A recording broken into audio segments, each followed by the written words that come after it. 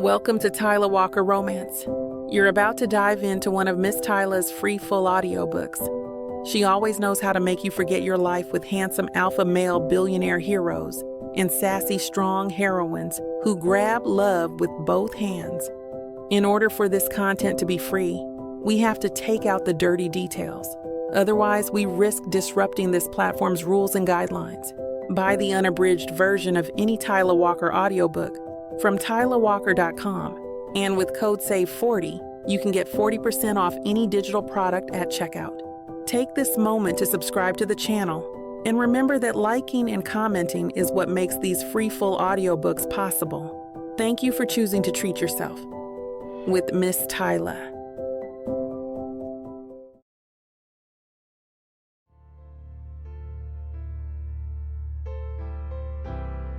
Chapter 1. Jasmine. The late January morning air nips at my face as I stroll down Main Street in Millbrook, taking in the familiar sights of my hometown with fresh eyes. Already, Valentine's decorations dot the storefronts, heart-shaped wreaths, pink and red banners, and twinkling lights strung between lampposts. I pause outside the corner cafe, remembering how it used to be a run-down convenience store before my first major development project transformed this block. Now it's a bustling hub where locals gather for artisanal coffee and fresh pastries. Morning, Ms. Owens. Hope you're doing well today. Tom, the owner, waves through the window. His business has tripled since the renovation. I wave back, sending him a wide smile as I make my way down the street, walking past the new mixed-use building on Cedar Street. I admire the way the modern architecture blends seamlessly with the town's historic charm. 3 years of battling with the old guard on the planning commission, proving myself over and over, but it was worth it. The ground floor retail spaces are all leased, and the affordable apartments above are at full occupancy. These are the best studios in town, a young woman tells her friend as they pass by. I was so lucky to get in. My steps quicken with pride. This is why I do what I do. Creating spaces that serve the community, not just developers' pockets. The pocket park ahead used to be an empty lot collecting trash. Used to be an ugly little sore spot on the town, with dead grass and wonky chain-link fences that surrounded the space. Now children play on the equipment, while parents chat on benches beneath flowering trees I insisted on including in the design. A couple strolls past, hand in hand, stopping to admire the Valentine's Day art installation local students created for the park. My vision for this town has always been about more than just buildings. It's about fostering connection, creating places where life happens. The Old Boys Club didn't think a woman, especially a Black woman, could reshape Millbrook's future. But every successful project, every positive change I've brought to my community proves them wrong. Looking around at all we've accomplished, I allow myself a moment to savor how far we've come.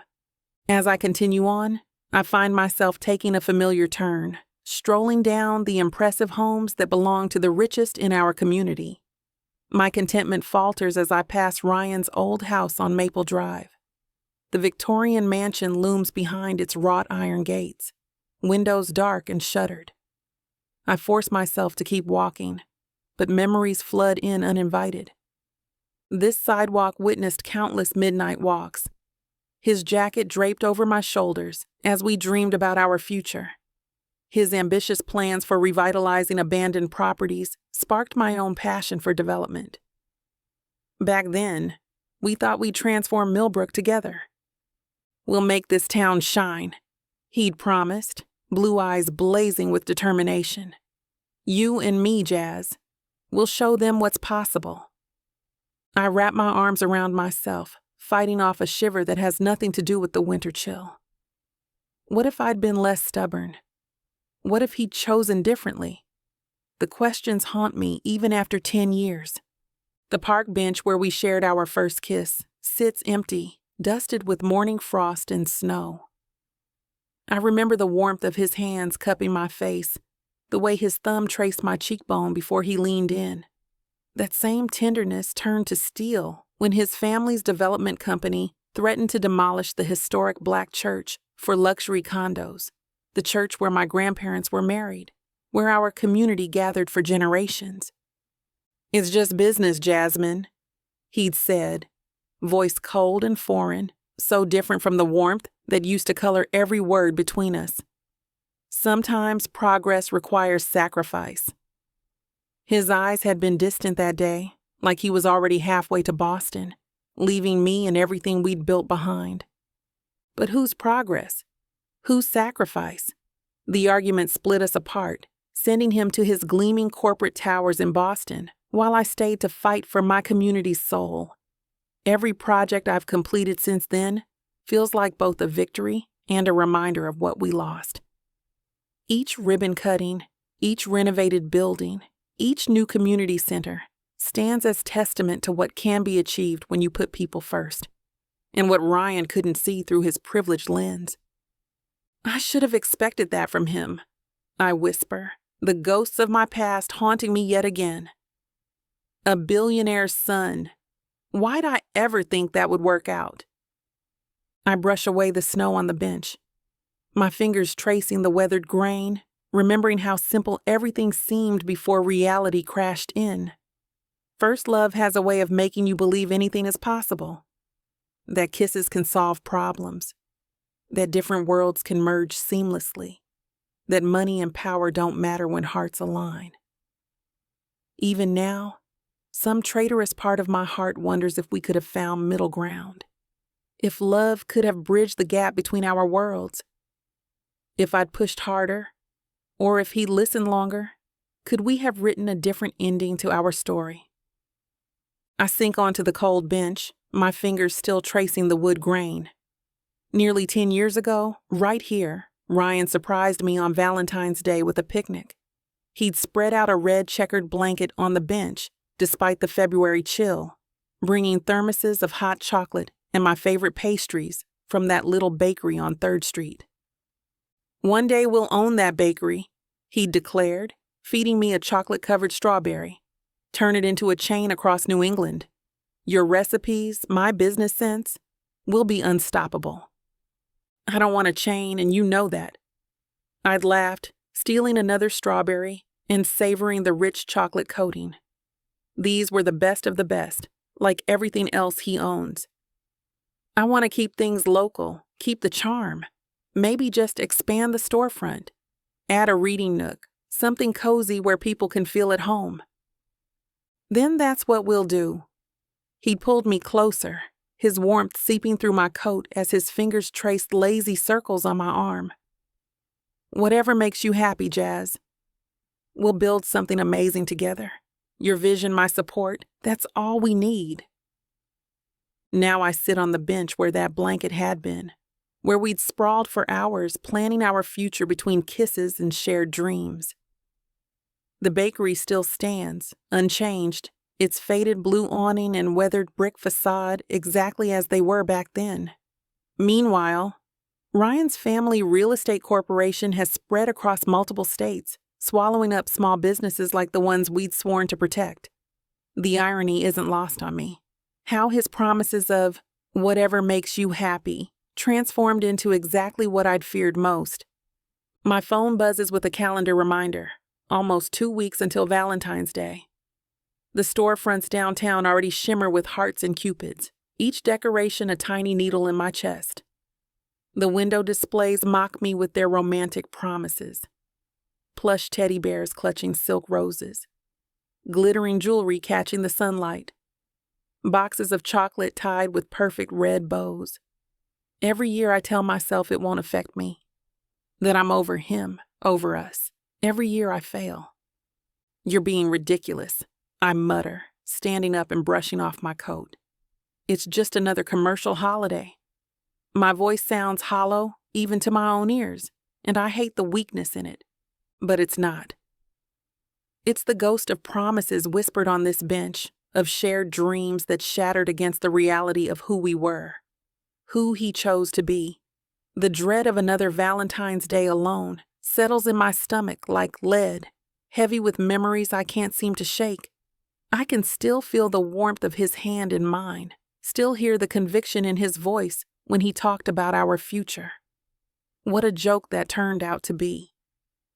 A gust of wind rustles the bare branches above, snapping me from my daze. Ryan's ambition, it had seemed so aligned with mine in the beginning. We'd spend hours sprawled on his vast bedroom floor, sketching development plans on graph paper, debating the merits of mixed-use spaces versus pure residential. "Think bigger, Jazz," he'd always say, expanding my careful drawings until they spilled off the page. Why stop at one building when we could transform entire neighborhoods? But his version of transformation meant luxury high-rises and exclusive shopping districts.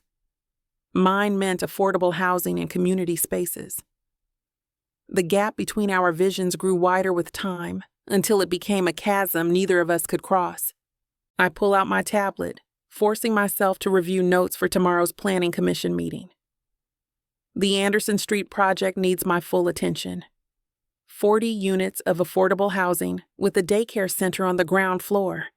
The kind of development Ryan would have dismissed as thinking too small. "Focus, Jasmine," I mutter, scrolling through building specifications. The numbers blur as my mind drifts to how Ryan's family company bulldozed similar projects in other towns, replacing them with upscale condos. His ambition always pointed toward expansion, toward profit margins and shareholder value. While I stayed rooted here, fighting for every inch of progress in Millbrook. My phone buzzes with a message from the community center. They need the updated proposal by noon. Right? The Valentine's Day fundraiser can wait. These people are counting on me to be their voice, to protect their interests. I can't let old wounds distract me from what matters. Standing up from the bench, I straighten my shoulders. Let Ryan chase his billions in Boston. I have a meeting to prepare for and a community to serve. The ache in my chest can wait. It's had 10 years of practice.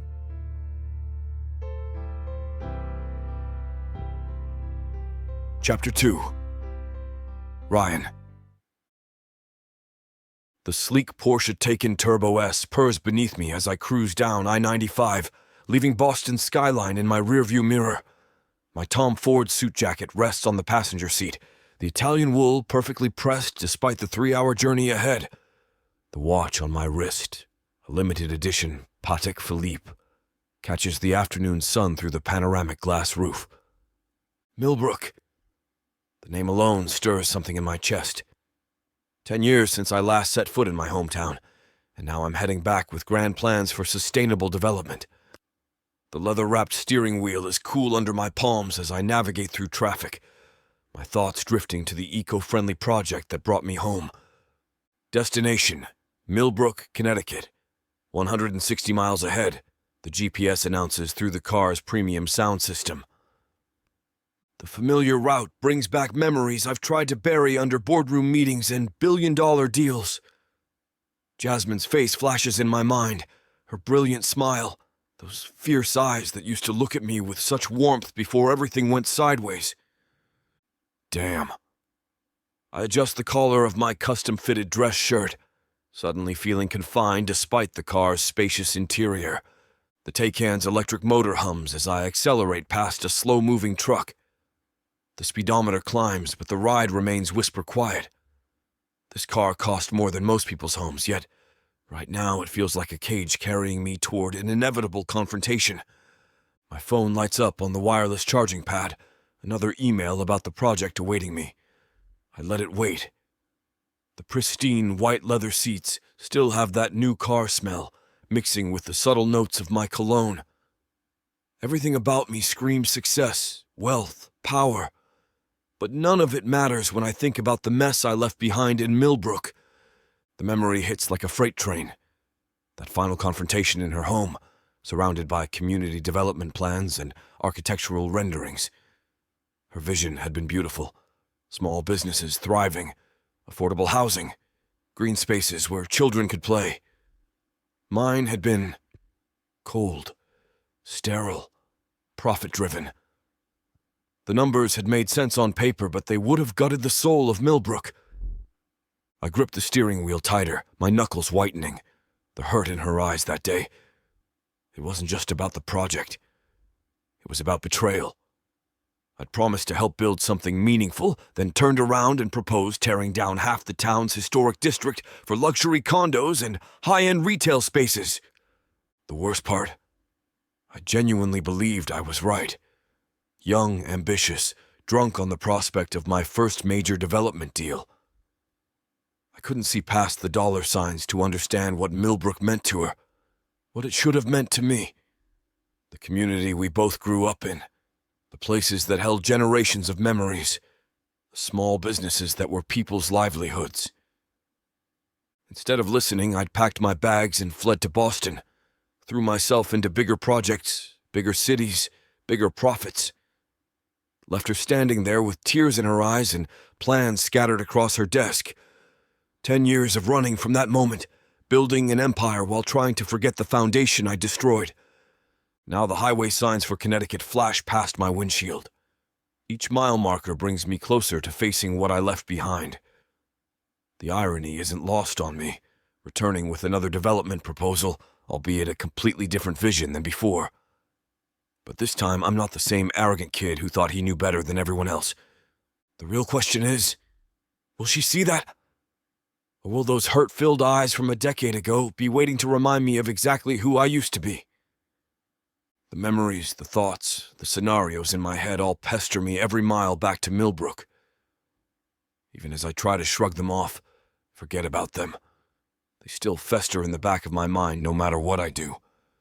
After hours of driving, the exit for Millbrook appears and muscle memory takes over. My hands guide the wheel without conscious thought, following the path I used to drive daily. Main Street unfolds before me, and my throat tightens at how little has changed.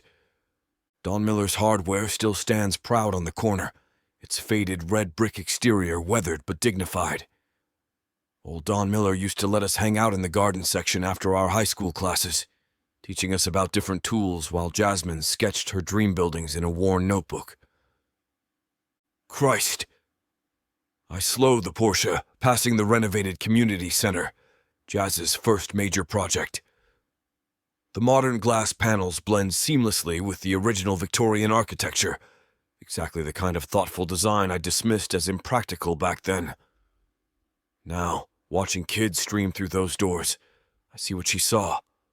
Community, connection, purpose. The local coffee shop catches my eye. Johnny's Brews. Our old spot. We'd spend hours there sharing dreams over cheap coffee and day-old muffins. I'd complain about the burnt taste while she'd laugh, telling me some things were worth more than perfect espresso. She meant the elderly couple who owned it, the high school students they employed, the way it served as the town's living room. I'd wanted to tear it down for a Starbucks. Thought it would be better for the town. The Porsche feels gaudy now, rolling past these familiar storefronts. I stick out like a damn sore thumb. Every building holds a memory I'd tried to forget in Boston's glass towers. There's the courthouse steps where we'd eat lunch, the park bench where she first told me about her vision for affordable housing, the old movie theater where we'd sneak into late shows. Each landmark twists something deeper in my chest.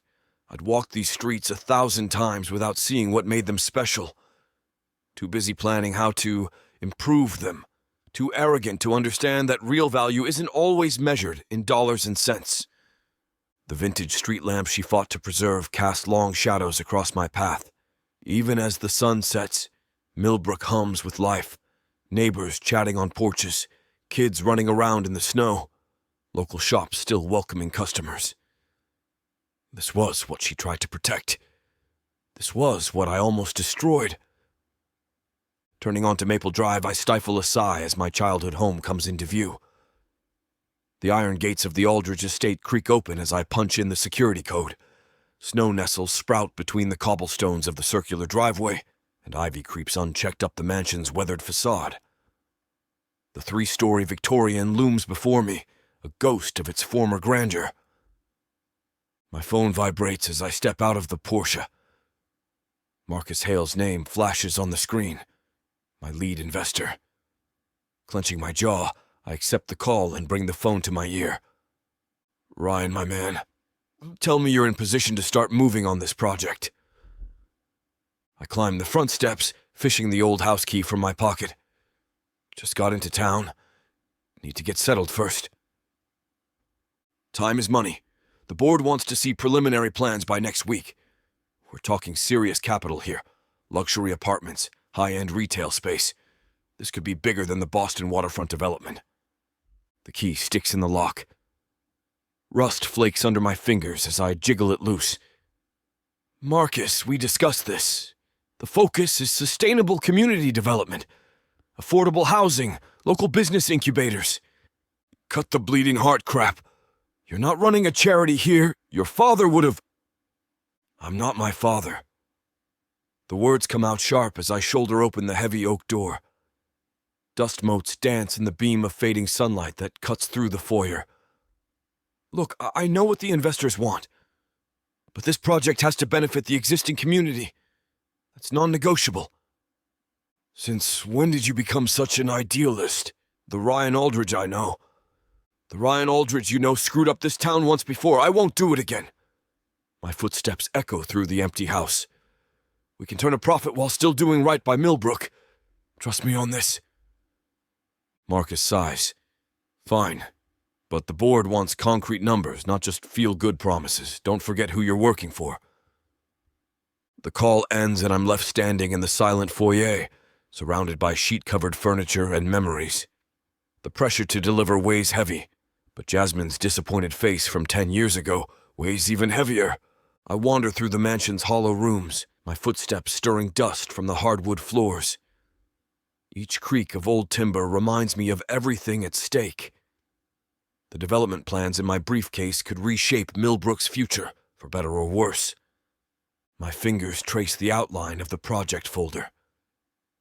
Inside lies either my redemption or my second failure. The Sustainable Housing Initiative could provide affordable homes while maintaining healthy profit margins. But one wrong move, one miscalculation, and I could destroy what Jasmine spent a decade building. Get it together, Aldridge. I pause at the bay window overlooking Maple Drive. Part of me can't wait to see her again, to show her how much I've changed, how I finally understand what she tried to teach me. But another part dreads that first meeting, knowing I might find only cold dismissal in those eyes that once held such warmth. The last rays of sunset paint the wintry town gold, and my reflection stares back at me from the dusty glass. Success has given me everything I thought I wanted.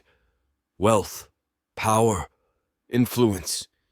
Yet standing here, watching families stroll on the sidewalks below, I realize none of it matters if I can't make things right.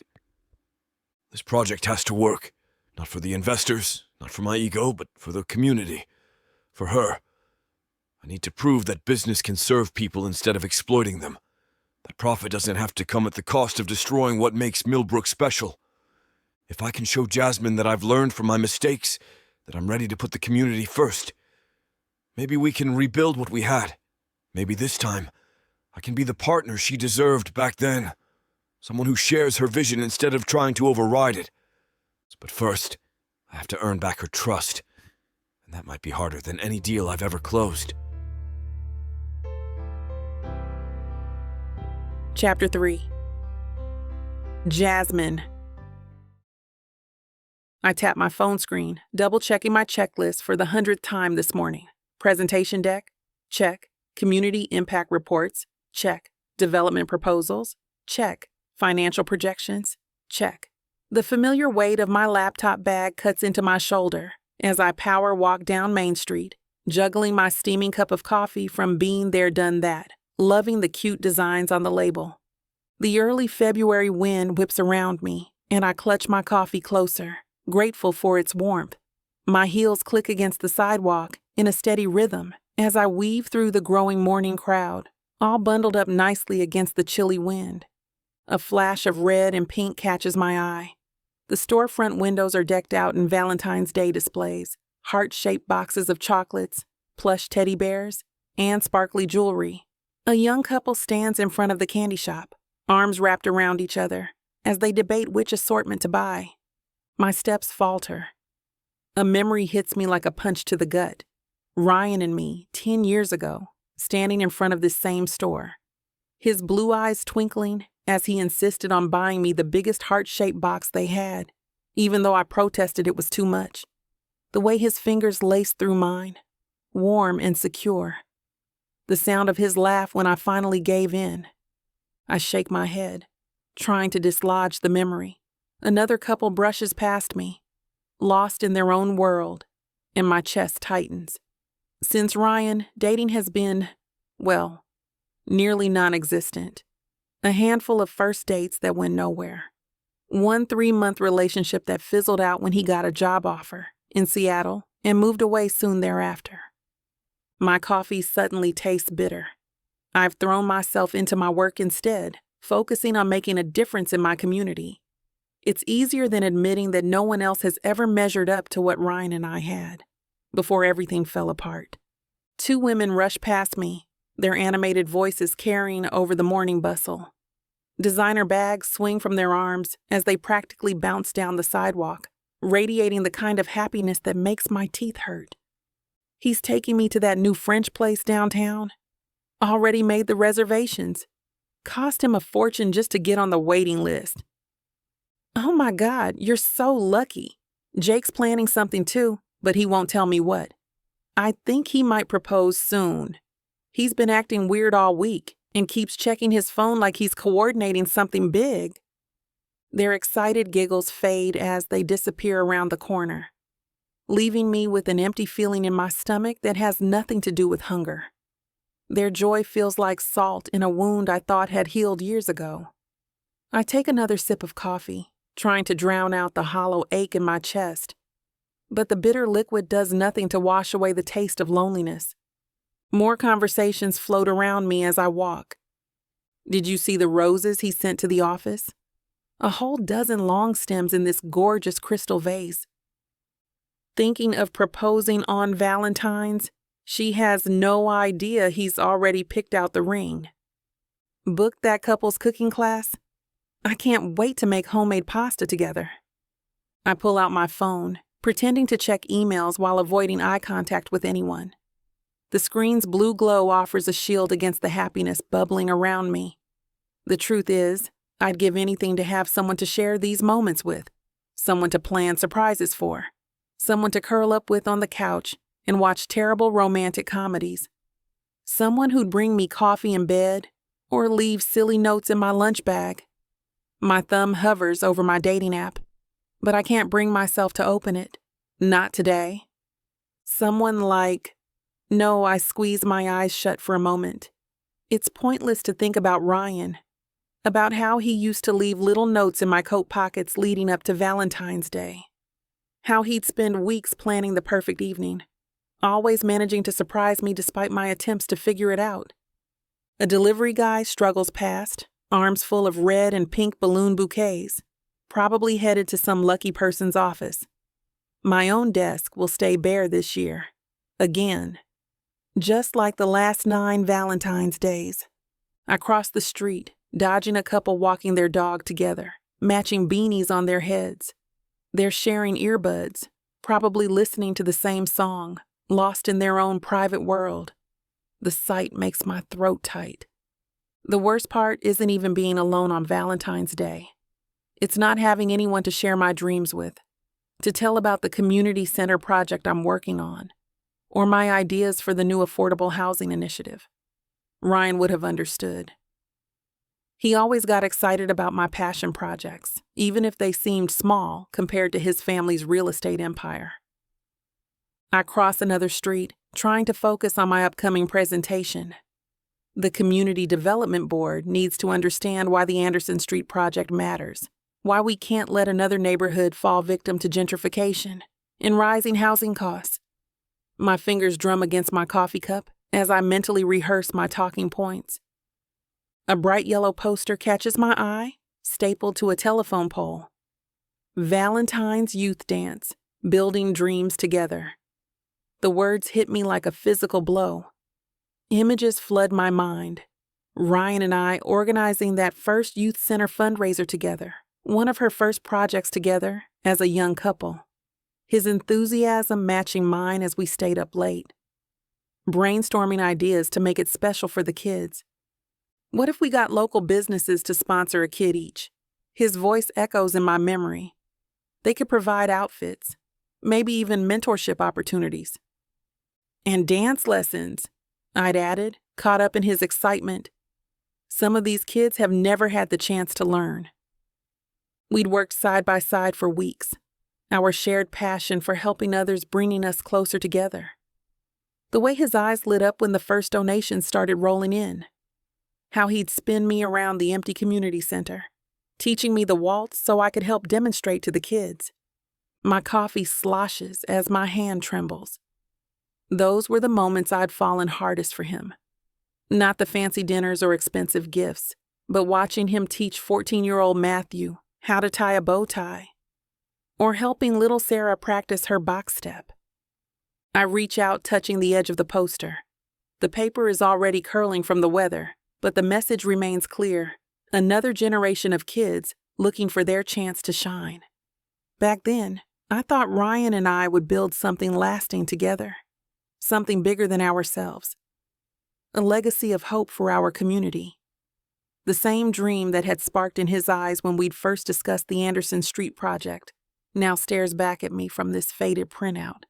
I clutch my coffee tighter, my fingers gripping the cardboard sleeve hard enough to leave indents.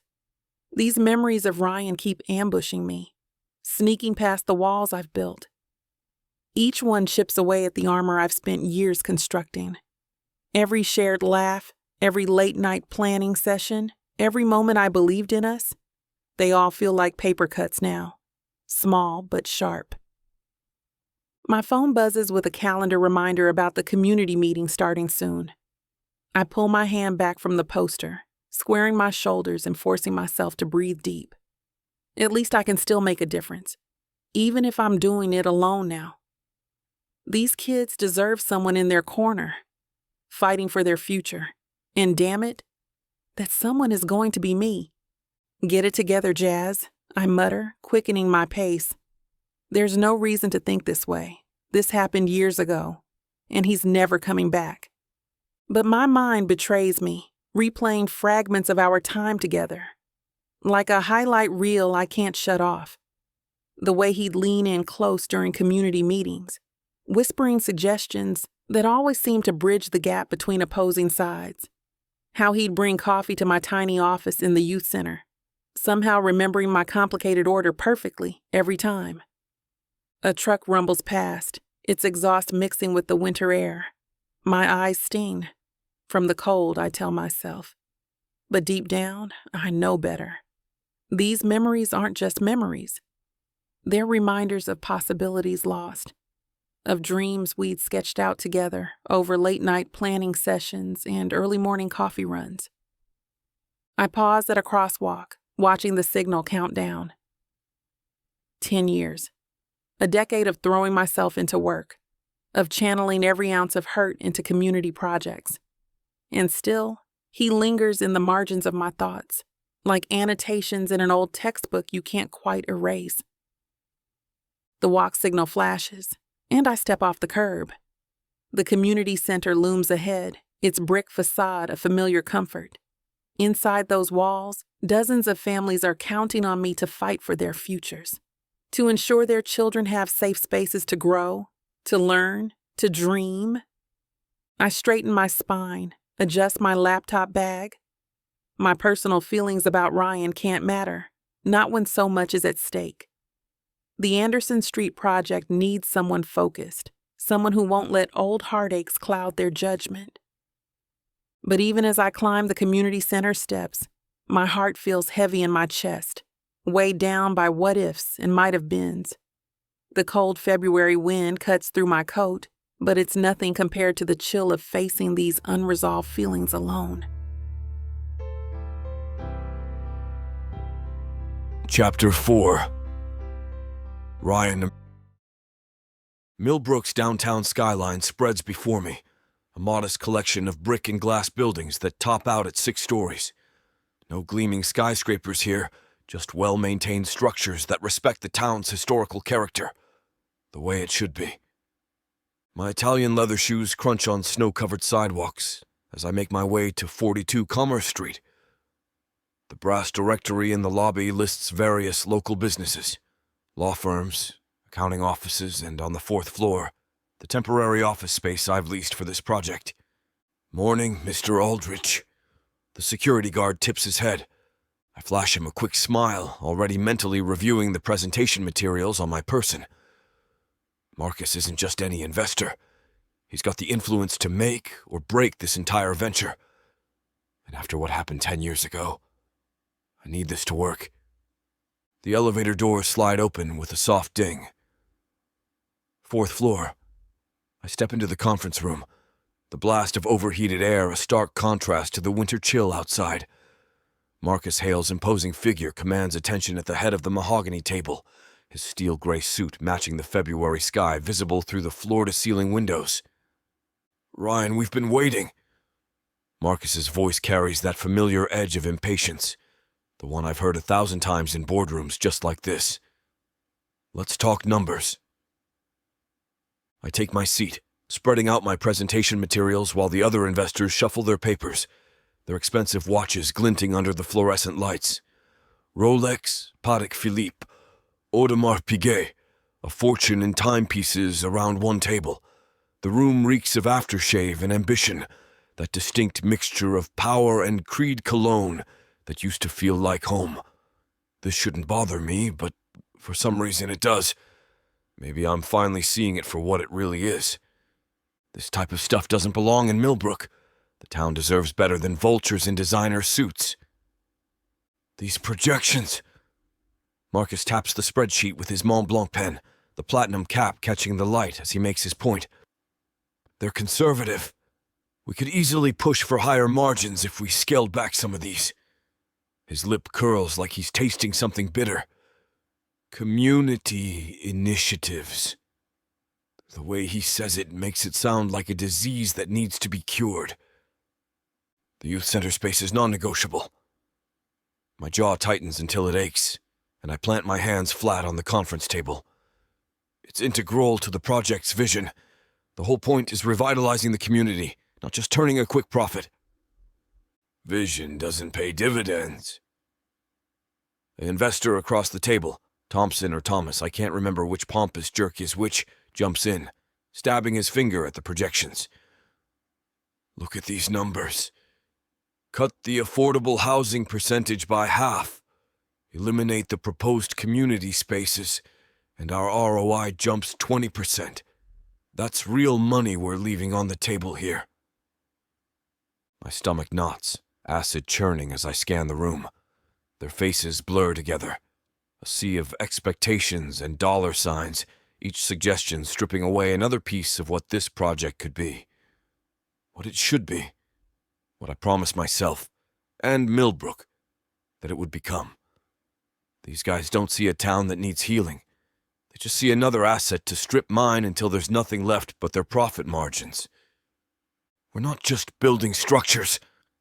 I lean forward. "We're investing in—" "Save the philanthropy for your personal time, Aldridge." Marcus cuts me off. "This is business. Pure and simple."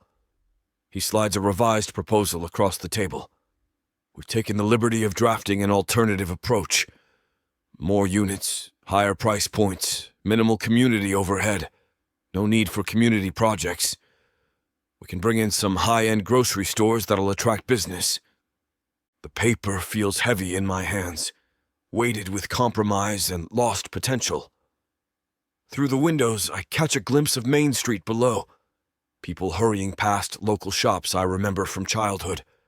Shops that might not survive if we push through the kind of aggressive development these men want. The revised proposal blurs as memories flood back, unbidden. 10 years ago, sitting cross-legged on Jasmine's worn plaid couch, takeout containers scattered across her coffee table as she gestured animatedly with chopsticks. See, that's what makes it special. Her eyes lit up as she sketched rough plans on a napkin. The community garden connects to the senior center. Kids learn from elders, sharing stories and skills. It's not just buildings, Ryan. It's creating spaces where people truly connect. I shake my head, forcing myself back to the present. Marcus drones on about market demographics and yield optimization, but all I hear is Jasmine's voice from another late-night planning session. Development should lift people up, not price them out. What's the point of progress if it leaves half the community behind? God, she was right. The way she saw through the crap, past the shiny renderings and inflated projections to what really mattered. While I chased bigger deals and higher returns, she stayed true to her vision. My throat tightens as another memory surfaces. Our last fight. Me, defending a project that would demolish a historic neighborhood. Her, tears streaming down her face as she called me out for selling my soul to the highest bidder. You've changed, Ryan. Everything's just numbers to you now. Where's the guy who wanted to build something meaningful? I'd laughed it off then, told her she was being naive. But sitting here, surrounded by men who see Millbrook as nothing but dollar signs, I finally understand what she meant. Every compromise, every practical decision that prioritized profit over people, they all led me here.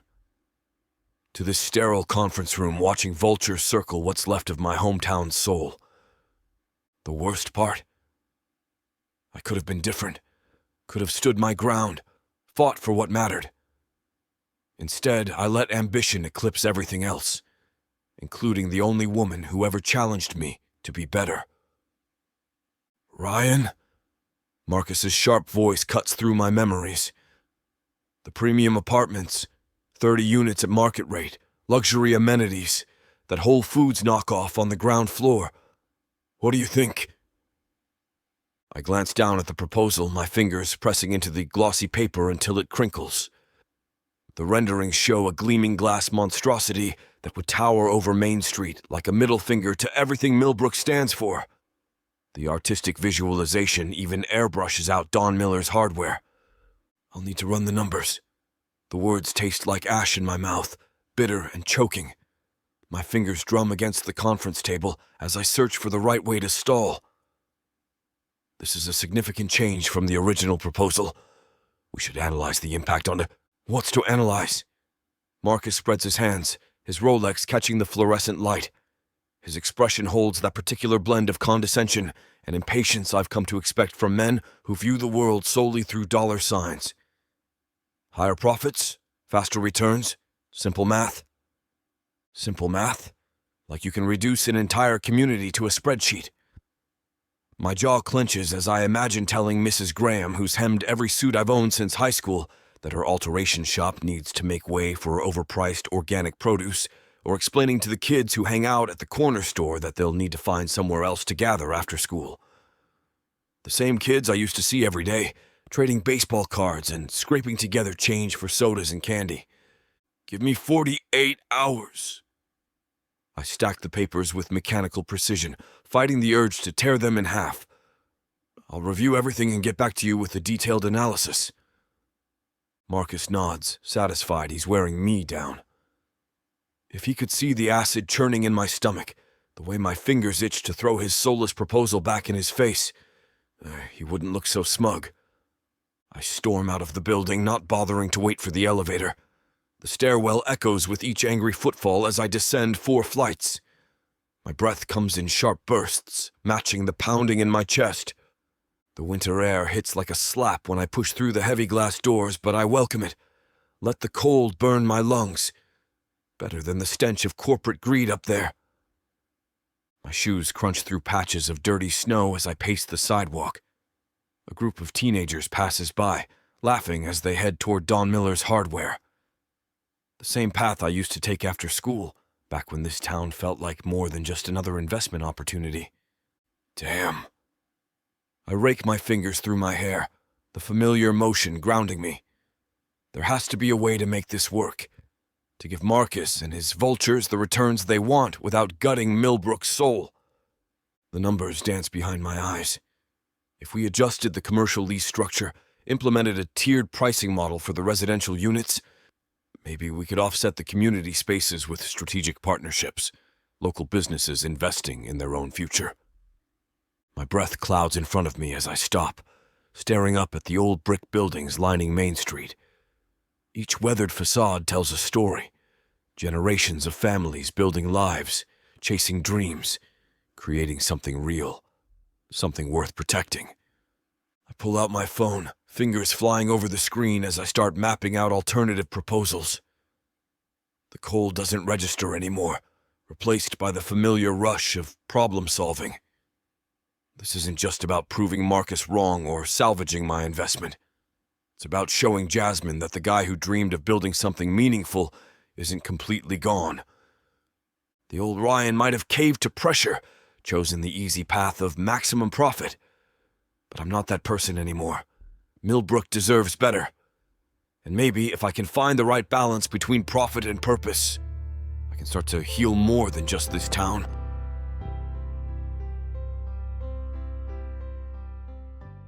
You think you can catch me? You think you can tame me? Oh, I know I can. And you know it too, baby. I gotta tell you, you're not the first to try. But don't worry, baby. I'll be the last. With sass like that, maybe I'll be the one that needs to tame you. Let's cut to the chase, big boy. What you selling me? Your appetite is big AF. I have just the thing that'll satisfy you. Oh, really? And what's that? Over 120 hours of romance audiobooks. Brought to you by Tyla Walker Romances in the Big AF Audio Bundle. 120 hours? That sounds amazing. Your knees won't work afterwards if I do my job right. Don't make promises you can't keep. Well, I can keep this promise. Because these audiobooks are unabridged with all the spicy scenes that will make you put your earbuds on. You know, Tyla can get freaky because she marked the bundle down by 69% for a limited time. I can't wait to take this bundle for a ride. Visit TylaWalker.com and get this audio bundle. Just don't start listening if you're going to be cooking dinner. Because you might just forget to feed your family. TylaWalker.com. Escape your life with Tyla.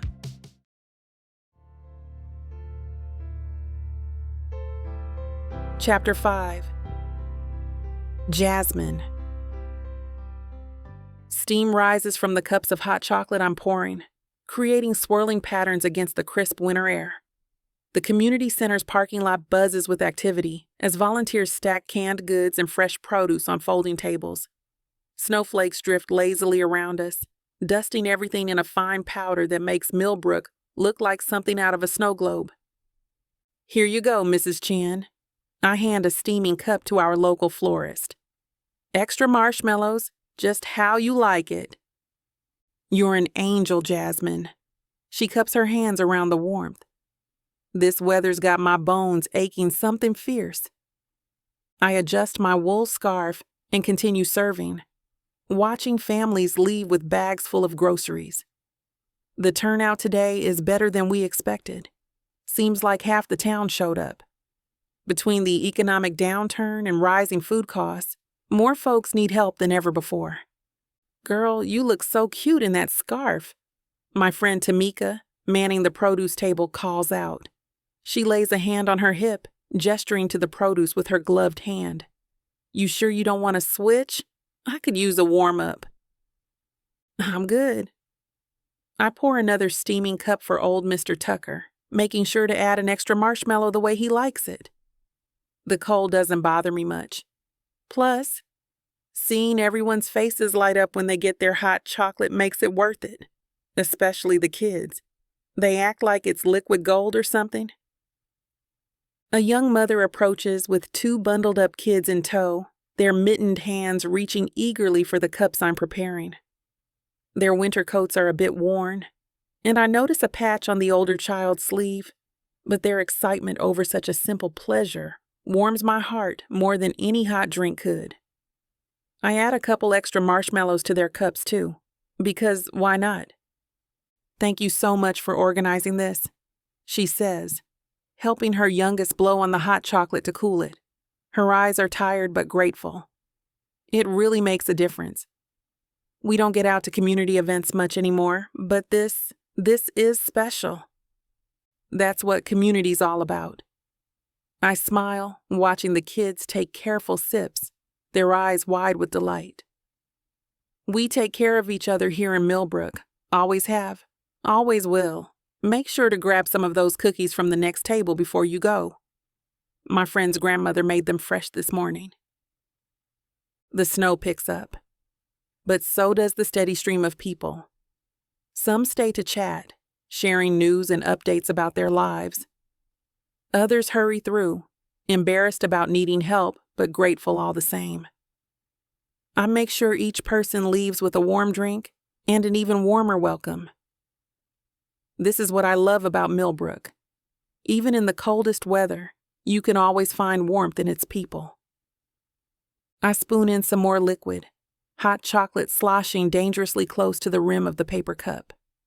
Through the steam rising from the drink, I spot a familiar figure that stops my heart mid-beat. Ryan Aldridge. He stands at the edge of the parking lot, snowflakes catching in his sandy blonde hair. That perfectly tailored wool coat probably cost an incredible amount. 10 years haven't changed him.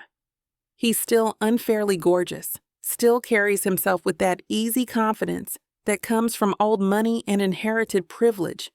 What the hell is he doing back in Millbrook?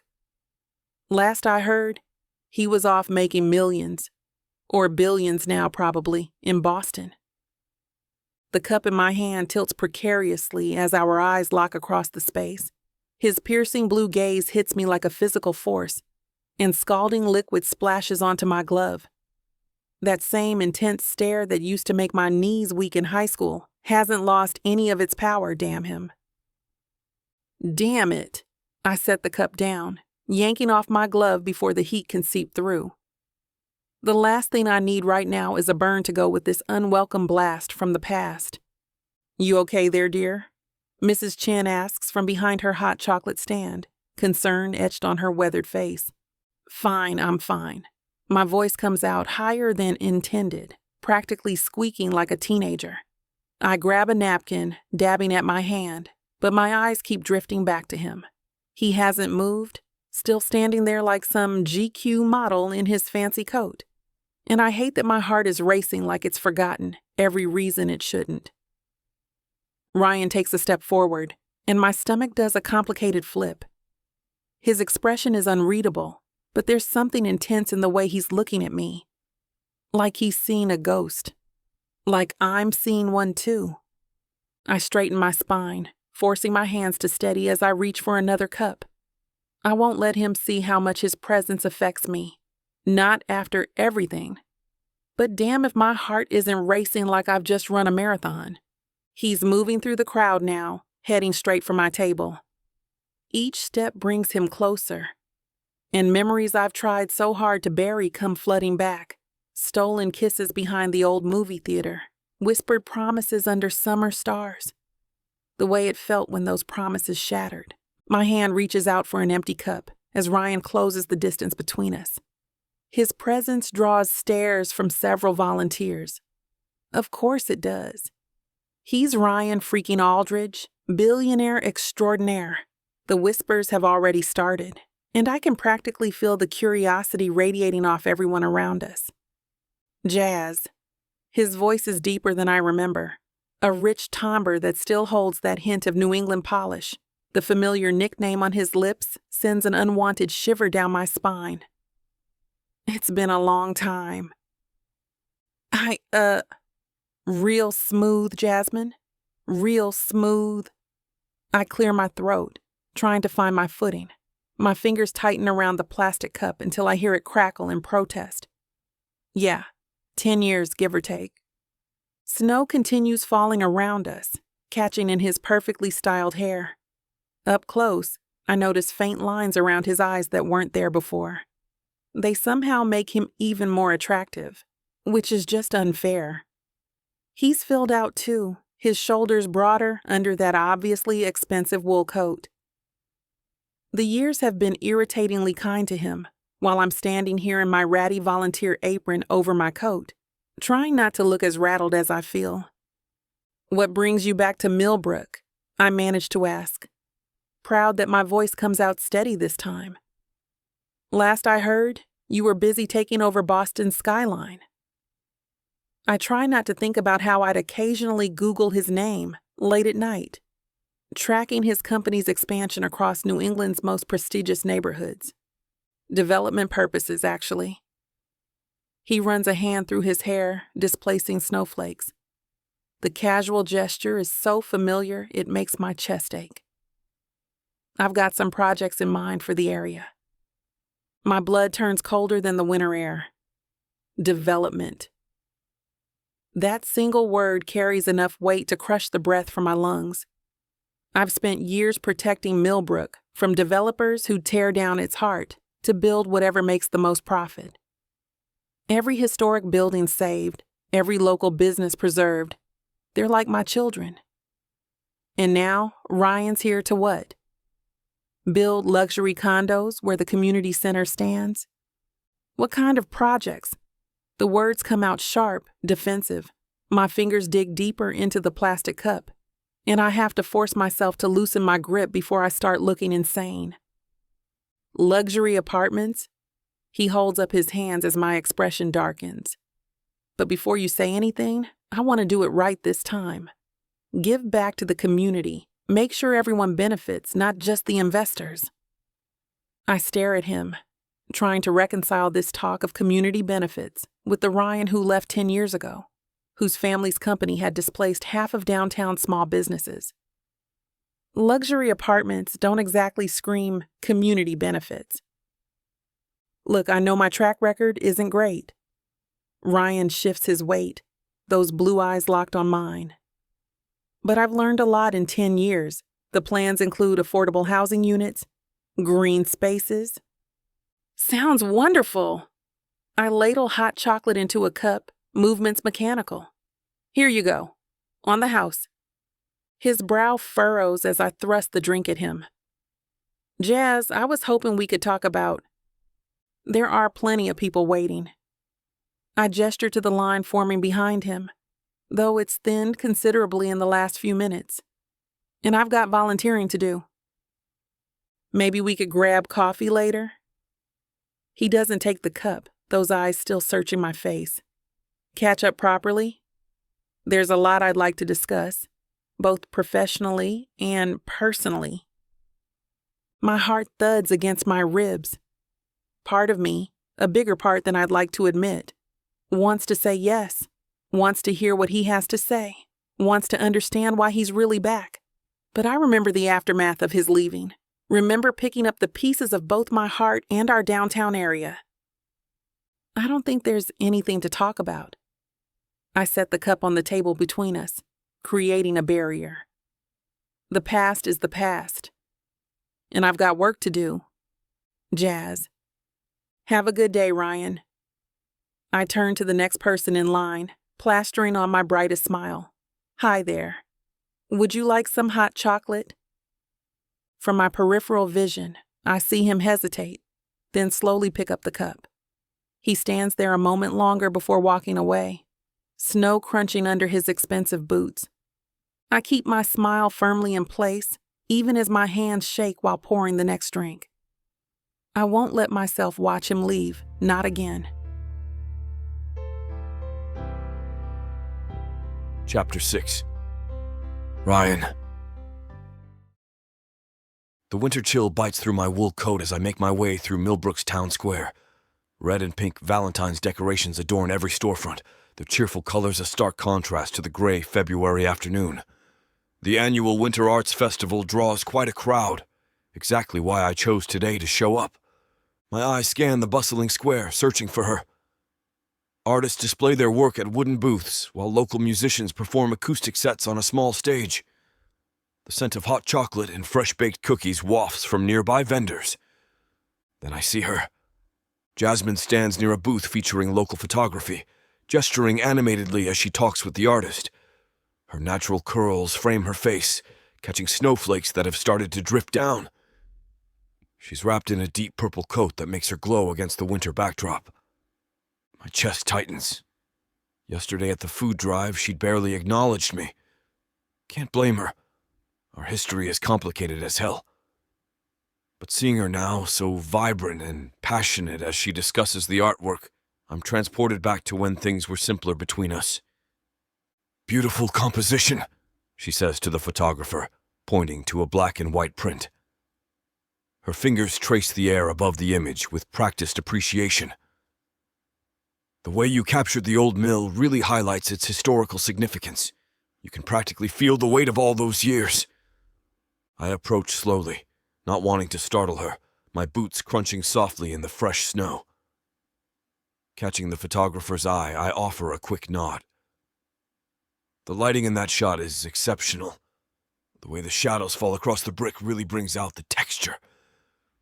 Her shoulders tense at my voice, a subtle movement I wouldn't have caught if I hadn't spent years memorizing her every gesture.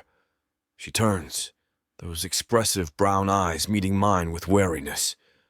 Small snowflakes are starting to collect on her eyelashes, something she blinks away quickly. "Ryan." Her tone is neutral, professional, progress from yesterday's cold shoulder. "Jazz."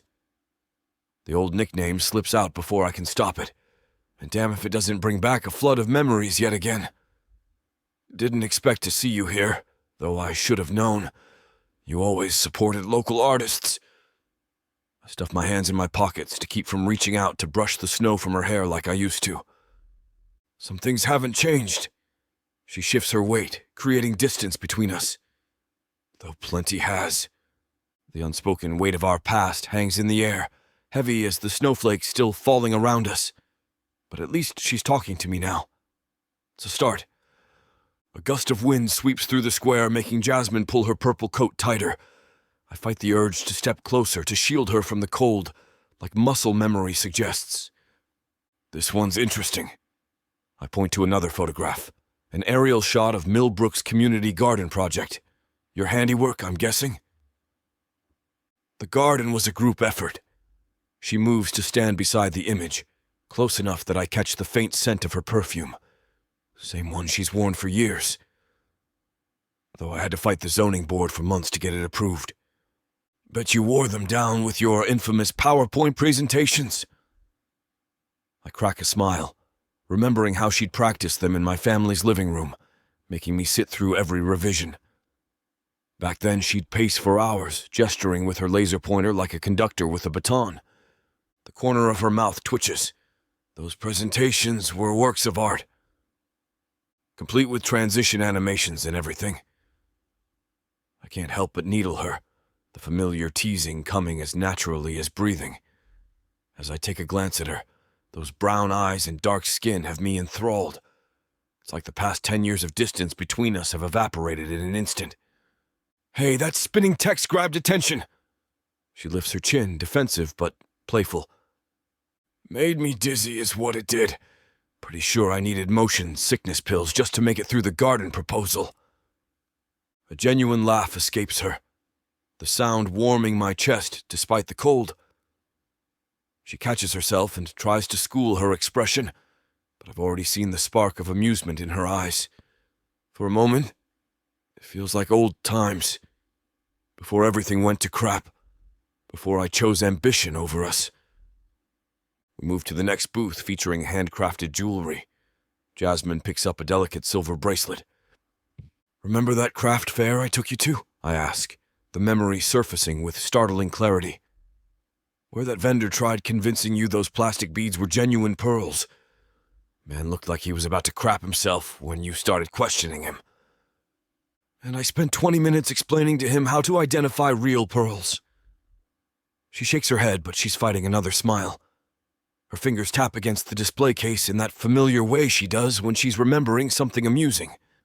Poor guy probably still has nightmares about luster and nacre thickness. I bet he switched to selling wooden figurines after that. "You did get pretty technical.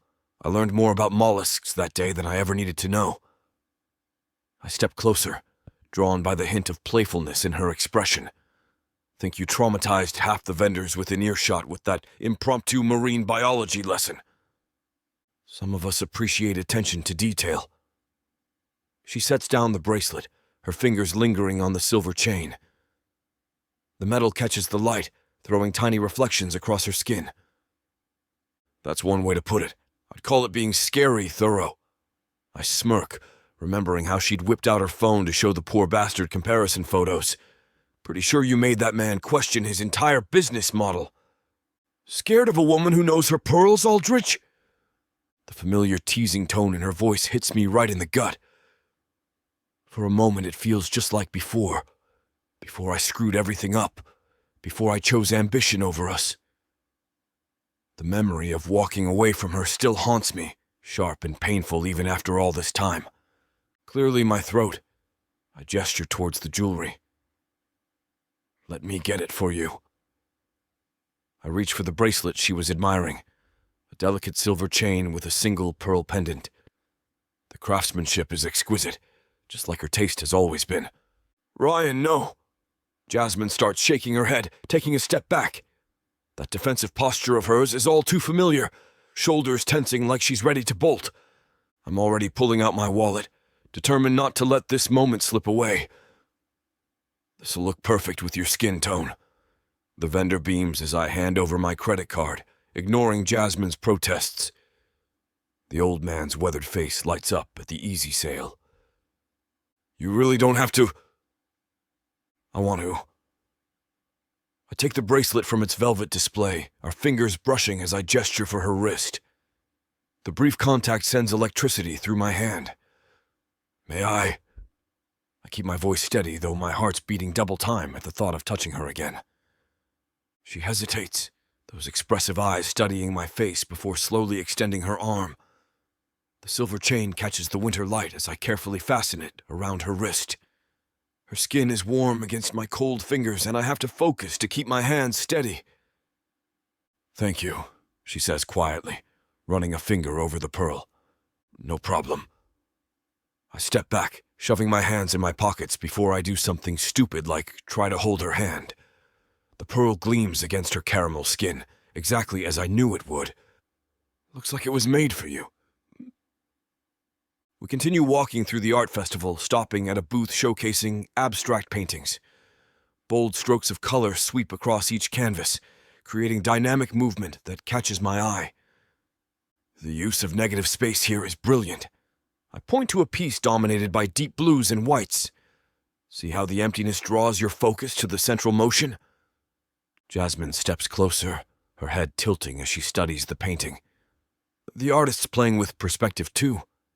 It's seen right here, with the way these lines are converging creates a depth while maintaining the abstract feel. Exactly what I was thinking. The technique reminds me of that gallery show we went to. The one with the experimental pieces. God, that feels like a lifetime ago. She moves to examine another painting. Though this artist's style is more controlled, look at these brushstrokes. Deliberate, not chaotic. Her analytical mind hasn't changed. The way she breaks down each piece, finding meaning in every detail, makes my chest tight with familiarity. I follow her to a photography display, where black and white cityscapes capture Millbrook's evolution. The composition here is incredible, I say, gesturing to a shot of downtown at dawn. The way they frame the old factory against the new development. It tells a story. Her voice softens. The contrast between past and present, tradition versus progress. The irony isn't lost on me. Here we are, discussing the balance between old and new, when I know my development plans might put us at odds. The thought sits heavy in my stomach as I watch her examine each photograph with careful consideration. Your eye for detail hasn't changed, I say, trying to keep my tone light despite the weight in my chest. Still catching things most people miss.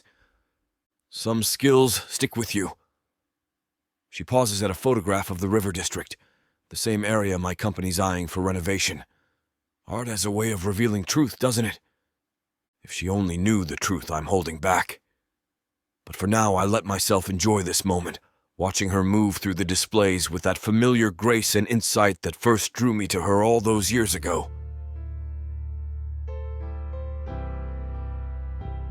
Chapter 7. Jasmine. The festival lights dim behind us as Ryan and I make our way down Main Street. A bitter February wind whips through the trees, sending snowflakes dancing across our path. I pull my coat tighter, my fingers brushing against the delicate pearl bracelet now adorning my wrist. How've you been, Jazz? Really been? Ryan's deep voice cuts through the winter silence, carrying that hint of concern that used to make my heart race years ago. Still does, if I'm being honest with myself. I catch him studying my profile, those intense blue eyes making my stomach flip in a way that's both familiar and dangerous. Busy, always busy. The pearls catch the glow of a street lamp, reminding me of his earlier gesture. But good busy, you know? The kind that makes you feel like you're actually accomplishing something. Tell me about it. He matches my pace, our footsteps crunching in perfect sync through the fresh snow. His shoulder occasionally brushes mine as we walk, sending little sparks of awareness through my coat. These past few years, I've thrown myself into giving back to Millbrook. The community center renovation, that pocket park on Cedar Street. I gesture toward the buildings we pass, pride seeping into my voice despite my attempt to stay casual. But this new project, the Anderson Street project, it's different. It's like everything I've learned has been leading up to this moment. Different how? It's not just about buildings. We're creating affordable housing, a daycare center, things young families here desperately need. My breath clouds in the frigid air. You should see the plans. The way we're integrating green spaces, making it sustainable. Whoa there. Ryan chuckles, the sound warming me more than my wool coat. His eyes crinkle at the corners in that devastatingly familiar way. Your eyes light up when you talk about this stuff. Can't help it. This town's given me everything. About time I returned the favor. I step carefully around an icy patch, grateful when his hand steadies my elbow. Though right now, the zoning board's being a pain in my... Need any help with that? He raises an eyebrow, and for a moment, I see that same confident swagger from our college days. I might know a thing or two about real estate development. Oh, you think? I bump his shoulder playfully, remembering the cocky business kid he used to be, always front row in class with all the answers. He certainly is his father's son. Billionaire Ryan Aldridge, offering his expertise. Hey, I've learned a few things since college. His fingers brush mine as we walk, sending sparks through my gloves. That simple touch shouldn't affect me this much, but here we are. Like how to navigate bureaucratic crap, and maybe how to be a little less of a jerk about it. I let out a slow breath, my earlier enthusiasm deflating. The Anderson Street project isn't just another development. It's my chance to make huge change in Millbrook, something significant that this town has been needing for a very long time. Having Ryan swoop in, I don't know if I can risk it. Not when he might disappear again without warning. What about your project?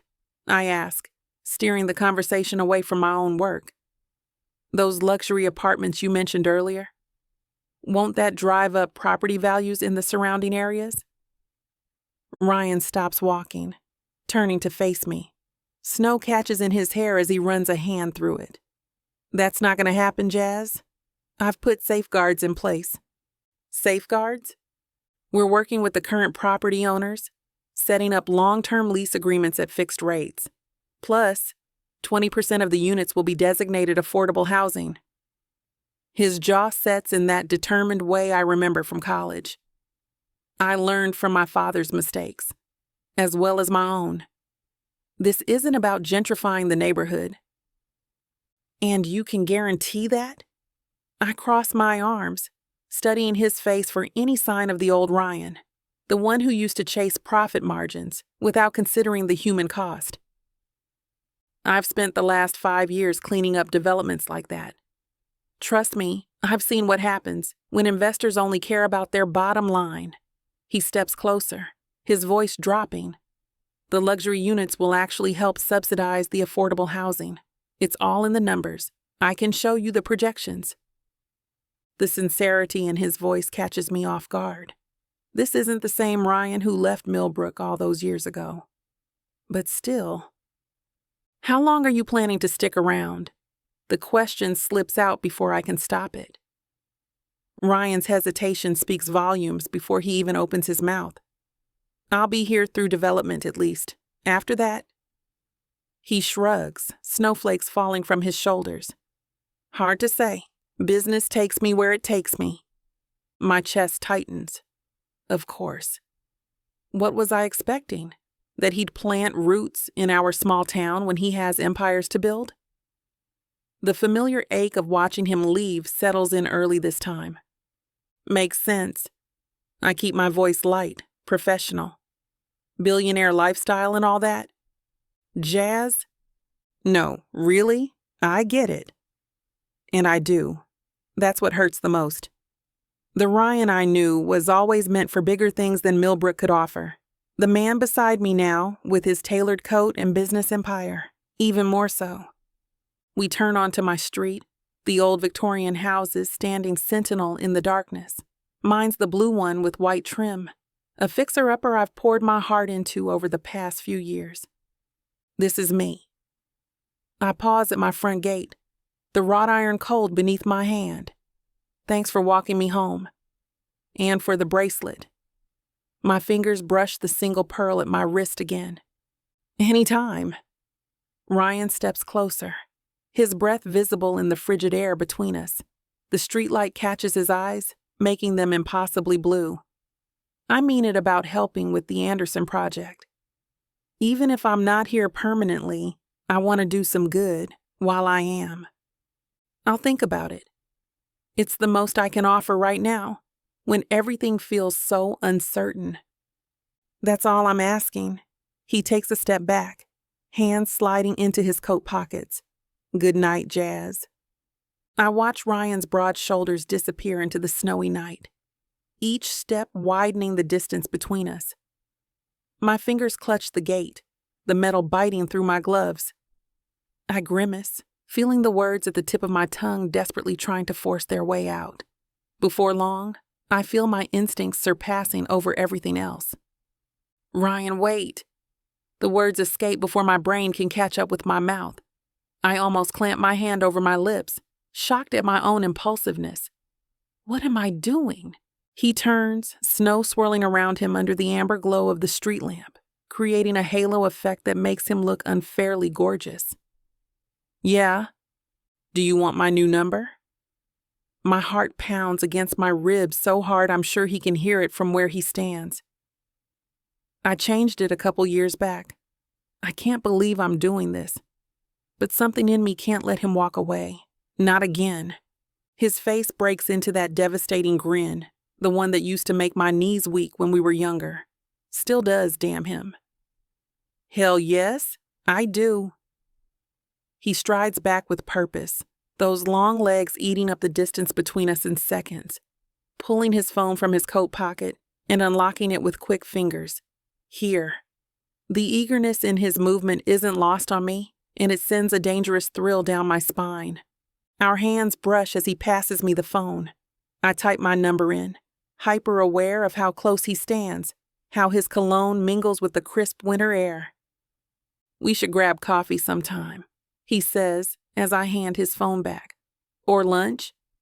I'd love to hear more about your projects. I'd be open to that. I tuck a stray curl behind my ear, trying to sound casual. My schedule's pretty packed, but I'm sure we can figure something out.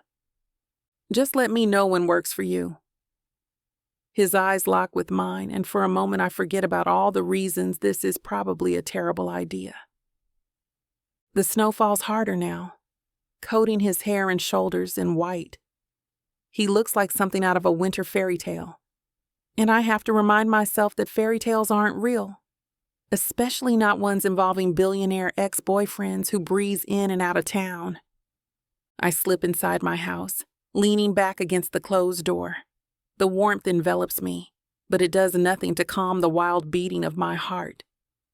My fingers trace the pearl bracelet, and suddenly I'm 22 again, watching Ryan gesture animatedly about his plans to revolutionize urban development while we shared coffee at that tiny cafe. Get it together, Jazz? I kick off my boots and hang my coat, but the memories refuse to fade. In my living room, I sink into my favorite armchair, the one I restored myself, just like almost everything else in this house. The snow falls harder outside my window, creating that magical hush that makes everything feel possible. Even ridiculous things, like believing Ryan Aldridge might stick around this time. He's still the same guy who left without looking back, I say out loud, hoping it'll sound more convincing than it feels. But he's not the same, is he? There's something different in the way he talks about development now, about community impact. The way his eyes sparked when discussing those safeguards for his new project. My phone sits heavy in my pocket, and I know he's probably already texted. Part of me wants to check, while another part wants to throw the damn thing out the window. Instead, I curl deeper into my chair, watching the snow illuminate the February darkness. Valentine's Day decorations still hang in my window from when I helped the neighborhood kids craft paper hearts last weekend. The sight of them makes something flutter in my chest. It's less than 2 weeks away, and here I am, feeling like a lovesick girl again. Maybe. I whisper to my empty living room. Maybe it wouldn't be the worst thing in the world to hope a little. After all, people can change. I'm not the same starry-eyed girl I was back then either. And the way he looked at me tonight. The way he came right back when I called after him. My hand hovers over my phone. One coffee date couldn't hurt, right? Just to see if this new Ryan is someone worth taking a chance on.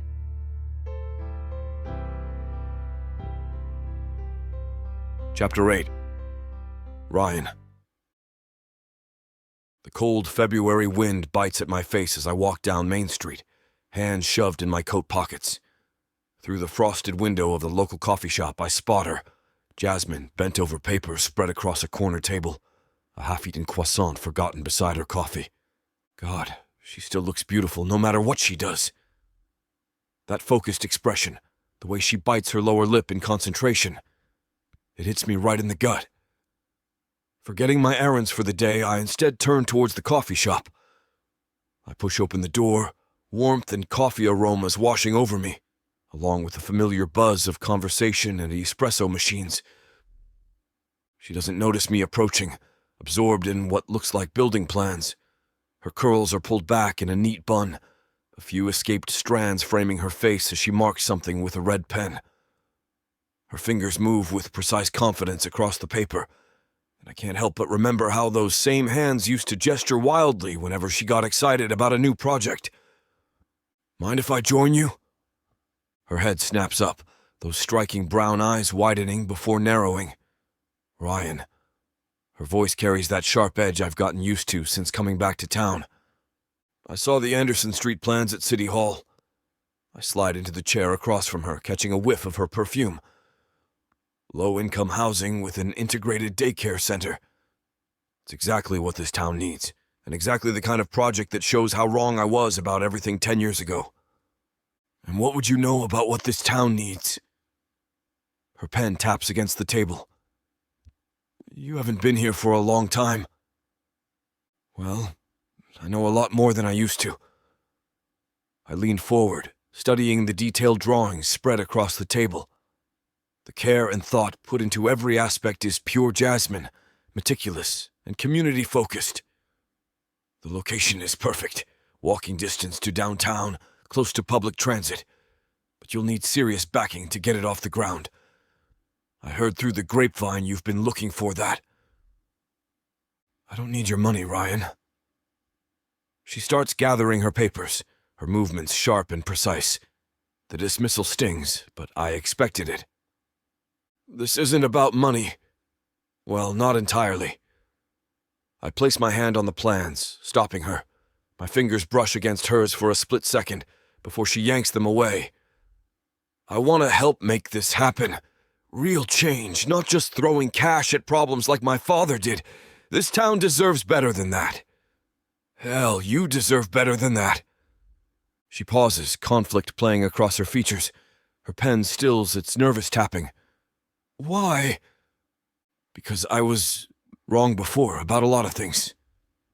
I meet her gaze. Let me prove it. No strings, no takeover attempts. Just my resources and connections to help make your vision reality. Her fingers drum on the table as she studies me. And what's in it for you? A chance to do something meaningful, to make amends. I gesture to the plans. This could transform lives, Jazz. Give families a real shot at stability. Her hesitation is written all over her face, but I know exactly how to break through those walls. Tell me about the daycare setup. How many families are you planning to accommodate? The shift is instant. Her eyes light up, and she pulls one of the blueprints closer. We're looking at capacity for 60 children, split between infant care and pre-K programs. Her finger traces along the detailed floor plan. See this courtyard? It'll have a playground, but also a community garden where the kids can learn about growing food. I lean in, catching the subtle scent of her shampoo. Smart. Teaching sustainability early. Exactly! She grabs another sheet, her movements energetic and precise. And here, we're incorporating solar panels on the roof to keep utility costs down for residents. The whole building's designed to maximize natural light, which studies show improves learning outcomes for children. God, I've missed this side of her. The way she comes alive when discussing her projects, how her hands move expressively as she talks. Her passion radiates through every word, and I find myself captivated by the slight smile playing at the corners of her mouth. The apartments themselves will have flexible floor plans. She's on a roll now, her earlier guardedness forgotten.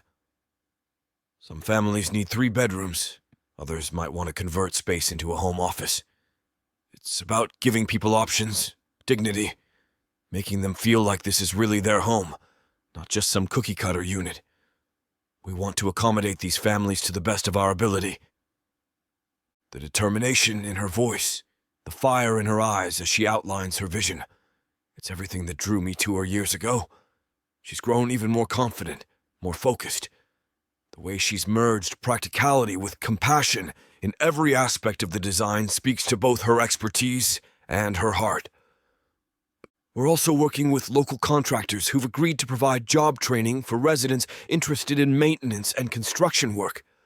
Her curls bounce as she gestures enthusiastically. It's not just about giving people a place to live. It's about creating opportunities. Look, I can bring in investors who actually care about community impact. I pull out my phone, scrolling through contacts. People who understand the long-term value of projects like this. No vulture capitalists looking for quick profits. Right, because your billionaire friend suddenly developed a conscience. Her skepticism cuts deep, but she's not wrong to question my motives. Some have, actually. There's a whole network of impact investors now. People putting their money where it matters. I set my phone on the table. But I get why you're worried. This is your vision, your project. I'm not trying to take over or change anything. The last time you got involved in one of my projects was 10 years ago, and I was an idiot following my father's playbook. The memory of that disaster still makes me wince. This time, I just want to connect you with the right people. You maintain full creative control. Set the terms. I'll be hands-off except where you specifically want my input. She leans back, arms crossed. And what exactly would your role be? Think of me as a resource. I open doors, make introductions, maybe help navigate some of the bureaucratic red tape. That's it. I gesture to her plans. The vision, the execution, that's all you. Always has been. Her fingers trace the edge of a blueprint. I need everything in writing. Clear boundaries, defined roles. Of course. Whatever makes you comfortable. The tension in her shoulders eases slightly, but there's still wariness in her eyes. That familiar wall between us, the one I helped build brick by brick years ago, isn't coming down anytime soon. I'll have my lawyer draft up an agreement. She starts organizing her papers again, this time more methodically. And Ryan, if you try to pull anything, I won't. I meet her gaze steadily. I know I have to earn your trust back. I'm willing to do that one step at a time. She nods, but her guarded expression reminds me just how fragile this tentative partnership is. One wrong move, and I'll lose any chance of making things right. But what about you, Ryan? Jasmine tucks a stray curl behind her ear. Last I heard, Aldridge Development had big plans for our town. Something about high-rise luxury apartments? My stomach tightens. Of course she'd ask about that. It's not what you think. It's not as simple as that. Really? She arches an eyebrow. Because what I think is that Daddy's company wants to tear down affordable housing to build luxury condos nobody here can afford. That's not... I run a hand through my hair. Look, some of these buildings have been abandoned for years. They're literally falling apart, and we want to revitalize Millbrook. It's also right next to one of the few remaining low-income neighborhoods in the area. Her voice carries that steel edge I remember so well. The moment you build those high-rises, property taxes will skyrocket. People who've lived there for generations will be forced out. I won't let that happen. The words come out firm, but uncertainty gnaws at my gut. Marcus and the other investors have been on my tail, pushing for maximum profit margins, demanding premium amenities that'll drive up costs. The plan includes provisions for current residents. Like what? She leans forward, eyes sharp. Rent control agreements. First rights of refusal on units. I shift in my seat. The truth is, these provisions are still being debated in boardroom meetings, with Marcus fighting against every single one. Look, I know my track record isn't great. That's an understatement. But I'm trying to do things differently now. Even as I say it, I know how hollow it must sound to her. 10 years ago, I made similar promises, only to cave under my family's pressure. I appreciate what you're offering with my project, Ryan. I do. She gathers her papers into a neat stack, her movements precise and controlled. Those nimble fingers that used to sketch building plans with such passion now arrange documents like barriers between us. But if you're just going to turn around and destroy my town, I won't. The conviction in my voice surprises even me. My hands clench under the table, knuckles white with determination. But looking at her plans, seeing the care she's put into every detail of her community-focused development, I realize I can't keep playing both sides. The old way of doing business, maximizing profits while minimizing community input, it's not sustainable. Not anymore. Something's got to give. I just wish I knew exactly how to make good on that promise when my dad holds the majority stake in the company and decades of doing business the old way. His voice echoes in my head with lectures about market dynamics and shareholder obligations. The same crap that drove me to choose profit over people 10 years ago. Not this time, though. There has to be another way. Chapter 9. Jasmine. The iron gates of the Aldridge mansion loom before me, their familiar curves unchanged after all these years. My fingers grip the steering wheel as memories flood back. Stolen kisses behind these very gates, Ryan's hands tangled in my hair, the stars overhead our only witnesses. I shake my head, forcing myself back to the present. This is strictly business. I pull up to the intercom, and Ryan's voice crackles through before I can even press the button. Come on up, Jazz. The gates swing open smoothly, and I guide my car up the winding driveway. The mansion emerges from behind ancient oaks, its windows glowing warm against the cold evening air. Ryan stands on the front steps, hands in his pockets, looking unfairly good in a casual sweater and slacks. Welcome back. His smile hits me right in the chest. Let me show you around. A lot's changed. The foyer still soars 3 stories high, but gone are the cold marble statues and sterile white walls of his parents' era. Warm wood tones and plush rugs transform the space into something almost homey. Mrs. Vasquez, Ryan calls out, and an older Hispanic woman appears from what I remember as the formal dining room. This is Jasmine Owens, the lead developer on the Anderson Street project. She'll be working here sometimes in the evenings. Nice to meet you. Mrs. Vasquez's eyes crinkle warmly. I've made fresh coffee and some snacks in the library. She gestures towards the room, which I remember being Mr. Aldridge's private study at one point. The library? I can't hide my surprise. That room used to be a fortress of solitude, all leather-bound books and hunting trophies. Ryan leads me down the hallway, and I catch glimpses of other staff. A gardener heading outside to clear out the snow, someone dusting in the sitting room. When we enter the library, my jaw drops. The dark wood panels remain, but now oversized armchairs and reading nooks fill the space. A fire crackles in the hearth. Remember that time we snuck in here during your father's Christmas party? The words slip out before I can stop them. God, why did I bring that up? Some memories should stay buried. Ryan's eyes darken and his voice drops to that deep tone that used to make my knees weak. Still does, if I'm honest. You wore that green dress. We hid behind the curtains when we heard the butler coming. I look away, my skin heating at the memory of his lips on my neck. How young and reckless and in love we'd been. How different everything is now. That night, we'd barely made it back to the party without looking completely disheveled.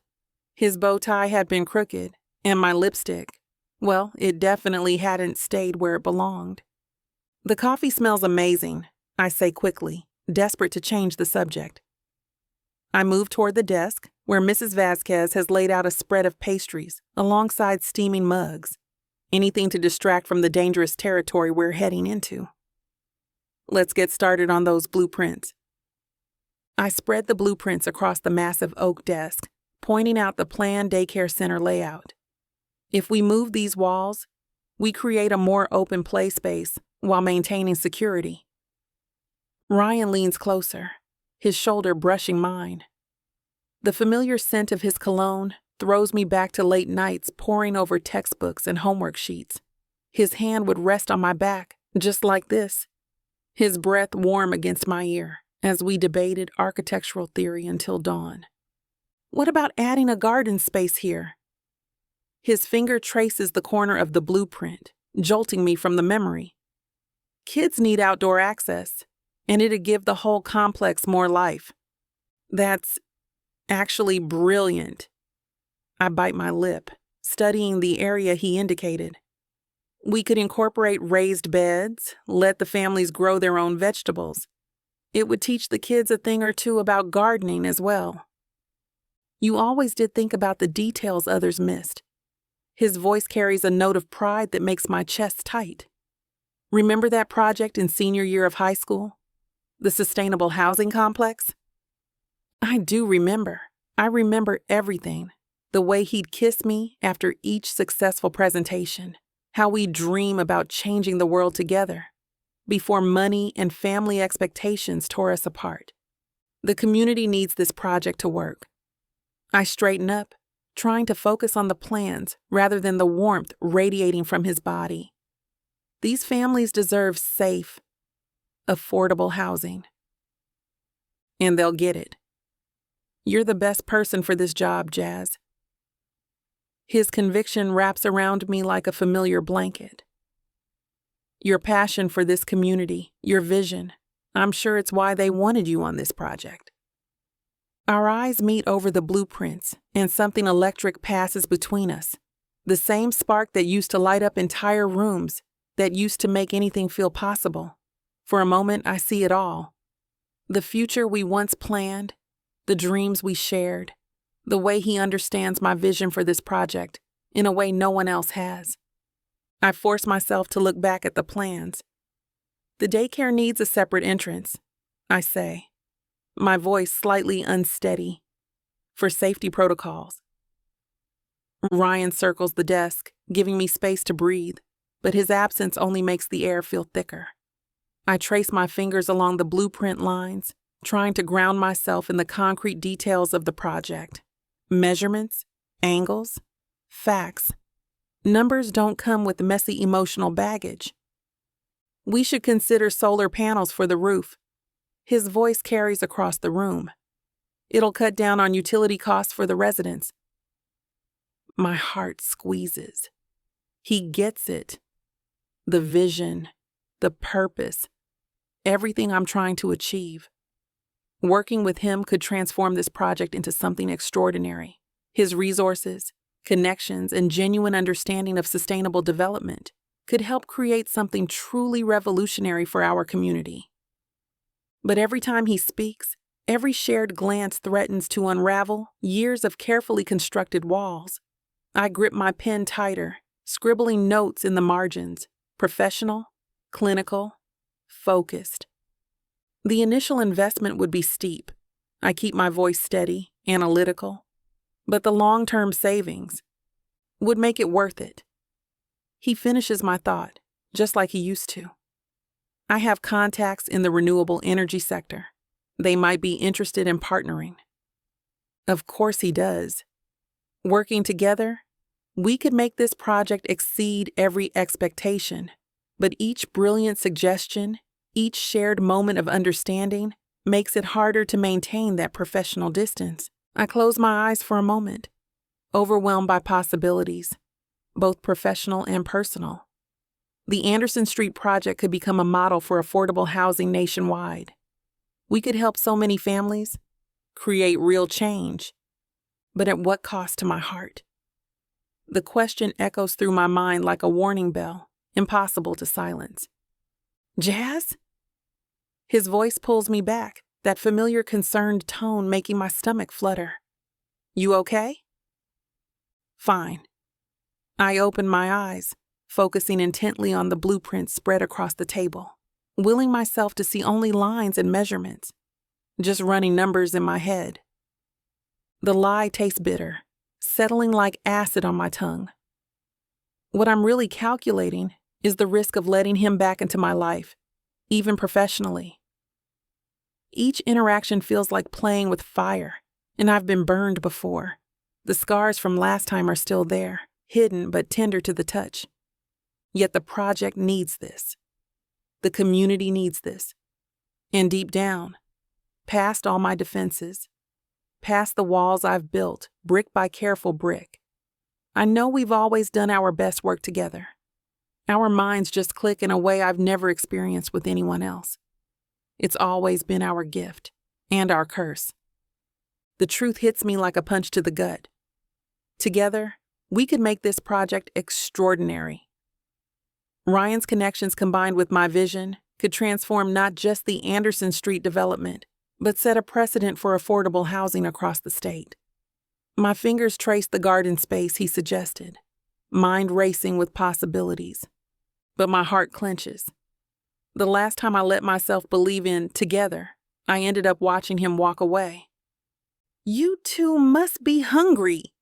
Mrs. Vasquez's voice breaks through my spiraling thoughts. The aroma of garlic and herbs wafts from the doorway where she stands, making my mouth water despite my best intentions to resist. I made chicken piccata, more than enough for both of you, and there's fresh bread too. Perfect timing. Ryan rolls up the blueprints with careful movements, his hands moving with practiced precision. Come on, Jazz. You're going to love her cooking. Mrs. Vasquez makes the best piccata in 3 states. Oh, I couldn't. The protest dies on my lips as my stomach betrays me with an audible growl. God, when was the last time I actually ate something? Breakfast feels like it was days ago. Some things never change. Ryan's eyes dance with amusement as he shakes his head at me. Still skipping meals when you're focused on work? I remember having to drag you away from your desk back in school just to make sure you ate. Mrs. Vasquez clicks her tongue, giving me that motherly look that brooks no argument. The dining room is all set up. No arguments, Miss Owens. Brilliant minds need proper fuel. And you're much too thin. We need to put some meat on those bones. I'm hardly growing anymore. I laugh, but find myself following them down the hallway. Stay. Ryan's hand brushes my arm, feather light.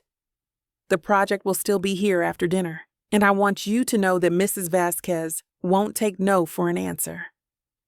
Looking at him now, seeing the genuine warmth in his expression, I feel that familiar pull.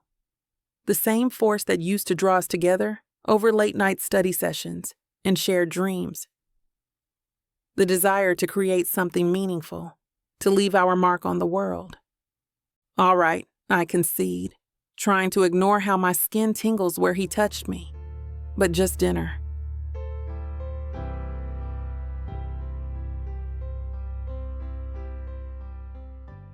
This is it, baby. This is what you can get me that'll make me happy. You know I'll get you whatever you want. All you need to do is ask me and I'll give it to you. This ain't just it. This is everything I could ever want. Now I'm curious. What does a strong, sassy woman like yourself want so badly? Baby, you know what I want? Can't wait to hear. The Big Baddie Bundle from Tyla Walker. It has everything I need. 20 ebooks with over 1 million words of sassy romance and spice that'll keep you on your toes. 10 audiobooks containing over 60 hours of that seductive voice telling me naughty things all night long. You don't need an audiobook for that, baby. Right here. You may be fine and all, but no one tells it like the way Miss Tyla does. And I need her in my life. The Big Baddie Bundle is everything you need. You can get it for 80% off. Go to TylaWalker.com to browse the bundles that earn you the best deals. It's time you treat yourself. Because you deserve it. Escape your life with Miss Tyla.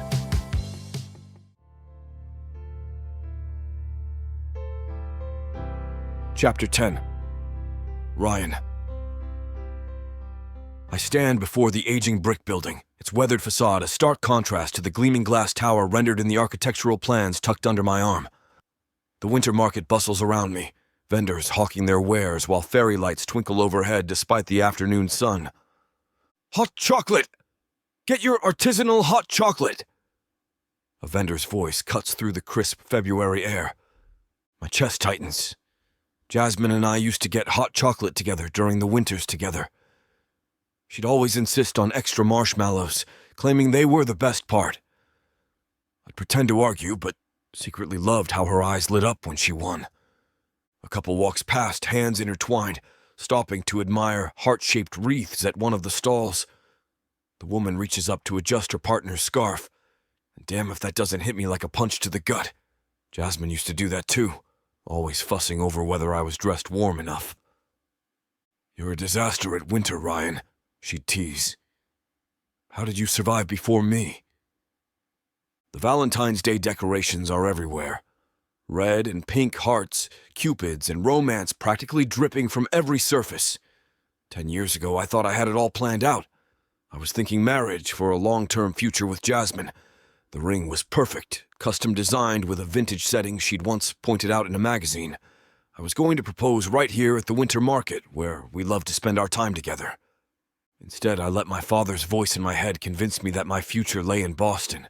That success meant following his path. That Jasmine and her small-town dreams would hold me back, as well as her community initiatives. What an idiot I was. Another couple stops to share a kiss by the fountain. I turn away, focusing instead on the building before me. The investors are pushing hard for this development, luxury condos in the heart of Millbrook. It's exactly the kind of project I would have championed 5 years ago, seeing only profit margins and property values. Now, looking at the small businesses that would be displaced, the character that would be erased, I see it through different eyes. Through her eyes. The plans in my hands suddenly feel heavy with more than just paperweight. In my peripheral vision, a young couple at the corner stall catches my attention. The guy presents his girlfriend with a small wrapped package, practically bouncing on his feet. She tears into it, revealing what looks like a handmade scarf. Her delighted squeal carries across the market square. My mind snaps back to Christmas 10 years ago. Jasmine had spent weeks learning to knit, cursing under her breath every time she dropped a stitch.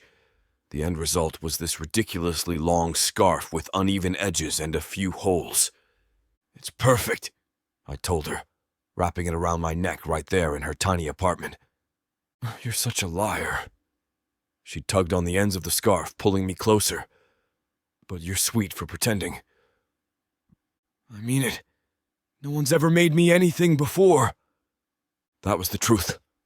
Growing up, gifts came from stores with designer labels and price tags that could feed a family for a month. But that scarf, I wore it until it literally fell apart. The couple is exchanging another gift now. Something small in a velvet box. The girl's eyes go wide as she opens it, and they embrace. My hand drifts to my coat pocket, where I used to keep Jasmine's little surprises. She was always leaving me notes, giving me small tokens she'd spot at the local craft fair or antique shop. Things that reminded her of me, she'd say. This made me think of that story you told me about your grandfather's farm, she'd explain, pressing a tiny carved wooden horse into my palm. Or, I know you mentioned wanting to learn photography, while giving me a vintage camera she'd restored herself.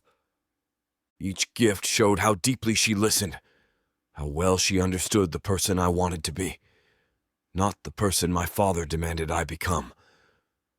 Those presents weren't about the money or status. They were about connection, about seeing someone for who they truly are. The couple walks away hand in hand, their laughter echoing off the old brick buildings. I touch my neck where that imperfect scarf used to rest, feeling its phantom warmth. I force myself away from the building and my memories, letting my feet carry me toward the market stalls.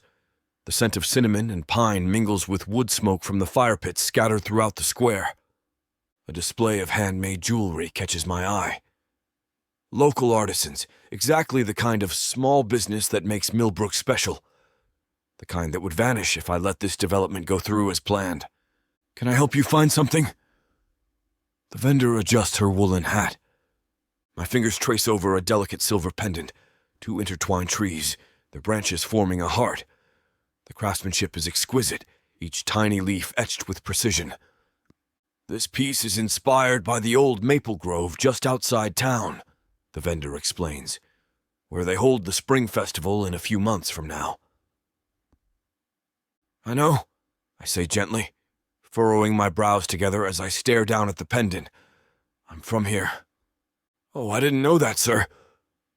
What's your name? Ryan Aldridge. The Aldridge boy, she says, offering a smile. I remember your dad. My throat tightens as the memories swoop in yet again. Jasmine and I shared a kiss in that grove during the lantern lighting ceremony. She'd been explaining her vision for expanding the festival grounds, gesturing animatedly when I couldn't resist pulling her close. How much? I ask. The vendor names a hefty price, but I barely register it. All I can think about is Jasmine's face if I gave this to her. Would she see it as presumptuous? Too intimate? We've barely spoken since I returned to town, but damn, the pendant is perfect. The way it captures both nature and community, everything she fights to preserve. Everything I walked away from, but now understand. I pull out my wallet, then hesitate. Maybe this is too much. Too soon.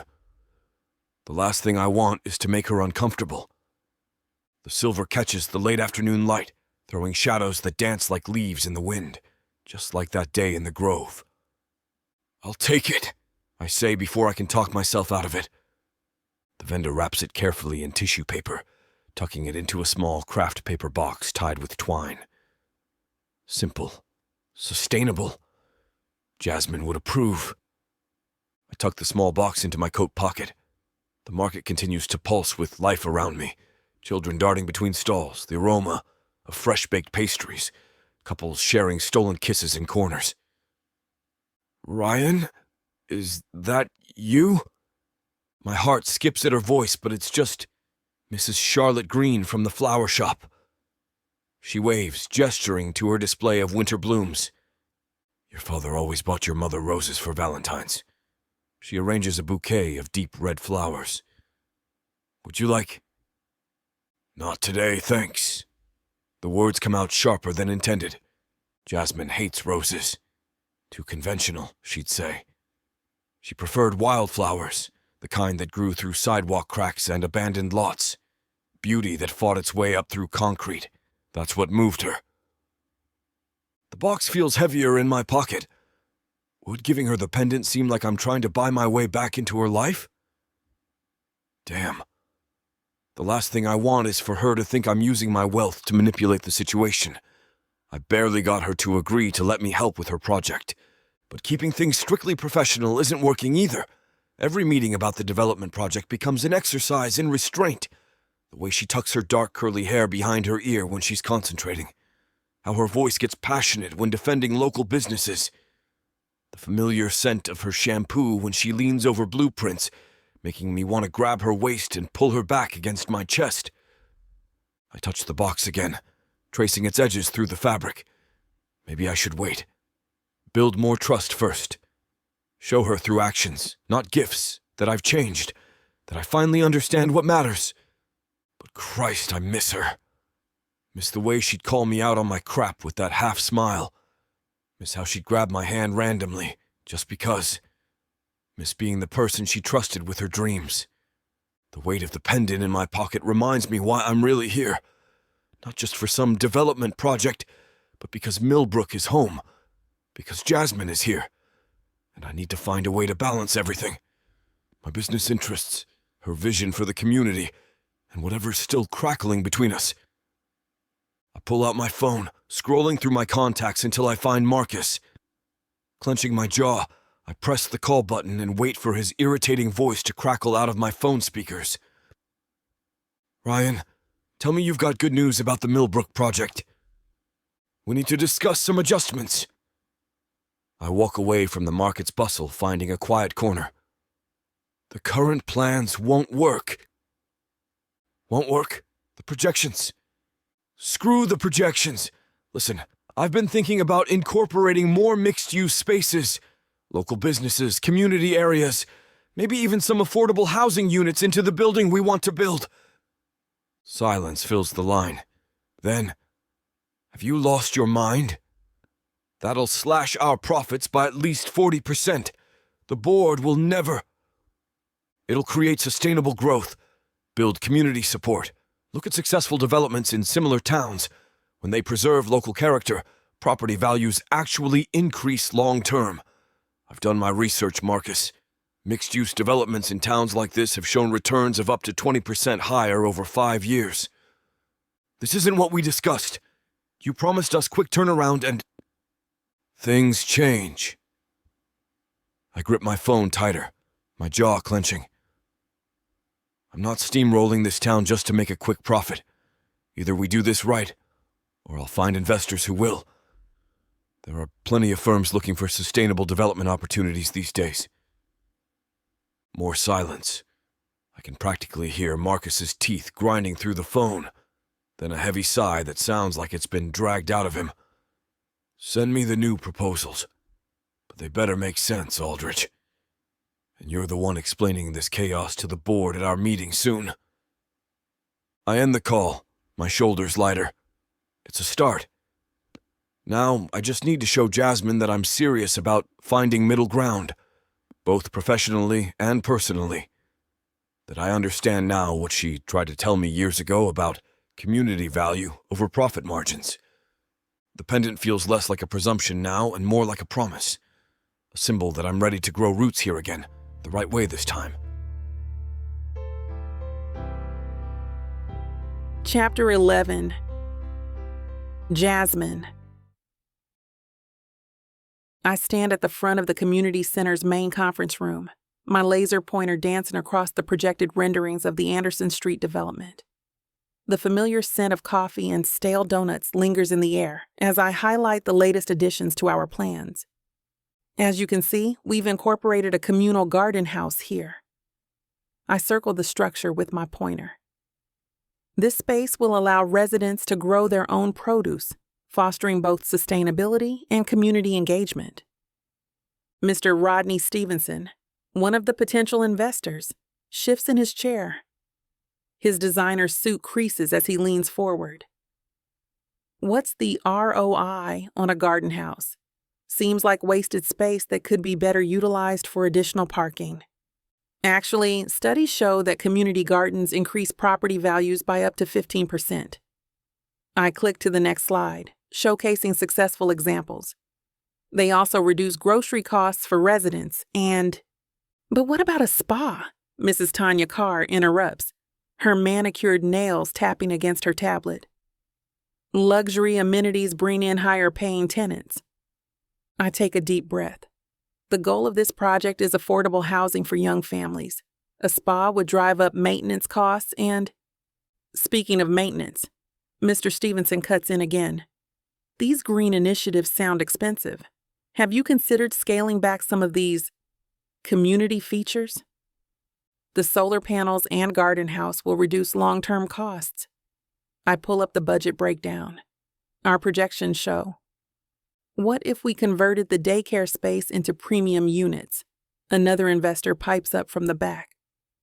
The profit margins would be significantly higher. My fingers tighten around the pointer. The daycare is non-negotiable. It's a crucial service for working parents in this community. Without affordable childcare, many families... Ms. Owens. Mr. Stevenson's voice carries that patronizing tone I've heard too many times. We need to think about the bottom line here. These feel-good additions are eating into our potential returns. Movement at the back of the room catches my eye. Ryan slides through the door, all quiet confidence in his steel gray suit. My pulse quickens, but I force my attention back to Mr. Stevenson's condescending stare. The bottom line isn't just about immediate profits. I straighten my spine, voice steady and clear. This project represents smart, sustainable development that serves the community while generating consistent returns. Pretty words, but let me finish. Heat rises in my chest as I stride to the next slide. The families who will live here are the backbone of this town. Teachers, nurses, service workers, people we rely on daily. By providing affordable housing with integrated childcare, we retain essential workers and create a thriving community hub. Ryan leans against the back wall, arms crossed. His intense focus makes my skin tingle, but it also ignites something fierce inside me. Look at these numbers. I tap the screen with my pointer. Similar developments in Portland and Austin saw 98% occupancy rates within 3 months. Why?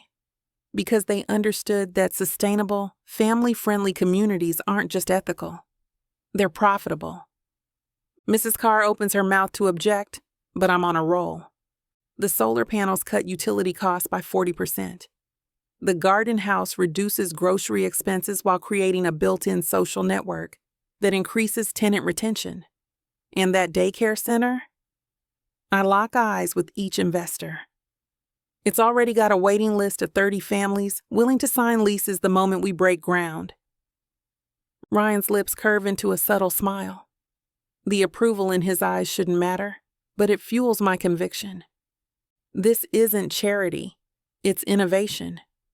We're not just building apartments, we're creating a blueprint for sustainable, profitable community development.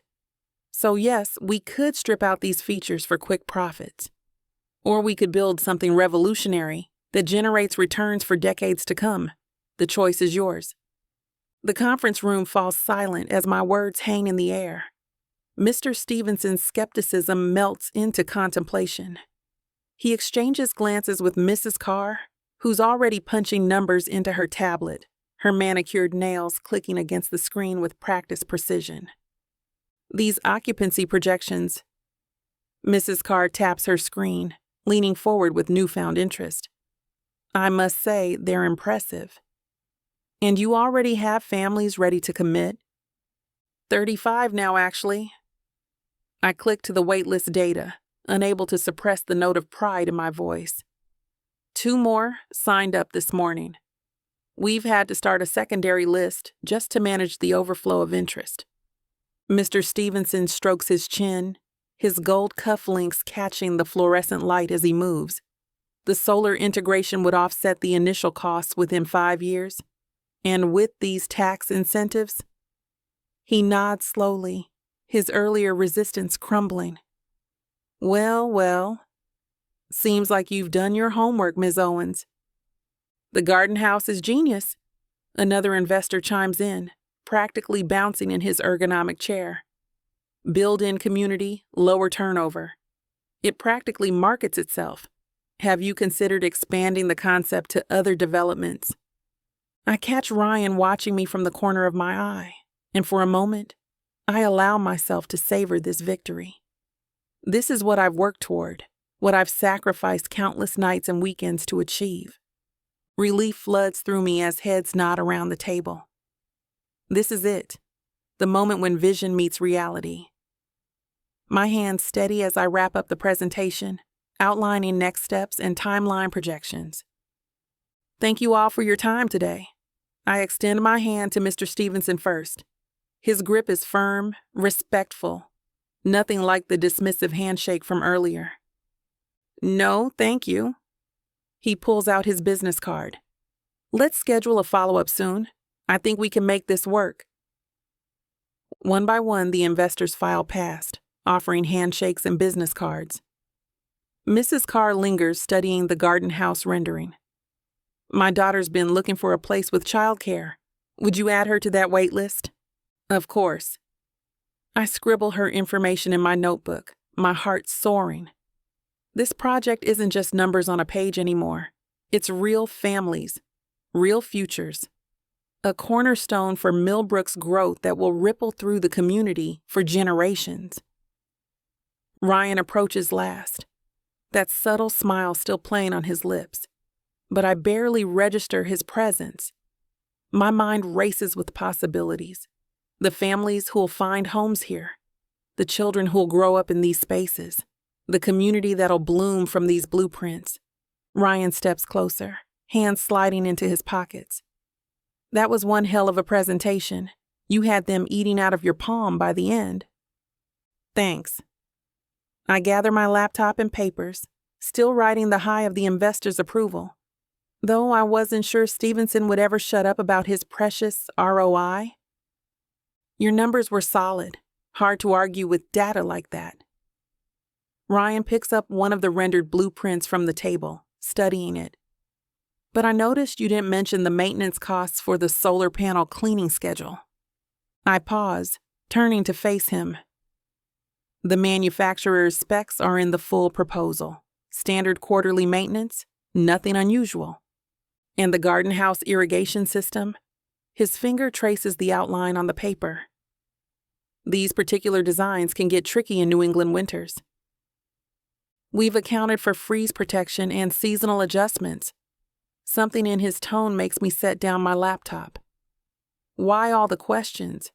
You've never been this interested in the technical details before. Ryan's jaw tightens. If I'm going to bring in serious investors from my network, I need to know every detail is bulletproof.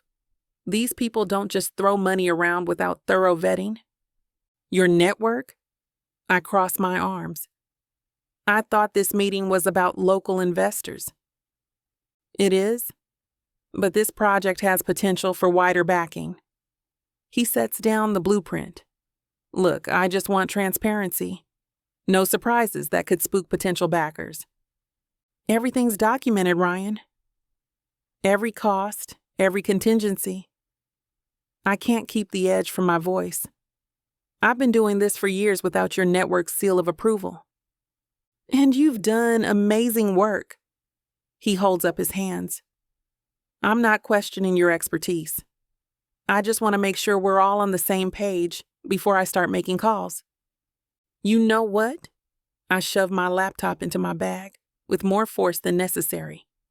We can go over the documentation later. Jazz, wait. Don't. The old nickname stings right now. Just don't. Send me your concerns in an email and I'll address them all. With proper documentation, of course. That's not what I meant.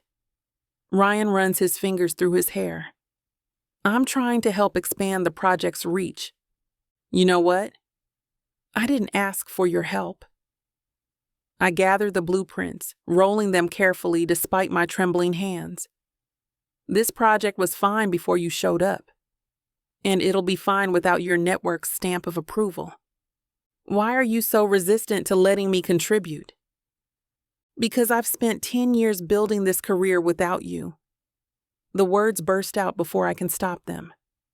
I don't need you swooping in now, acting like everything needs your validation. His face falls. That's not what I'm doing, isn't it? I sling my bag over my shoulder. You waltz back into town and suddenly my numbers need double-checking. My designs need scrutiny. The same designs that just won over a room full of investors. I'm just being thorough. You're being controlling. I head for the door, my heels clicking against the linoleum. Email me your concerns. I'll respond when I have time. The community center's hallway stretches before me, its walls lined with photos of past projects. Projects I helped build, fund, and execute without Ryan Aldridge's help. 10 years. 10 years of building my reputation, of proving myself in every meeting, of fighting twice as hard for half the respect.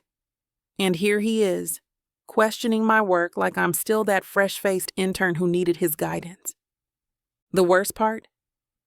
A small voice in my head whispers that maybe he has a point. Maybe his connections could take this project further. But accepting his help means letting him back in. And I'm not entirely sure I'm ready for that. Not when his presence still makes my heart race and my defenses rise in equal measure.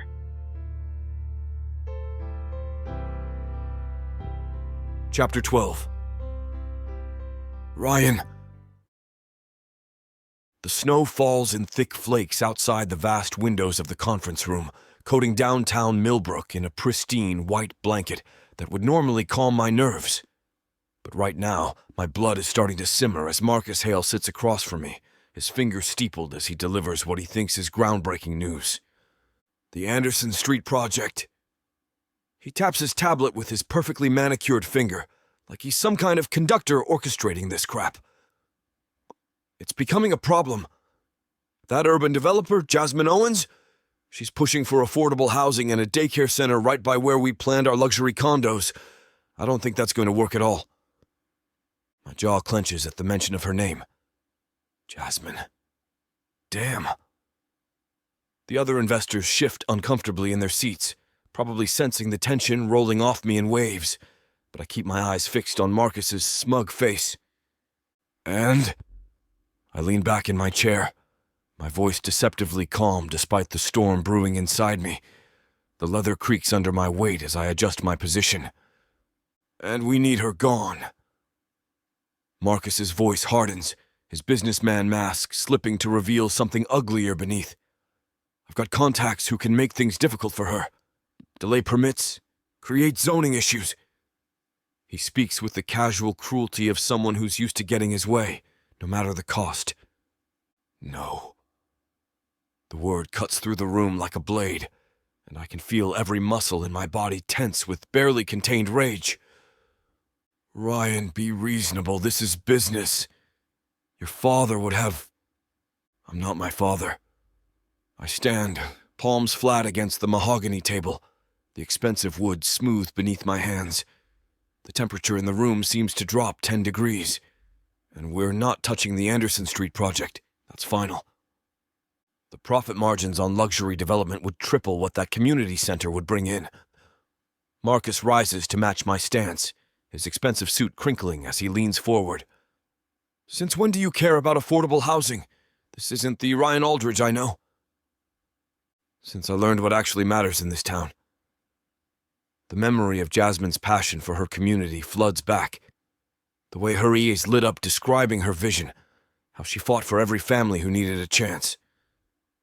My jaw clenches so hard that I'm sure my molars are about to start cracking. Find another location for the condos. Anderson Street is off limits, and if you try to interfere with Jasmine's permits, you'll find out exactly how much influence the Aldridge name still carries in this town. You're making a mistake. Marcus gathers his things, face flushed with anger. Your father built this empire by being ruthless when necessary. And I'm building something better. I turn to the window, watching the snow blanket the city. Meeting adjourned. The investors file out, murmuring among themselves. Marcus lingers at the door. Whatever history you have with this woman, it's clouding your judgment. I don't turn around. The only thing clouding judgment here is greed. The door clicks shut, leaving just Marcus and me in the conference room. He crosses his arms, leaning against the wall with that insufferable smirk I've grown to hate. What's gotten into you since coming back to Millbrook? You're like a completely different person. The Ryan I knew would never pass up an opportunity like this. I've opened my eyes. I turn from the window to face him, jaw clenched. This town doesn't need more luxury developments pushing out good people. The Anderson Street project has nothing to do with our high-rise. It's about giving families a chance, not lining our pockets. Everything in this town has to do with our interests. Marcus's voice drops low, calculating, each word dripping with barely concealed greed. You used to understand that. We're not just building apartments here. We're creating an empire, and empires need room to grow. Room that project of hers is taking up. My blood runs cold as his meaning sinks in, disgust churning in my gut. The bastard's been planning this all along. You want to monopolize Millbrook? I take a step toward him, hands balling into fists at my sides. Turn it into your own personal cash cow. Think bigger picture. We start with the luxury buildings, then expand. Push out the small businesses, the community projects. Replace them with high-end retail, exclusive venues. In 5 years, this could be the most profitable development zone in New England. Over my dead body. I cross the room in 3 strides, getting right in his face. You're talking about destroying people's lives, their homes, their dreams. I'm talking about progress. No, you're talking about some corporate greed. My fists clench at my sides. And if you think I'm going to help you turn Millbrook into your personal cash grab, you're out of your goddamn mind. This isn't the Ryan Aldridge who approached me about investing, that Ryan understood business.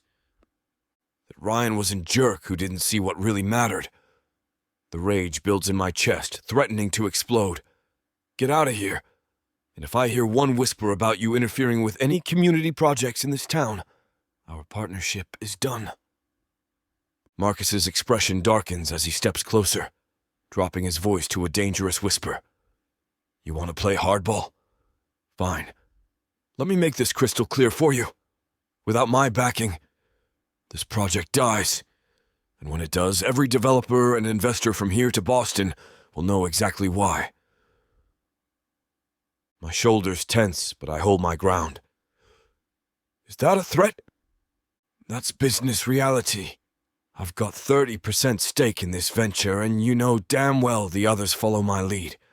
One word from me, and they'll pull out faster than you can say bankruptcy. He straightens his tie, a gesture that makes my fingers itch to grab it and twist. Think about what that'll do to the Aldridge name. Daddy's golden boy, failing his major solo project. That kind of stain doesn't wash out. You think I give a crap about... Oh, but you should. He cuts me off, tapping his finger against my chest. Because once word gets out that you chose some small-town do-gooder's pet project over $1 billion development, no serious investor will touch you again. You'll be radioactive in this industry. The truth in his words hits like a sucker punch to the gut. He's right. Without his backing, the whole house of cards comes tumbling down. Years of work, millions in preliminary development, all of it gone. And the whispers would follow me everywhere. Ryan Aldridge, the trust fund kid who couldn't hack it on his own, who put his morals before the profits. Clock's ticking, Ryan. Marcus heads for the door, pausing with his hand on the handle. Get your priorities straight. Either you start playing ball with the Anderson Street situation, or I walk. And trust me, when I do, everyone else walks with me. The door closes behind him with a soft click that sounds like a gunshot in the silent room. I slam my fist against the conference table, the pain barely registering through the rage and frustration coursing through my veins. The bastard's got me cornered, and he knows it. I stare at the closed door, my hand still throbbing from hitting the table. Damn. The silence in the conference room feels suffocating now, pressing in from all sides as Marcus's threat echoes in my head. Sinking back into my chair, I run my fingers through my hair, tugging at the strands in frustration. The Anderson Street project flashes through my mind, not the blueprints or the financials, but Jasmine's face when she talked about it. The way her eyes lit up describing the families who'd finally have a safe place to raise their kids. The passion in her voice when she outlined her vision for the daycare center. God damn it! The word comes out as a growl. I'd promised myself things would be different this time. That I wouldn't be the same profit-obsessed jerk who walked away from her years ago. But here I am, watching history repeat itself, caught between what I want and what's expected of me. The snow keeps falling outside, each flake a reminder of time ticking away. Marcus's ultimatum hangs over me like a guillotine. One word from him and everything I've built crumbles. My chest tightens at the thought of failing, of proving everyone right about the spoiled rich kid who couldn't make it on his own. But losing Jasmine again. The memory of her walking away the first time hits me like a physical blow. I'd chosen the money then, convinced myself it was the smart play. Watched her disappear from my life while I chased bigger deals and higher profits. Not again. My whispered words fog the window as I press my forehead against the cold glass. The thought of seeing that disappointment in her eyes, that final loss of faith, it cuts deeper than any financial threat Marcus could make. I straighten up, my reflection staring back at me from the window. My father's son, about to make the same damn mistakes all over again. Chapter 13. Jasmine. I stare at the blueprints spread across my home office desk, but the lines blur together. My fingers trace the outline of the Anderson Street project, the daycare center that'll change lives, the affordable housing units that'll give families a chance. But my mind keeps drifting to that confrontation with Ryan. God, I was such an idiot. My words echo in the empty apartment, bouncing off the bare walls like an accusation. 2 days ago, he'd only asked reasonable questions about the project's structure after the meeting in the community center. Instead of having a professional discussion, I'd snapped at him like he was still that arrogant 22-year-old trying to bulldoze through our neighborhood. But seeing him there, all polished in his expensive suit, had triggered something raw and defensive in me. My phone buzzes. Another Valentine's Day ad. I swipe it away with more force than necessary, nearly launching my phone off the desk. Delete, delete, delete. Each word comes out sharper than the last as more romance-themed promotions flood my inbox. The silence presses in. Even my plants seem to mock my solitude. The spider plant Mom insisted would liven up the place droops by the window, clearly judging my life choices. Its long leaves hang limp and accusatory, as if saying, "Really, Jazz? You're going to let your past with Ryan mess up this project too?" I push away from the desk and pace the length of my office. The setting sun paints orange streaks across my vision board for community change, corkboard. Pictures of smiling families, children playing, architectural sketches, everything I've worked for. He was actually trying to help. The admission sticks in my throat. Ryan's questions about the garden's irrigation system and the solar panels weren't attacks. They were the kind of insights that could make this project stronger. My phone buzzes again. This time it's an email from the City Planning Commission. But my eyes catch the date. February 6th. 8 days until Valentine's Day. God, I hate how that holiday sneaks up on you. Like a ninja armed with heart-shaped chocolates and disappointment. I wrap my arms around myself, the apartment suddenly feeling too big, too quiet. The last time I had plans for Valentine's Day was with Ryan. Before everything fell apart, before he left. Before I spent the next decade of my life throwing myself into work and pretending I didn't check his social media every now and then. Focus, Jazz. I force myself back to the desk, but the blueprints might as well be hieroglyphics now. All I can see is Ryan's face when I'd shut him down, that flash of hurt before his professional mask slipped back into place. That same mask he'd perfected in boardrooms and business meetings, the one that used to drive me crazy because I could never tell what he was really thinking.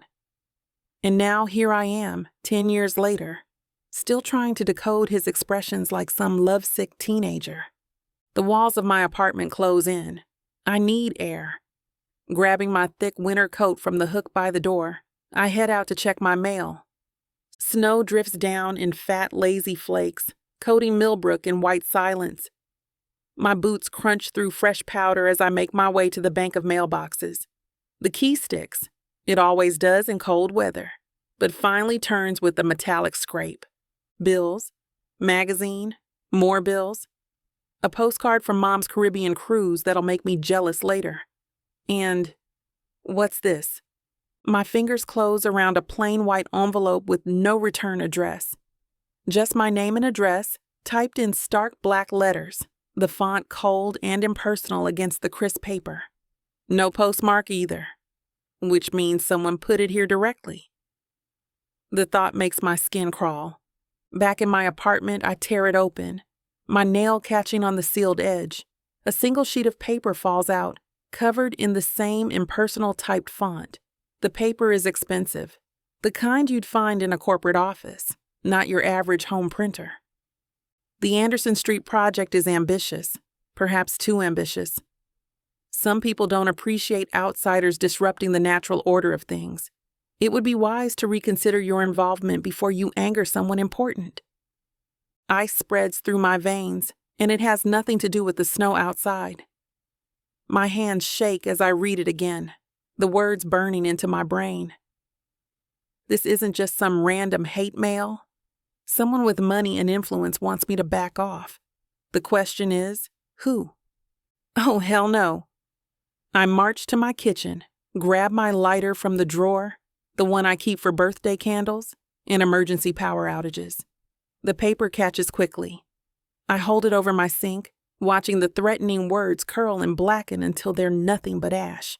The water washes away all evidence, but I can't shake the chill that's settled into my bones. Someone took the time to write this, to deliver it personally. Someone's watching. I double-check my door locks, then the windows. Outside, the snow continues to fall, erasing footprints as quickly as they're made. Still in the kitchen, I decide to make a quick cup of tea.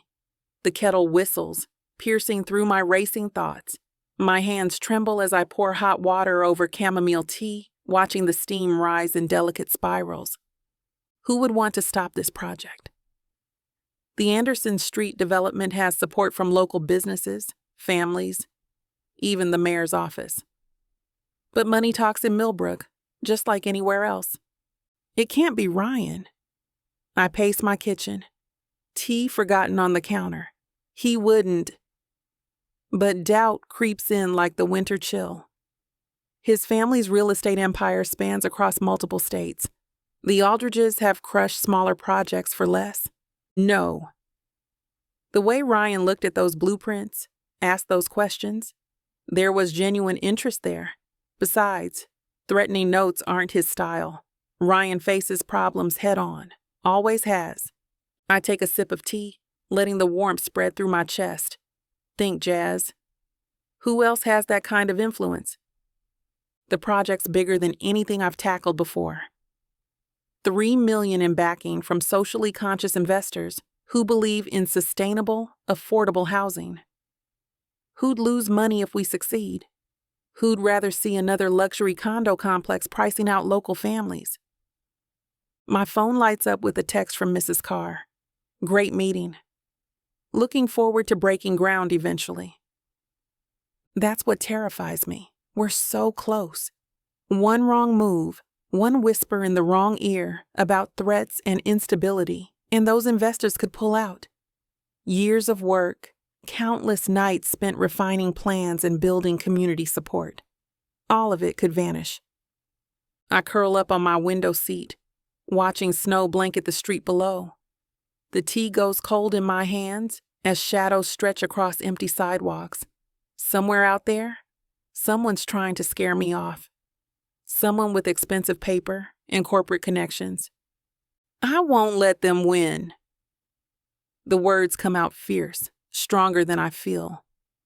This project's too important. But I can't shake the fear, the way it wraps around my throat like a cold hand. Not fear of threats. I've dealt with opposition before. No. I'm afraid of failing all those families counting on affordable housing, all those parents desperate for quality daycare. The snow falls heavier now, each flake catching the streetlight's glow. My forehead presses against the cold window pane, and I can't help but remember another snowy night, 10 years ago. Ryan's arms around me as we watched the storm from his bedroom in his mansion, my back against his chest, his chin resting on my head. You're shaking. His voice echoes in my memory, deep and concerned. He'd wrapped his cashmere throw around my shoulders, pulled me closer until I could feel his heartbeat steady against my spine. Now my apartment feels empty, hollow. The threatening letter sits like lead in my stomach, and I hate how my first instinct was to reach for my phone, to call him. Even after all these years, some part of me still expects him to swoop in and make everything okay. Pathetic. I mutter the word, but it lacks conviction. The truth is, Ryan always knew exactly what to say when I doubted myself. He'd stroke my hair, kiss my temple, and tell me stories about how he pictured our future. Back then, his dreams seemed possible. Before his family's expectations tore us apart. Before he chose their legacy over our love. My fingers trace patterns in the condensation on the window, watching droplets merge and trickle down like tears. If things had been different, if he'd stayed, we might be facing this threat together. He'd probably pace the room right now, that determined set to his jaw I'll always found irresistible, already plotting 3 steps ahead. Knowing Ryan, he'd have that intense look in those blue eyes of his, the one that meant his brilliant mind was working overtime. I close my eyes, allowing myself one moment of weakness, one moment to remember how safe I felt in his arms, how his laugh would rumble through his chest and into mine, how his fingers would intertwine with mine like they were made to fit together. The memory of his cologne, expensive but subtle, still haunts me sometimes when I catch a whiff of something similar on the street. The memory aches like an old wound that never quite healed right, throbbing with renewed intensity whenever I let my guard down. Because the truth is, no one since Ryan has made me feel that combination of protected and challenged, supported and pushed to grow. No one else has looked at me the way he did, like I was both his anchor and his horizon. God knows I've tried dating other men, tried to recreate that spark, but it's like comparing a match to a forest fire. Nothing comes close to what we had, and maybe that's what makes it hurt even more. Chapter 14. Ryan. The small jewelry box burns a hole in my pocket as I stand outside Jasmine's door. The evening wind whips around the building and I bounce on my feet, both from nerves and the biting cold. The pendant inside feels right. 2 silver trees intertwined into a heart. Simple, elegant, meaningful. Just like her. I rap my knuckles against her door, adjusting my coat collar against another gust of wind. The door opens and my greeting dies on my lips. Jasmine stands there, but something's off. Her shoulders are tense, her usual warm smile replaced with tight lines around her mouth. Dark circles shadow below her eyes. Her hair is pulled back in a messy bun, not the neat style she typically wears, and she's wrapped in an oversized sweater like armor. Ryan? Her voice wavers, fingers tightening on the doorframe. What are you doing here? I wanted to... The jewelry box suddenly feels insignificant compared to the fear I catch flickering across her face. My stomach knots as protective instincts kick into overdrive. What's wrong? She glances over her shoulder into her apartment, then back at me. Her throat works as she swallows hard. It's nothing. I received this strange note earlier. Already burned it, but... What note? My hands clench at my sides, jaw tightening as scenarios race through my mind. The cold wind forgotten. Heat floods my body with rising anger at whoever put that look in her eyes. Jazz, tell me! A typed message, warning me to back off the Anderson Street project. She wraps her arms around herself.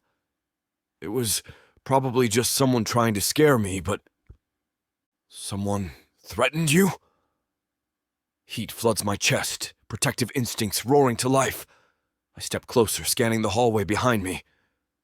When did you get it? Have you called the police? Ryan, please.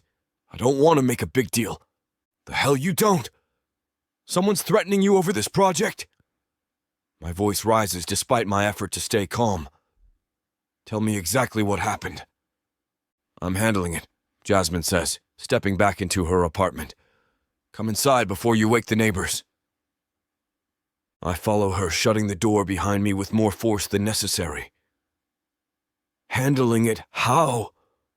By pretending it didn't happen? By not letting some coward with a printer derail everything I've worked for? She moves to her kitchen counter, bracing her hands against the edge. The project's too important. You're more important. I cross to her, placing my hands on her shoulders. What if they escalate? What if next time... There won't be a next time. She turns to face me, but I catch the slight tremor in her voice. You don't know that. I'm calling my good friend Mauricio. He's head of my private security. He'll put a team on this right now. I've got the best in the business, and they'll find whoever... Ryan. Her fingers press against my chest, and something in her expression shifts, softens in a way that makes my heart clench. I haven't seen you like this since that night at the pier. The memory hits hard, even if it happened more than a decade ago. Jasmine cornered by drunk jerks, me losing my mind at the thought of anyone hurting her. I'd broken one guy's nose that night, and I didn't regret a damn thing. Charges didn't stick, and I had the financial backing to make sure that jerk would sink in legal fees. Some things don't change. They never will. I thought they had. Her voice softens to barely above a whisper, loaded with years of history between us. When you left, I left a lot of things behind. Not this. Never this. My hands frame her face, thumbs brushing her cheeks. The familiar touch sends electricity through my fingers, and I have to force myself not to pull her closer. I don't care if we're together or not, Jazz. Nobody threatens you. Nobody puts that fear in your eyes. I won't stand for it. Not then. Not now. Not ever. Ryan, I mean it. I'll always protect you. That's not negotiable. The jewelry box in my pocket is forgotten as I pull her closer, wrapping her in my arms. She fits against me like she never left, like 10 years haven't passed. Let me help, please. Her forehead presses against my chest, tension slowly draining from her shoulders. I forgot how stubborn you get about this stuff. About you, I correct. I get stubborn about you. Her warmth against my chest makes it hard to pull away, but I remember why I came here.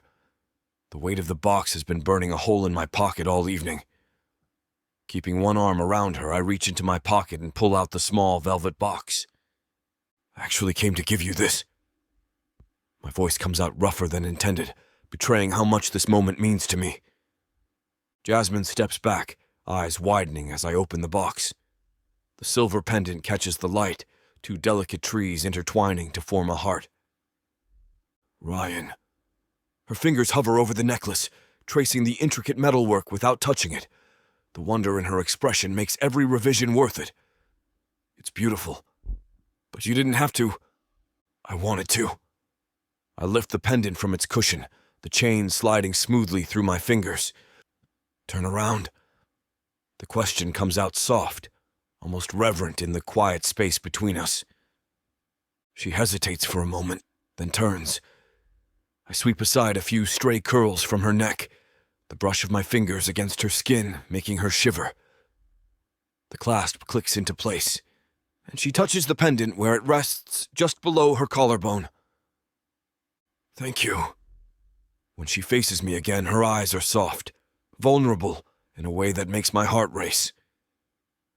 We're standing close, too close for just friends, not close enough for what I want. She clears her throat, taking a small step back, breaking the charged moment between us. Would you like some tea? I just got these amazing pastries from that old bakery on Oak Street. The one with the red awning? My mouth waters at the memory of their fresh-baked croissants. You remember? A smile tugs at her lips, softening her whole face in a way that makes my chest tight. Hard to forget our Saturday morning tradition. Back when we were together, we'd walk down there every weekend, splitting whatever caught our eye in the display case. Those mornings were the highlight of my week. Jazz still sleep-warm and wrapped in that oversized sweater she loved, pointing out everything that looked good. Well, they're even better now. Come on. She leads me toward her dining room, but I can't take my eyes off how the pendant gleams against her skin, marking her as mine in some small way, even if she doesn't know it yet. The sight of it there, nestled perfectly against her collarbone, stirs something possessive deep in my gut, something that wants to reach out and trace the chain with my fingertips, just to feel her shiver again. I settle at her small dining table, watching as Jasmine moves through her kitchen with practiced grace. The pendant catches the light as she reaches for mugs in the cabinet, drawing my attention to the elegant curve of her neck. She hums under her breath, an old habit I remember well from our shared mornings. Still take it with honey? She glances over her shoulder, kettle in hand. You know me too well. Steam curls from the spout as she pours hot water over the tea bags. The familiar scent of Earl Grey fills the air, mingling with the buttery aroma of fresh pastries. She slides into the chair next to me, close enough that her knee brushes mine under the table. These are incredible. I bite into a flaky croissant, letting the layers melt on my tongue. Baker Joe's really stepped up his game. She breaks off a piece of her own pastry, and a spot of chocolate lingers at the corner of her mouth. My fingers itch to brush it away, to trace the softness of her lip. The domesticity of the moment hits hard, sharing tea and pastries, her bare feet tucked under her chair, that oversized sweater slipping off one shoulder. It feels like those Saturday mornings never ended, like we never fell apart. She leans closer, reaching for the honey, and her curls brush my arm. The scent of her shampoo makes my head spin. When she sits back, she doesn't move away. Our shoulders touch, and the contact burns through my shirt like a brand, sending electricity down my spine. I grip my mug tighter until my knuckles go white, fighting the urge to turn her face toward mine, to taste the chocolate from her lips. To hell with taking things slow. The pendant gleams at her throat, catching the kitchen light, a constant reminder of what I want, what we could be again if I play this right. The tea's perfect, I manage, voice rougher than intended, thick with everything I'm holding back. She smiles, soft and knowing, and damn if that doesn't make it harder to keep my hands to myself. Jazz always did know exactly how to get under my skin without even trying. I'm glad, she whispers, and her eyes drift down to my lips. I'm so glad you came here, Ryan. Damn, I don't think I can resist her. You know that feeling when a book pulls you in, wraps around you, and refuses to let go? When the tension is so thick, you swear you can feel it? Welcome to 30 sinfully addictive romance audiobooks that will ruin your sleep. Wow, I wasn't ready for this. One chapter in, and I'm already hooked. Oh, you thought this was just another audiobook collection. No, sweetheart. This is the Dirty 30. Forbidden love, dangerous desires, billionaires with secrets, bad boys who bite back. And every last word is dripped in temptation. I thought I could just listen to one chapter before bed. Now it's 2 a.m. and I need answers. Need. So what are you waiting for? Click the link. Start listening. Let the Dirty 30 ruin you in the best way possible. Escape your life with Miss Tyla.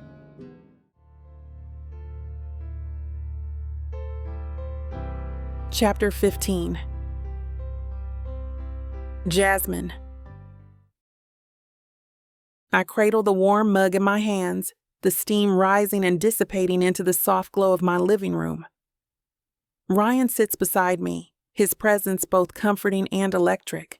The faded denim of his jeans brushes against my bare leg, a contrast to the cool metal of the pendant he gave me, resting just below my collarbone. "You remember that old diner by the park?" Ryan asks, his voice a low rumble, like distant thunder. I can't help but smile. "The one with the terrible coffee and even worse pie." He chuckles, running a hand through his sandy hair. God, it was awful. But we'd sit there for hours, just talking. Planning. I correct him, memories flooding back. We had so many plans, Ryan. His blue eyes meet mine, a hint of regret shadowing them. Yeah, we did. Silence stretches between us. Not awkward, but heavy with the weight of our shared past. I trace the rim of my mug with my thumb, the silence broken only by the distant hum of the city outside. Ryan sets his mug down on the coffee table, the soft thud echoing in the quiet room. He turns to me, his eyes searching. "I hated leaving you, Jazz. It was the biggest mistake of my life." I look down at my hands, the truth spilling out before I can stop it. "I regretted letting you go the moment you walked away." His hand reaches up, tucking a stray curl behind my ear. His touch is warm, familiar, yet charged with something more. Something that has been simmering beneath the surface since the moment we saw each other again. I set my mug down, the tea forgotten. Ryan's hand cups my cheek, his thumb brushing gently against my skin. Our eyes lock, a silent conversation passing between us. Then, almost simultaneously, we lean in, our lips meeting in a kiss that's 10 years in the making. It's soft at first, tentative, but it deepens quickly, becoming passionate, urgent. His hand slides to the back of my neck, pulling me closer, and I melt into him, the world outside fading away. I lean into Ryan, my hands tracing the solid lines of his chest, feeling his heart pound beneath my fingertips. His kiss is impatient, hungry, his tongue exploring mine with a desperation that mirrors my own. My body aches for him, every nerve ending alight with anticipation. His hands move to the hem of my sweatshirt, tugging it upward. I raise my arms, allowing him to pull it off, revealing the lace bra beneath. His gaze, filled with raw desire, sends a shiver down my spine. He doesn't pause, his hands already at the waistband of my pants, slipping them off swiftly. I lift my hips, helping him as he slides them down my legs, leaving me exposed, vulnerable. I hate to put a stop to a good time, but it looks like we've hit this platform's limit for spiciness. This platform's got some rules we have to play by if we want to keep giving you these stories for free. And trust me, this scene isn't something you want to miss. While we can't get into all the details here, you can still dive into the full, uncut version at tylawalker.com.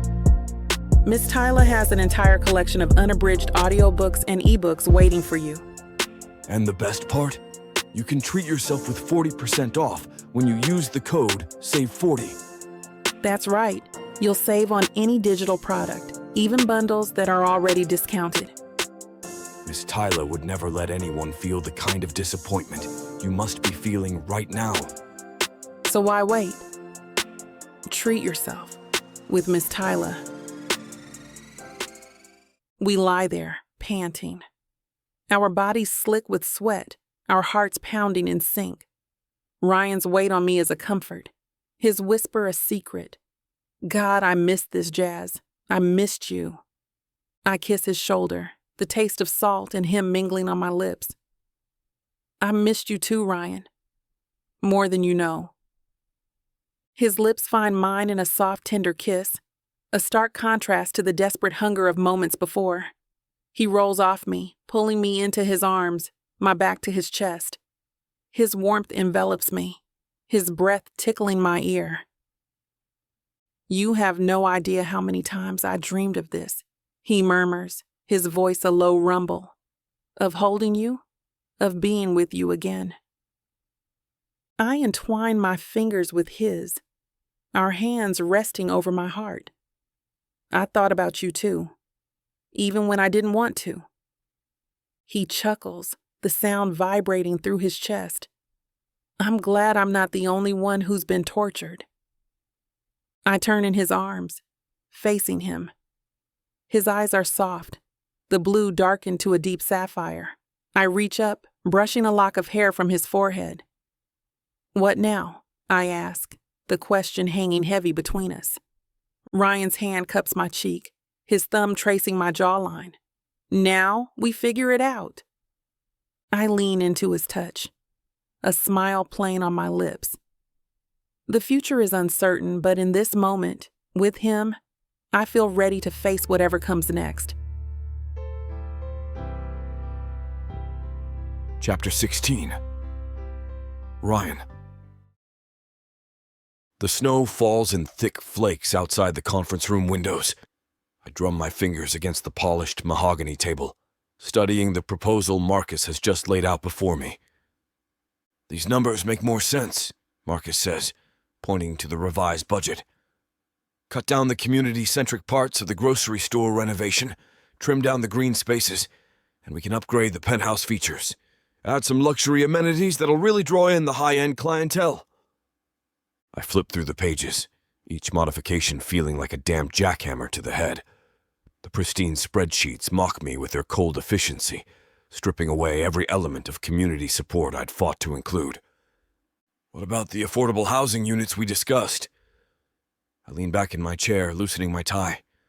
My fingers work at the silk fabric like it's suddenly become a noose. That was non-negotiable. We shook hands on it, for God's sake. "Ryan." Marcus's tone carries that patronizing edge I'm starting to hate, the same one he used when I proposed a low-cost recreational center for the tenants. "We've run the numbers 20 different ways. You can't maintain profit margins with that many below-market units. The high-rise needs to cater to an exclusive demographic. That's just business." The other investors nod in agreement, a sea of gray-haired yes-men who wouldn't know community spirit if it bit them in the butt. They're all cut from the same cloth. Expensive suits, profit-focused minds, zero connection to the town they're trying to reshape. Just like I used to be, I realize with a grimace. "The rooftop pool and spa would be a major selling point," one of them chimes in. "Much better use of space than that community rooftop garden nonsense." My jaw clenches. The nonsense they're dismissing is part of what makes Millbrook special. I stare out at the snow-covered streets below, at the small shops where owners are clearing their sidewalks, helping elderly customers navigate the slippery paths. "These cuts!" I tap the proposal. "They fundamentally change the project's vision." "They make it viable," Marcus counters. "Look, I get that you want to do right by the town, but this is business, pure and simple. Either we build something profitable, or we don't build at all." The weight of the decision presses down on my shoulders. Every alteration they've proposed would push Millbrook further from its roots, transforming it into another soulless luxury development. I straighten in my chair, squaring my shoulders. Time to shift this conversation where it needs to go. "Speaking of business practices, Marcus, what do you know about the Anderson Street development?" His expression shifts, a flicker of something crossing his face before he arranges it into casual disinterest. "That silly little project? Low-income housing and what? A daycare center?" He waves his hand. "Waste of prime real estate, if you ask me." "Funny you should mention it." I keep my voice level, but my fingers press harder into the mahogany. "The developer's been receiving some concerning messages. Threats, actually." "And?" Marcus's jaw tightens. "What's that got to do with our discussion?" Just curious if you've heard anything, given your extensive network in town. I maintain eye contact. Someone left a note telling Jasmine Owens to back off the project, pretty specific about consequences if she didn't. Marcus's face flushes an angry red as his composure cracks. He slams his palm against the table with enough force to rattle the water glasses, causing the other investors to jump in their expensive leather chairs. What exactly are you implying here, Ryan? Because it sounds like you're accusing me of something, and I don't appreciate your tone. I'm not implying anything, just asking questions. I lean forward, maintaining my calm even as tension crackles through the conference room. Seems odd, though, doesn't it? A project that could affect property values in the area getting threatened right when we're discussing development plans. The timing is interesting. This is nonsense. Marcus stands with such force his chair scrapes against the floor, the harsh sound echoing off the walls. His hands ball into fists at his sides as he towers over the table. I don't need to sit here and listen to these accusations. I've been in this business longer than you've been alive, kid. Don't forget who brought the capital to this table. His voice drips with condescension as he emphasizes that last point, reminding everyone present of his influence. My blood boils as I rise from my chair, matching Marcus's stance. You know what? I'm done with this crap. Every damn meeting, you come in here with new ways to gut what matters from this project. Oh, spare me the bleeding heart routine. Marcus's laugh carries an edge sharp enough to cut. What happened to you, Aldridge? You used to understand how this game works. Maybe I finally learned there's more to life than squeezing every penny from a community. I snatch up the proposal and wave it in his face. Luxury spa? Private memberships? Eliminating the free public spaces? This isn't what we agreed on. Because what we agreed on was foolish. He snatches the papers from my hand, crumpling them. Who gives a crap about community gardens and affordable housing when we could be making triple the profit? These people don't need handouts. They need to understand their town is evolving. Evolving? I slam my palms on the table, making the expensive mahogany surface rattle beneath my hands. You mean getting priced out of their own homes? Having nowhere to shop except overpriced boutiques? Destroying everything that makes this town special just so you can stuff your pockets? Exactly! Marcus spreads his arms wide, a predatory grin splitting his face. Now you're getting it. There's millions at stake here, Ryan. Millions! Who the hell cares if some locals have to find a new neighborhood? That's progress, baby. The weak make way for the strong. Isn't that what you used to say? The casual cruelty in his voice, the dismissive way he talks about people's lives. It hits too close to home. Like a mirror showing me exactly who I used to be. I used to think like him, seeing dollar signs instead of faces, treating communities like commodities to be bought and sold. But not anymore. Not after seeing what it does to places like Millbrook. Not after understanding what real value looks like. The only thing that's evolving here is my patience with your nonsense, Marcus. I straighten my tie with deliberate slowness, letting ice settle into my voice. My fingers linger on the silk, a habit from countless boardroom showdowns. And it's just run out. Oh, screw off with that nonsense, Marcus replies, crumpling up the proposal with exaggerated disdain. The sound of paper crushing beneath his fingers sets my teeth on edge. He's always had a flair for the dramatic, but this is crossing a line. The investors around the mahogany table stare at us with wide eyes, like they're watching a tennis match where both players might snap at any moment. Joseph Summers, ever the peacemaker, raises a small, wrinkled hand as he wipes the sweat off his brow with a monogrammed handkerchief. Poor guy looks like he'd rather be anywhere else. Gentlemen, can we take a small break? He asks, his voice wavering slightly. Seems like we're letting our passions get the best of us. A break sounds perfect. I straighten my suit jacket, keeping my voice steady despite the rage burning in my chest. The silk lining feels cool against my heated skin as I adjust the lapels. Let's reconvene in 15. Marcus shoves his chair back with enough force to make it wobble. His expensive Italian loafers click against the hardwood as he stalks toward me, invading my personal space. The predatory gleam in his eyes reminds me of every ruthless developer I used to admire before I learned what really matters. You're just delaying the inevitable, Ryan. His breath reeks of the morning's coffee as he leans in close, attempting to use his bulk to intimidate me. This town? It's a gold mine waiting to happen. That luxury high-rise is going up whether you like it or not. I hold my ground, refusing to step back even as he crowds me.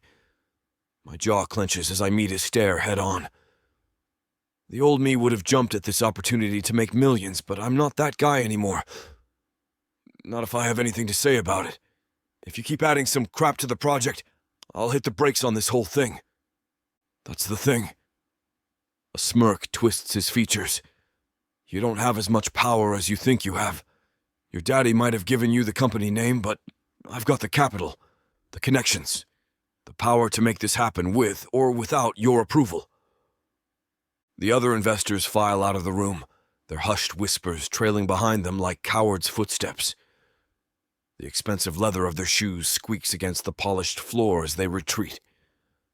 Marcus waits until the door clicks shut before continuing, his eyes glinting with predatory calculation. So here's how this plays out. You can tag along for the ride, make yourself rich in the process. He jabs a finger into my chest, the gesture making my muscles tense with barely contained rage. Or you can sit the hell out entirely, your choice. His breath reeks of the imported cigars he's been chain-smoking all morning. His words hang in the air between us, heavy with threat and promise. The same ruthless attitude that made him successful now reveals the shark I've been swimming with all along. I should have known better than to trust a man who made his fortune crushing small businesses into dust. 15 minutes, I repeat, stepping around him and straightening my tie. The motion is deliberate, showing him I won't be intimidated by his playground tactics. Try not to choke on your ego while you wait. Chapter 17. Jasmine. I drum my fingers on my desk, staring at the preliminary sketches for the Anderson Street development, while Mrs. Carr's voice crackles through my phone speaker. The plans look perfect, exactly what this community needs, which makes this conversation even more frustrating. I want you to know I still believe in this project, Jasmine. The daycare facility alone would transform this neighborhood. I appreciate that, Mrs. Carr. My nail taps harder against the wood, leaving little half-moon indents in its wake. The constant motion helps keep my rising irritation in check. Can you tell me more about what this gentleman, Marcus Hale, has been saying? A pause stretches over the line, long enough that I almost check to see if we've lost connection. When Mrs. Carr finally speaks, her hesitation is clear. He's been reaching out to several potential investors for the Anderson Street project, claiming the project isn't financially viable.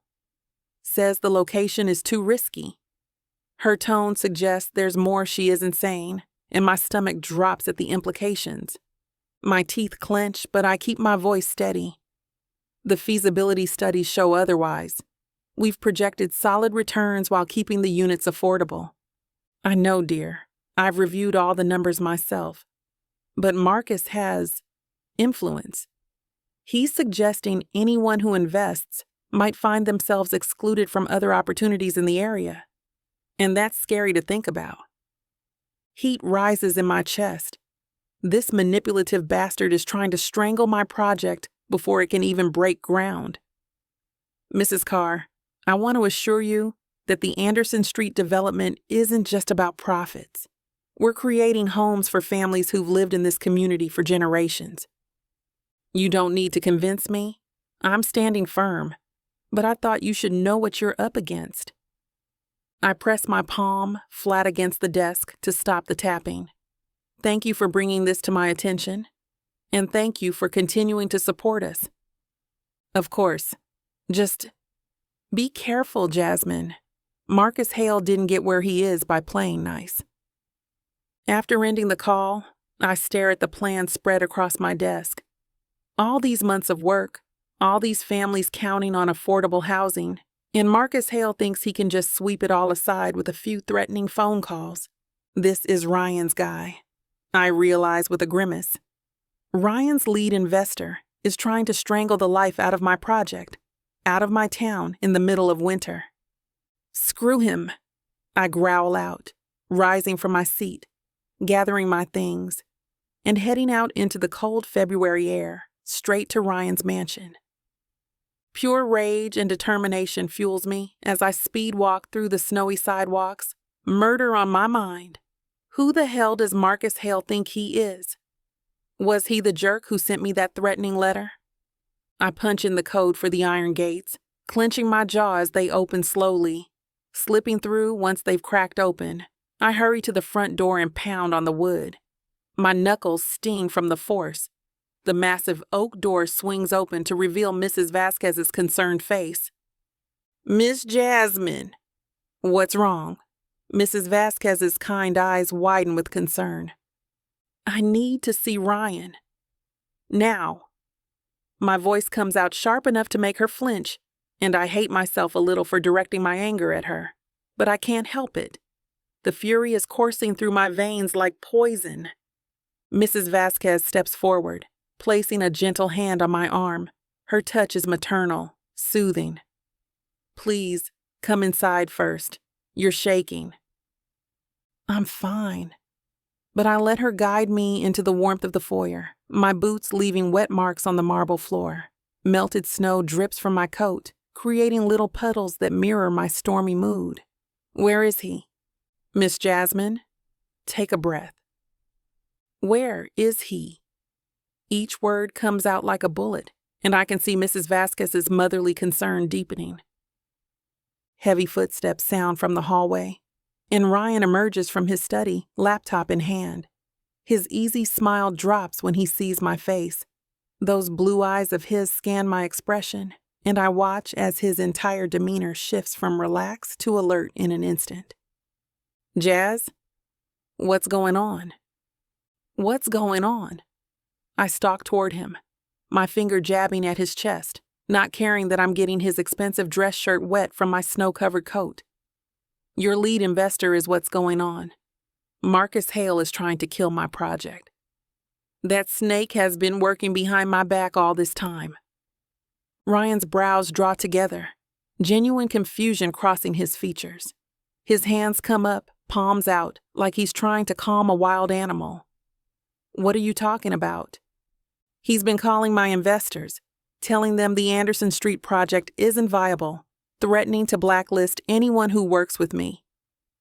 My voice cracks, and I hate the way emotion bleeds through my anger. Damn it.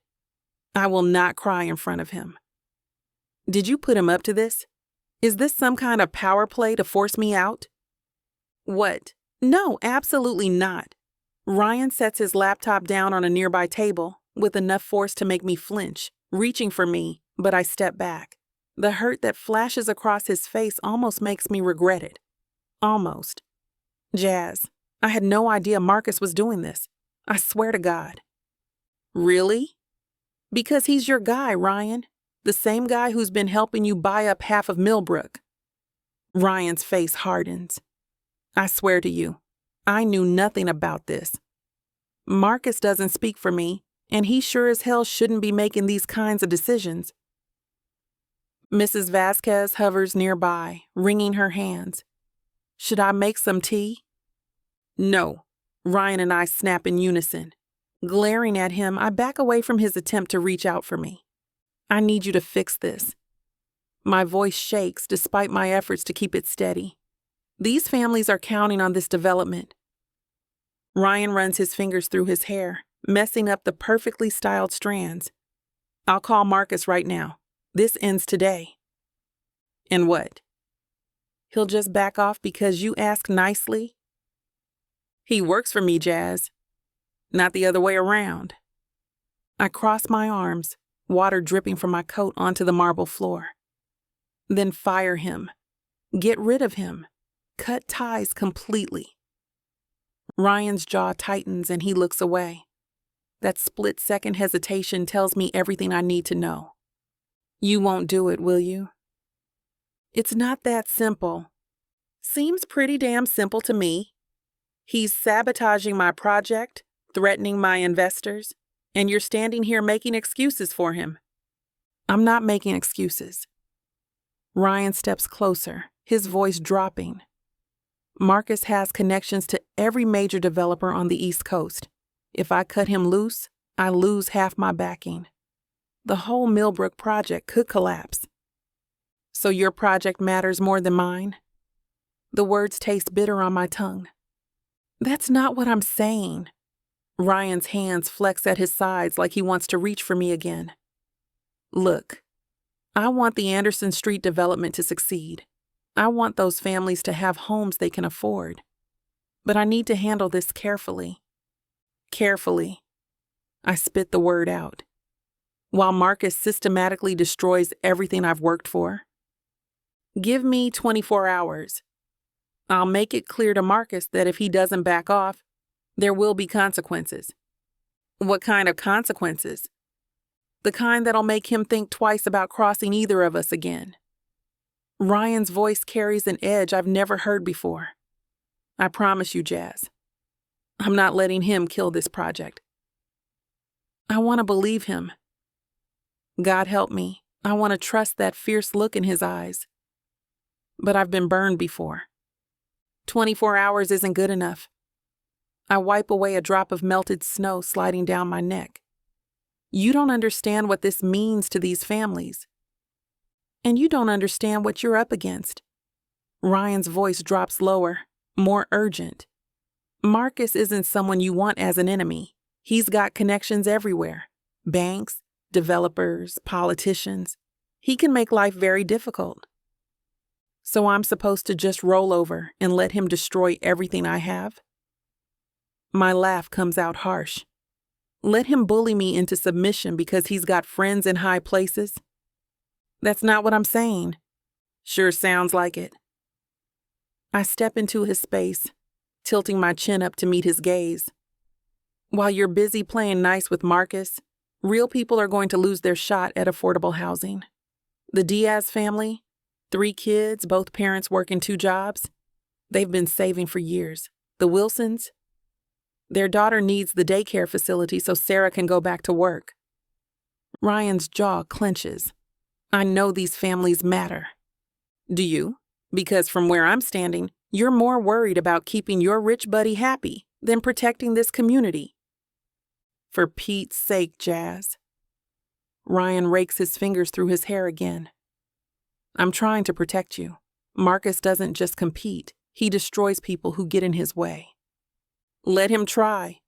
You're not listening. No, you're not listening.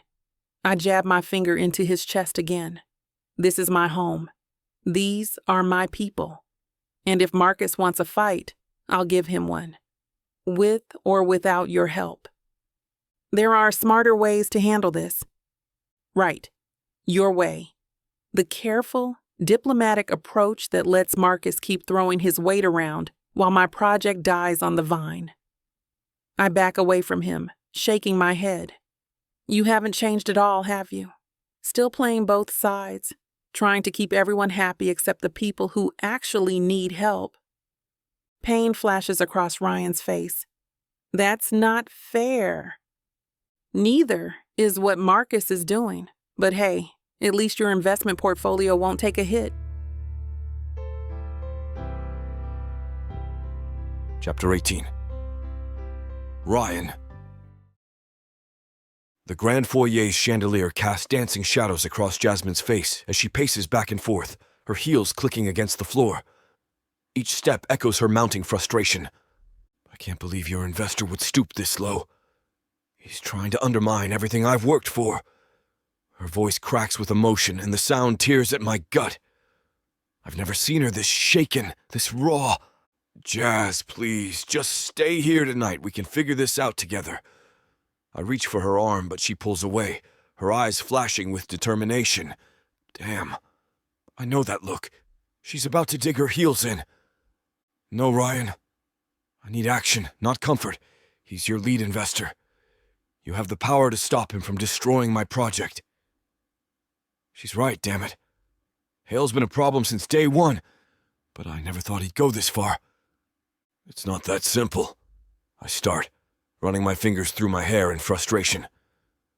The weight of my position caught between loyalty and what's right feels like a noose around my neck. It is that simple. She spins to face me, her curls whipping around her shoulders. The fierce pride in her stance reminds me exactly why I fell for her in the first place. You either stand with the community or against it. There's no middle ground here. My jaw clenches. You know I care about the community. About you. Then prove it. Talk to Marcus. Make him back off. Her hands ball into fists at her sides. Because right now, all I see is the same Ryan who left 10 years ago, all talk, no action. Her words hit like a physical blow. That's not fair.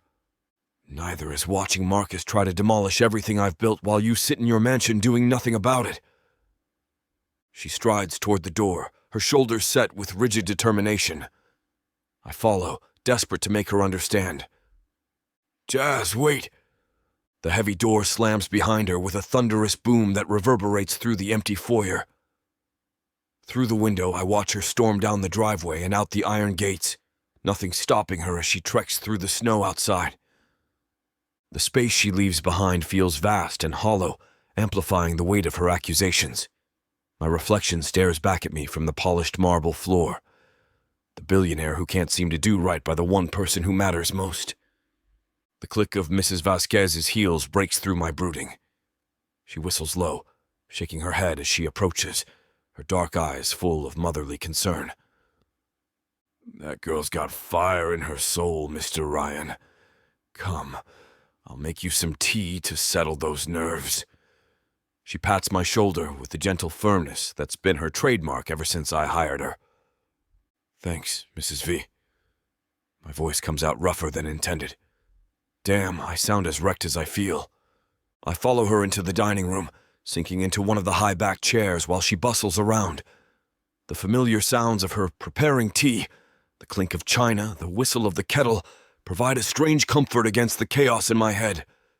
She sets a steaming cup in front of me, the aromatic blend filling my nostrils.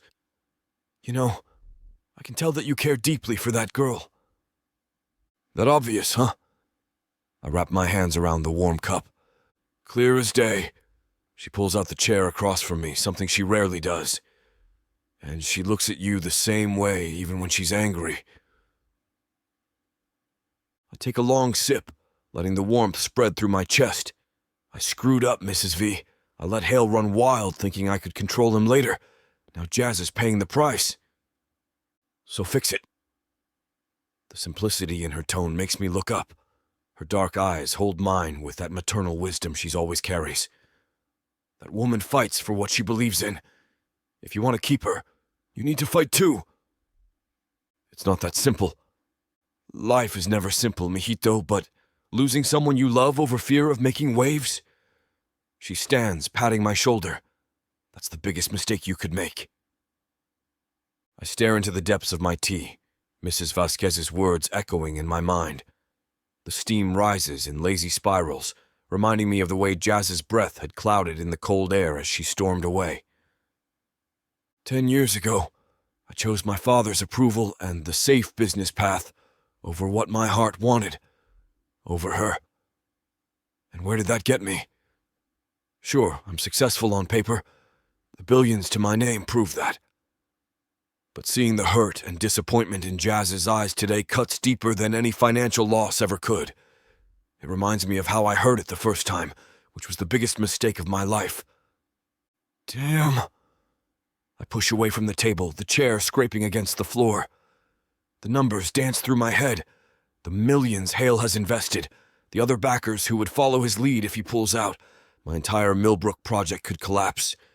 But then I remember Jazz's fierce determination when she talks about her community center. The way her eyes light up describing the program she wants to implement. The passion that drives every decision she makes. I've spent my whole life chasing other people's approval. My father's. The board's. Investors like Hale who see dollar signs instead of people. To hell with it. The words come out as a growl. I grab my phone, pulling up Hale's contact. Jazz was right. There is no middle ground here.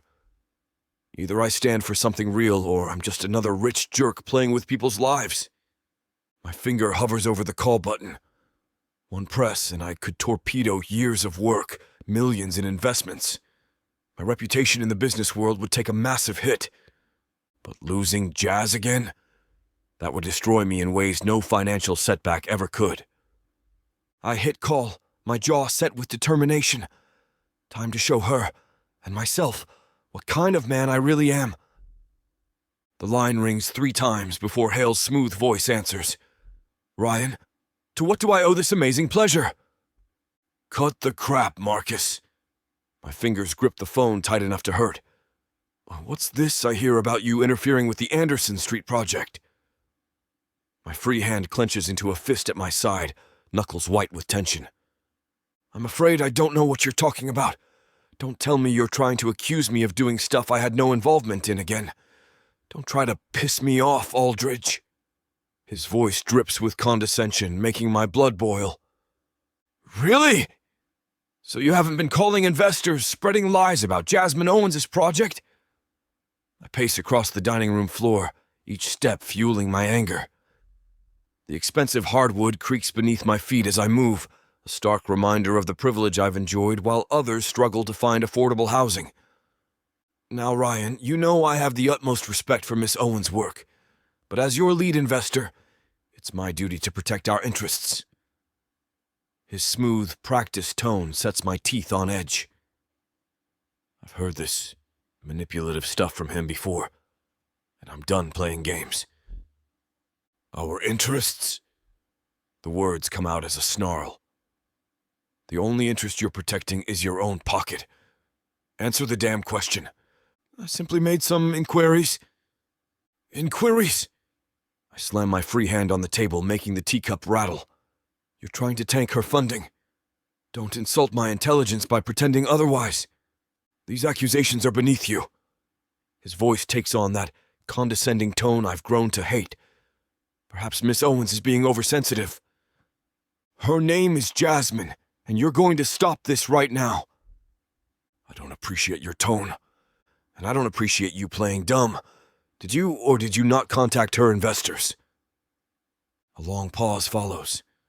When he speaks again, the fake warmth has vanished from his voice. You're letting your personal feelings cloud your judgment, Ryan. That's not good business. Answer the question. Yes. Marcus's admission comes out cold and clipped.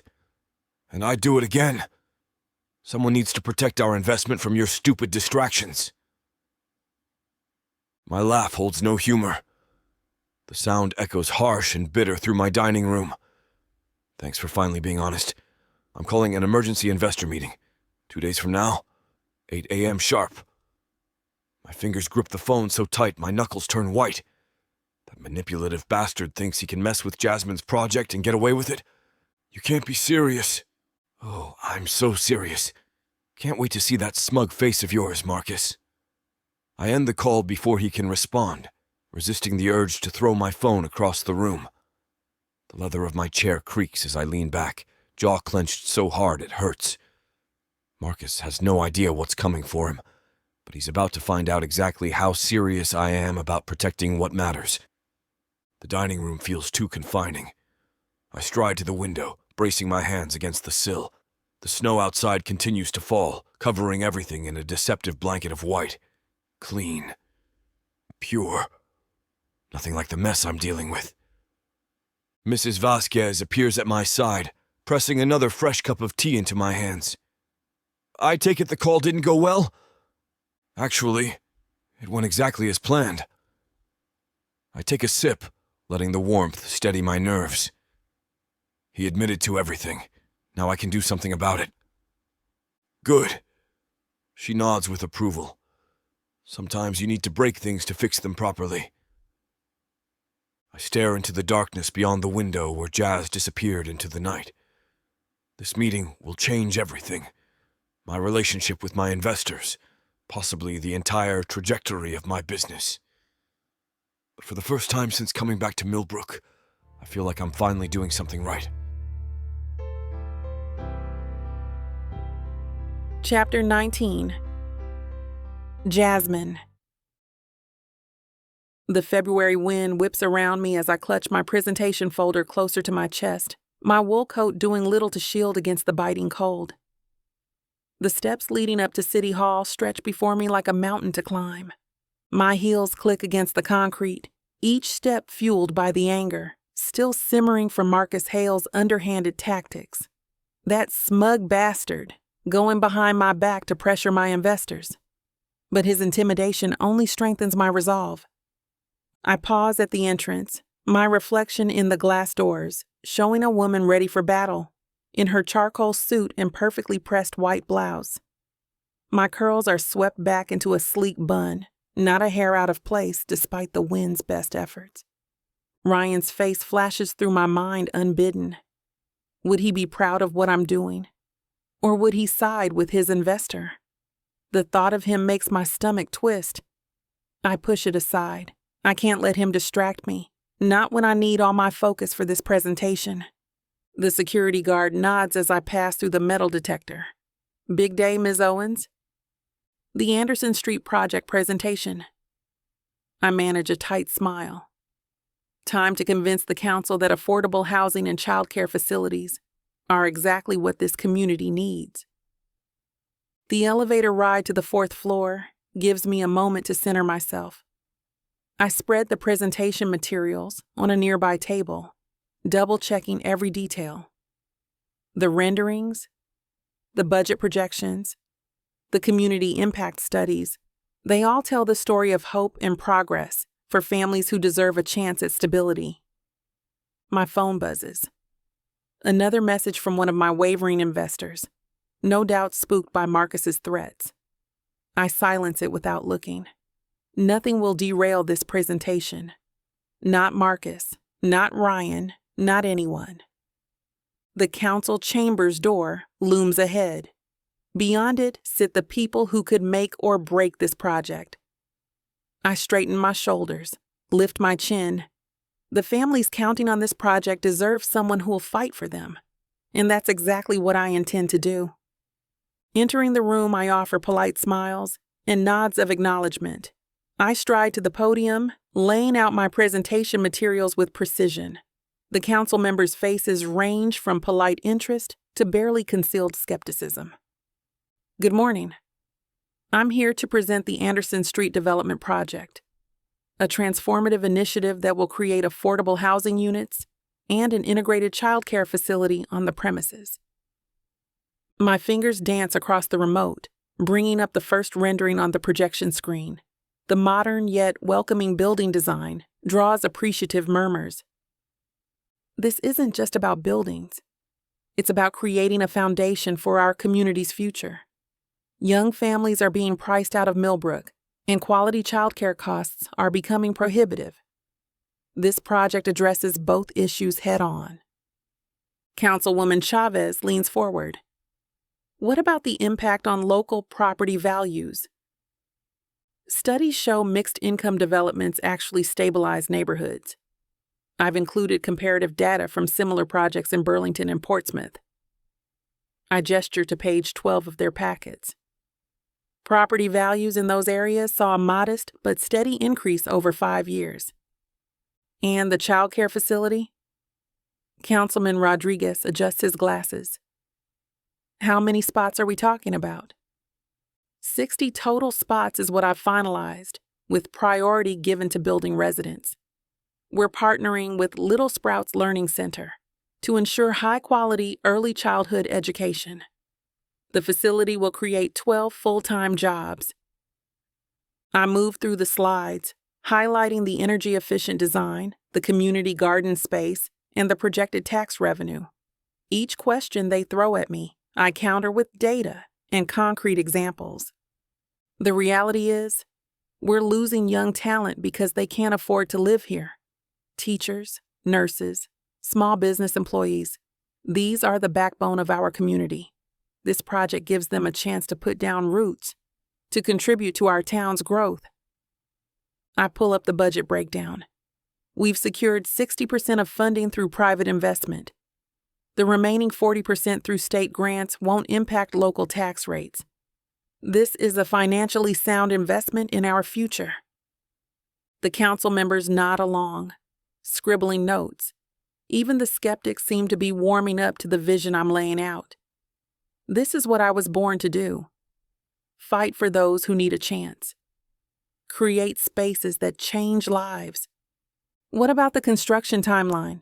Councilman Peterson taps his pen against the table. We're looking at 18 months from groundbreaking to completion. The phased approach means minimal disruption to surrounding neighborhoods. I pull up the timeline graphic. And we've already secured commitments from local contractors who'll prioritize hiring within the community. One last question. Council President Martinez leans back in her chair.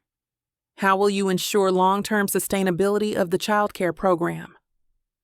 We've structured the operating costs so that market rate units subsidize both the affordable housing and childcare components. Additionally, Little Sprouts has committed to a 10-year lease with 2 5-year renewal options. The council members exchange glances and nods, their faces softening with approval. Martinez shuffles her papers together, aligning the edges with practiced precision. Ms. Owens, this is exactly the kind of forward-thinking development Millbrook needs. I believe I speak for the council when I say we're impressed by the thoroughness of your proposal. The community integration aspects are particularly compelling. My heart skips. I maintain my professional composure, gripping my pen just a fraction tighter to ground myself, but inside I'm doing cartwheels. Years of work, countless late nights, and endless community meetings have led to this moment. We'll expedite the permitting process, Martinez continues, her usually stern expression warming. And I'll personally write a letter of support for your state grant applications. I know several members of the review board. I'll make sure they understand the transformative impact this project will have on our community. Let's get this project moving. Thank you, Council President, Council members. I gather my materials, my hands steady despite the excitement coursing through me. I look forward to breaking ground. The Anderson Street project will make a real difference for our families. Walking out of chambers, I resist the urge to punch the air in victory. My phone feels heavy in my pocket. I can't wait to call my investors, especially the ones who are getting cold feet. This approval changes everything. Marcus Hale can take his threats and shove them. The security guard, Joe, catches my expression as I pass. His weathered face breaks into a knowing smile. He's seen enough victories and defeats in these halls to read them from a mile away. Good news? The best? I beam at him, clutching my portfolio close to my chest. We're building something special. Affordable housing that actually feels like home, not just another cookie-cutter development. I push through the heavy doors of City Hall, the crisp February air hitting my face. The late morning sun bathes Millbrook's snowy roads in golden light, making the fresh snow sparkle like scattered diamonds. Red and pink hearts dance in shop windows, reminding me Valentine's Day is just around the corner.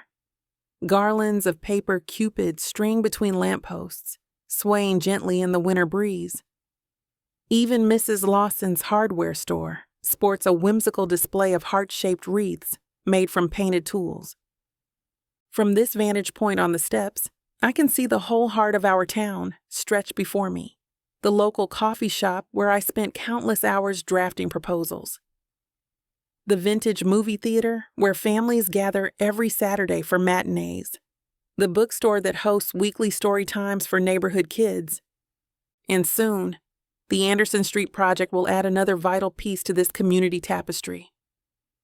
I close my eyes, imagining the young families who'll finally have a place to call home. The parents who won't have to choose between quality child care and making rent. The children who'll grow up with stability, with roots, A group of preschoolers waddles past in their puffy snowsuits, following their teacher like a line of colorful penguins. Their laughter echoes off the old brick buildings, mixing with the crunch of snow under boots and the distant church bells chiming noon. My chest swells with pride and possibility. This is why I fought so hard. Millbrook isn't just some investment opportunity or a spot on a map. It's home. My home. And today, I helped make it better. The winter sun warms my face despite the cold, and I breathe in deep, savoring this moment of pure satisfaction. Sometimes doing good is its own reward, but getting to see your dreams take shape before your eyes, that's something else entirely. Taking out my phone, I take a deep breath. My fingers hover over Ryan's contact in my phone. The council's approval still has me riding high, and part of me wants to share this victory with him. He'd understand the magnitude of what this means for Millbrook, for the families who need this project.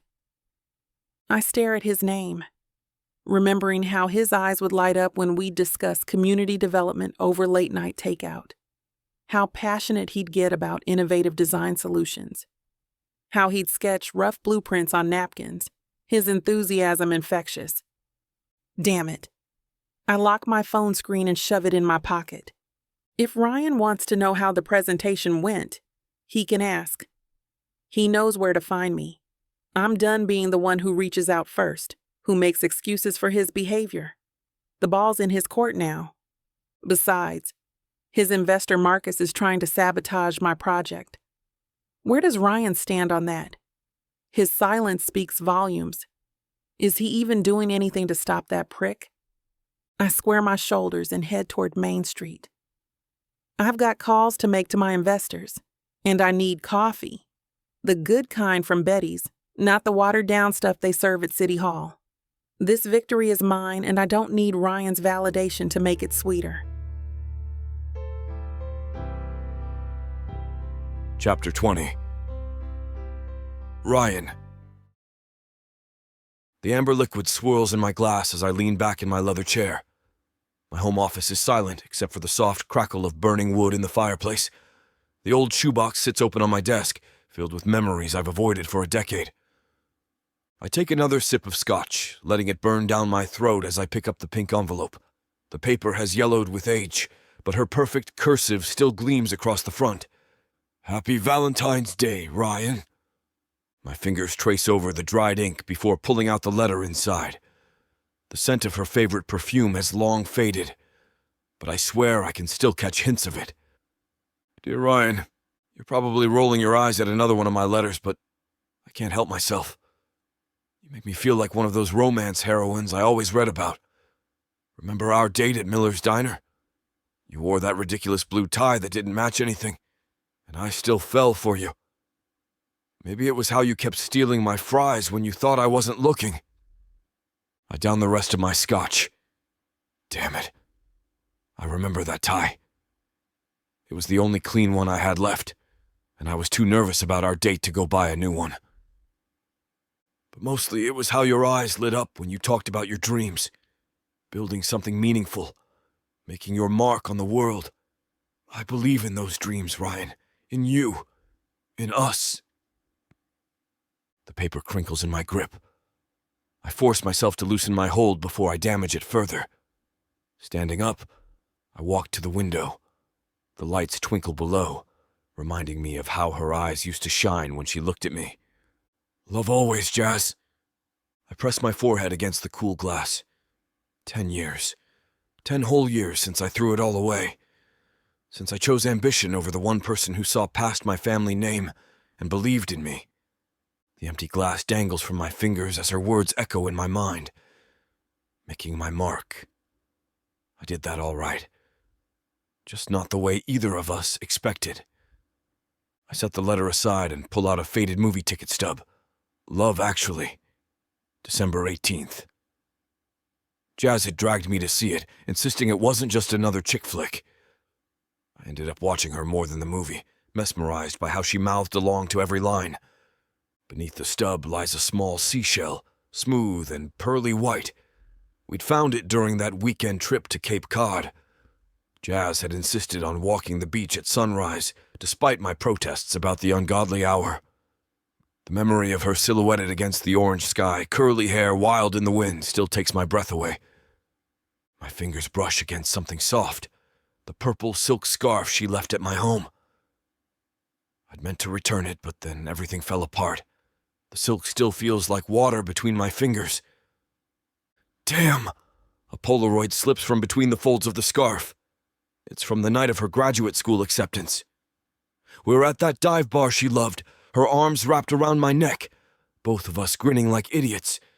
I'd never seen her smile so bright. At the bottom of the box is a small velvet pouch. My hands shake as I loosen the drawstring. The ring catches the firelight, the diamond throwing tiny rainbows across my desk. I picked it out before everything went to hell. Before I chose my father's approval over the only woman who ever really knew me. The dried rose falls from an old birthday card, the last gift she ever gave me. The petals are brittle now, but the deep red hasn't faded, just like my feelings for her. Each item tells our story. Every ticket stub, every scribbled note, every stupid trinket I couldn't bring myself to throw away. While I was busy building my empire, these pieces of her stayed tucked away in this box, waiting, reminding me of what real happiness felt like. I gather everything carefully, reverently placing each memory back in the box. 10 years of success, and none of it fills the jazz-shaped hole in my life. I down the last of my scotch, the burn barely registering anymore. My phone sits heavy in my palm as I pull up my contacts. Her name stares back at me. Jazz, not Jasmine. Never could bring myself to change it from her nickname. My thumb hovers over the call button. It's late, past midnight. But the memories from that box have opened something raw inside me, something that won't let me rest until I hear her voice. Screw it. I press call before I can talk myself out of it. My heart hammers against my ribs like it's trying to break free, matching the pounding in my head from the scotch. The ringing echoes in my ears. 1 ring, 2, 3. Each one stretches longer than the last, a lifetime packed into every second. I'm about to hang up when... Ryan? Her voice is soft, concerned, still husky with sleep. Is everything okay? The sound of her saying my name hits me like a punch to the gut. I close my eyes, gripping the edge of my desk until my knuckles turn white. 10 years, and she still has this effect on me. Still makes me feel like that 20-something kid who'd do anything to make her smile. No, The words stick in my throat, thick and heavy. How pathetic must I sound right now? Drunk dialing her in the middle of the night like some lovesick fool. I just wanted to hear your voice. I sound desperate, even to my own ears. But maybe that's what 10 years of regret does to a man. Silence stretches between us. I can picture her expression, that slight furrow between her brows she gets when she's trying to figure something out. Have you been drinking? Maybe. I run a hand through my hair. Found some old memories tonight. Ryan, I know it's late. I shouldn't have called. The scotch makes my tongue loose, honest in a way I usually aren't. But damn, Jazz. Sometimes I just miss... I trail off, unable to finish. Miss you? Miss us? Miss the person I was when I was with you? The possibilities hang in the air like smoke, choking me with their weight. I miss us, I finally manage, gripping the phone tighter. Miss who I was with you, before I screwed everything up. Before money and ambition and my father's expectations twisted me into someone I didn't recognize. A soft exhale crackles through the phone. Ryan, I know I have no right, but seeing those old letters, that picture from your grad school acceptance, the image burns in my mind, her radiant smile, the way she jumped into my arms when the envelope arrived. You kept those? Her voice catches, and the surprise in her tone cuts deeper than any knife. Kept everything. I pace toward the window, city lights blurring below through the glass of my penthouse. Every ticket stub, every note, even that damn purple scarf you left at my place. The cashmere one she'd wrap around her neck on cold nights when we'd walk through the park. I love that scarf. The words come out barely above a whisper, heavy with memories. I remember how she'd bury her face in it, how the deep purple had brought out the warmth in her skin. Jazz, I still love you. Her admission stops me cold. God help me, I do. But I can't get hurt again. My chest tightens. I would never... And now, with Marcus Hale breathing down my neck, trying to scare off my Anderson Street investors one by one. She lets out a shaky breath. I just can't handle another betrayal. Not from you. Jazz, listen to me. I press my palm against the cool glass. That will never happen again. I've already made some calls, set things in motion to protect you and your project. What do you mean? Let's just say Marcus won't be a problem much longer, I promise. You really thought I wouldn't have your back? My voice comes out rough, raw with emotion. After everything we shared? Can you blame me? Jazz's words carry a decade of hurt. Last time I was a different person. A damn coward who cared more about my father's approval than what mattered. I dragged my hand down my face. But seeing you again, being back here, I'm not that man anymore. Ryan, her voice softens. I want to believe that. Then believe it. Because I'm not going anywhere, Jazz. Not this time. The truth of it settles in my bones. I'll stand between you and anyone who tries to hurt you, or your project. Marcus, my father, the whole damn world if I have to. A small laugh escapes her. Always so dramatic. Only when it comes to you. The corner of my mouth lifts. And you know it's true. Thank you. The sincerity in her voice wraps around my heart. For having my back. For being... you. The real you. Jazz. I close my eyes, letting her words wash over me. I want to build something real with you. Something stronger than before. No more running. No more hiding behind what others expect of me. I want that too. Her admission sends warmth spreading through my chest. Something genuine. Something ours. Then let me prove it to you. Every day, every moment. Let me show you who I've become.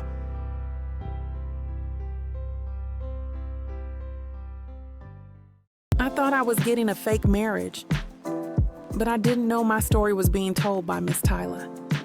This isn't just any fake marriage, now is it? No, you introduced me to the devil. Come on, girl, Jacob isn't that bad. Oh, I love Jacob. His family, on the other hand? Beggars can't be choosers, Nyla. You should be grateful I even let Jacob Stone look your way. I just wanted to save my granddaddy. Is that so bad? Why couldn't you let this be a normal fake marriage? Instead, you put me in a twisty story filled with money, betrayal, power, and lies. Let's not forget love. That's what keeps me going. But not gonna lie, Miss Tyla.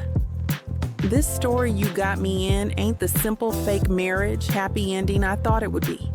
It's not. Because where would be the fun in that? Treat yourself to Say Less I Love You. Tuesdays and Thursdays. New seasons premiere every month. Or skip the wait and grab the full series bundle from TylaWalker.com. Treat yourself with Miss Tyla.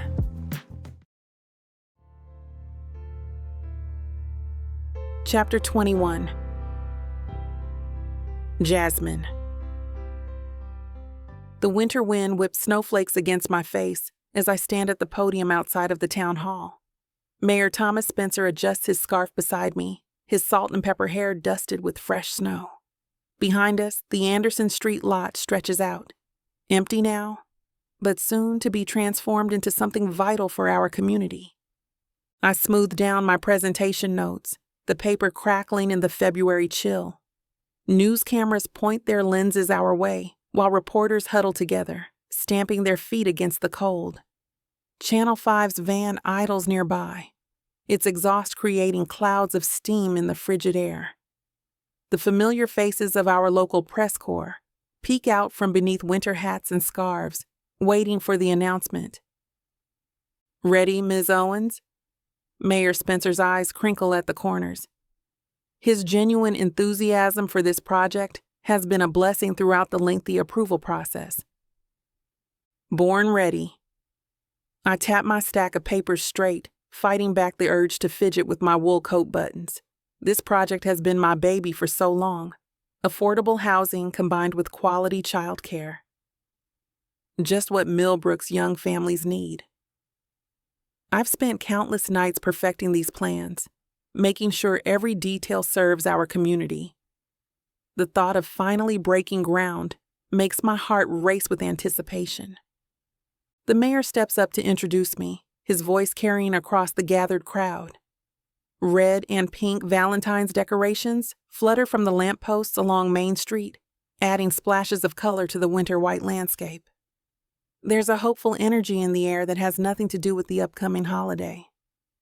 And now, I'll hand it over to Jasmine Owens, our brilliant urban development director, to share the details of this exciting new project. I take my place at the microphone, warmth spreading through my chest despite the cold. Thank you, Mayor Spencer. Today marks the beginning of positive change for Millbrook's families.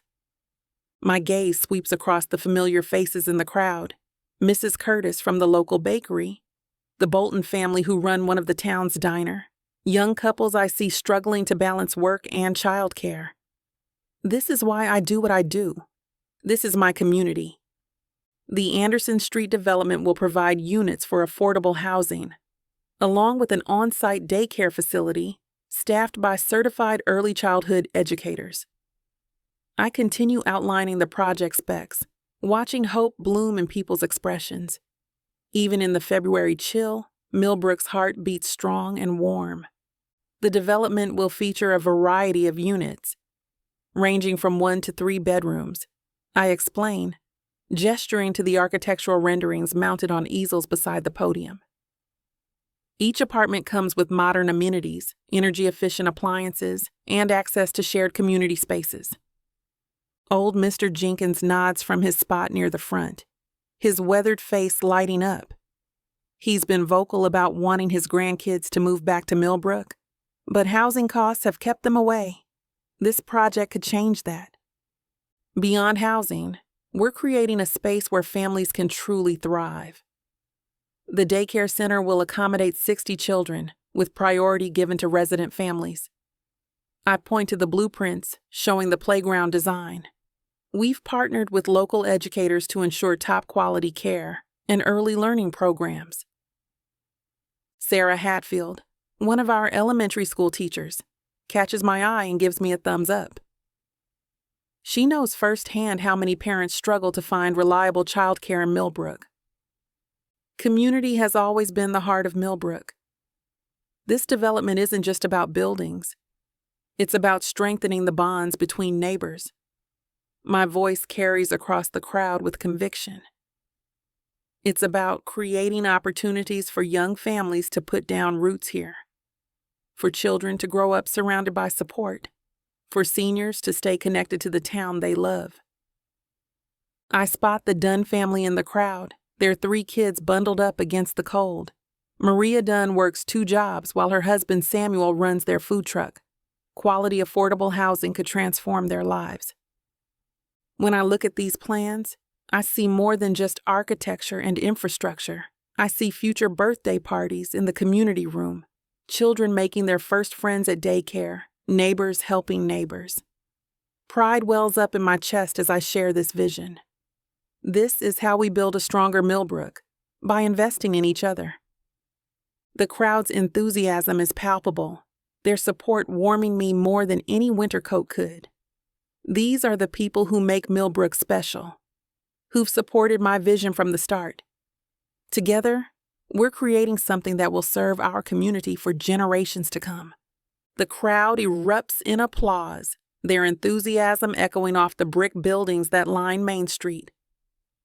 I step back from the podium, giving Mayor Spencer space to address the local news crews jockeying for position. My cheeks ache from smiling as I wave to familiar faces: the Dunns, Mrs. Curtis, old Mr. Jenkins. Then my heart skips.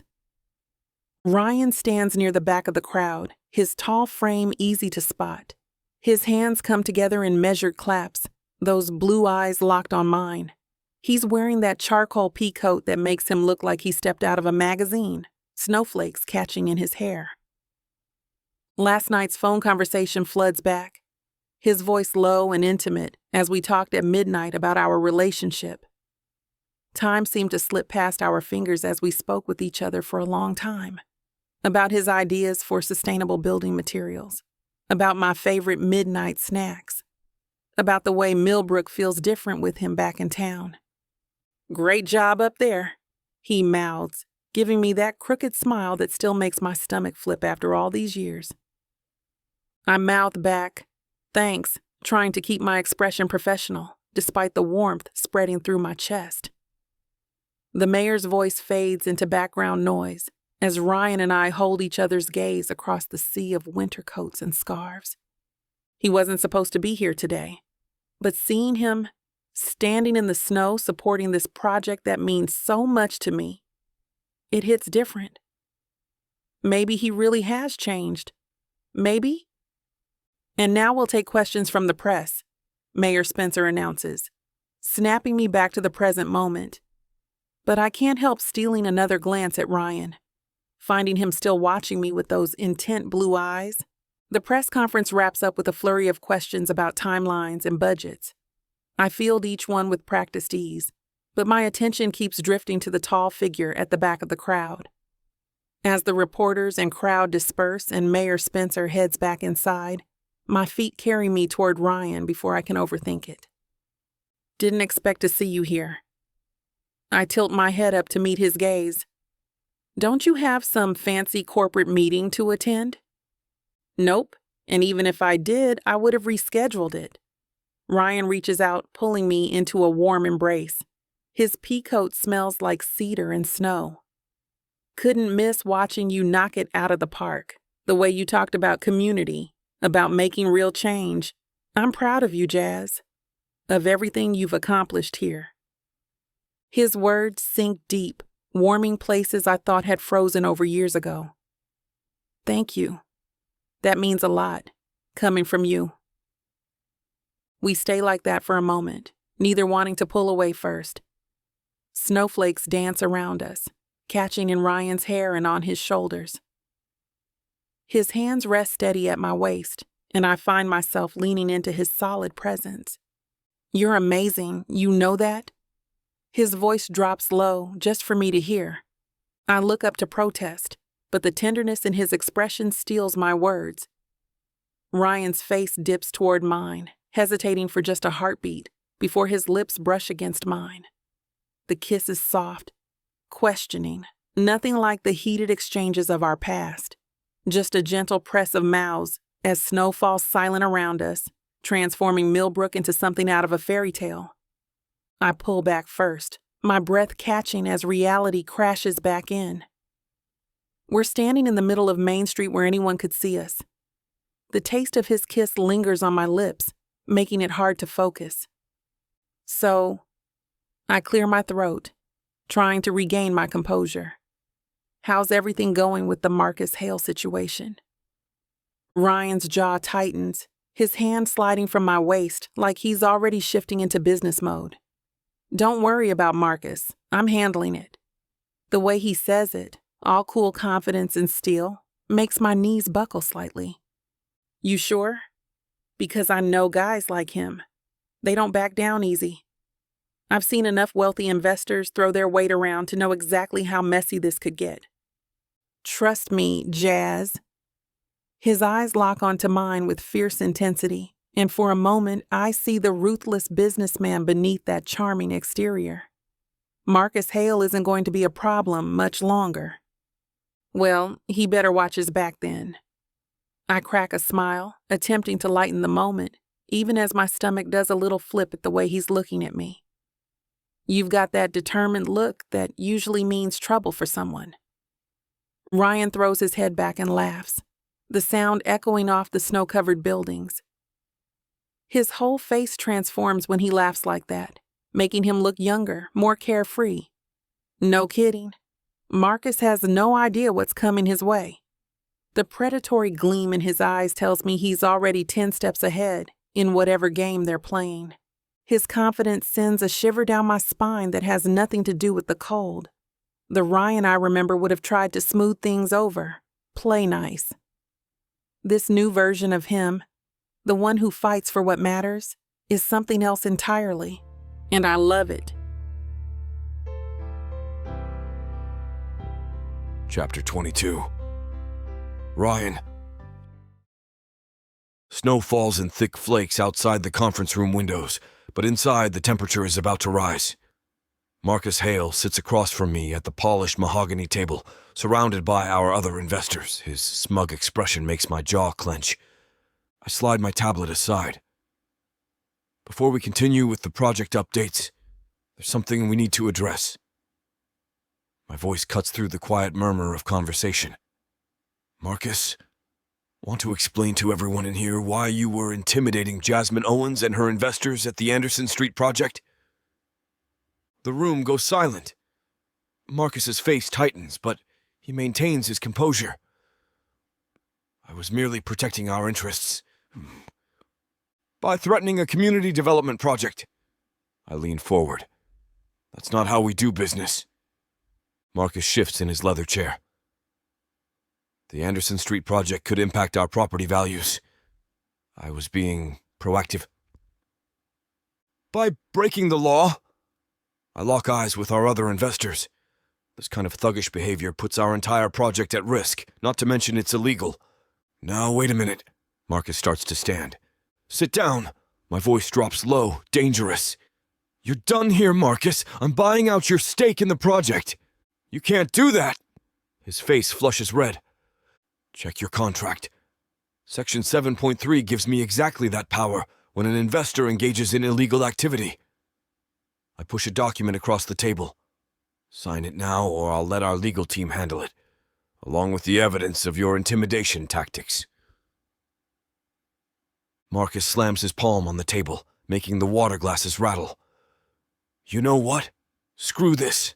I want out completely. He shoves back from the table with enough force to send his chair crashing into the wall, then starts pacing like a caged animal. I'm done with this whole project. You can all go to hell.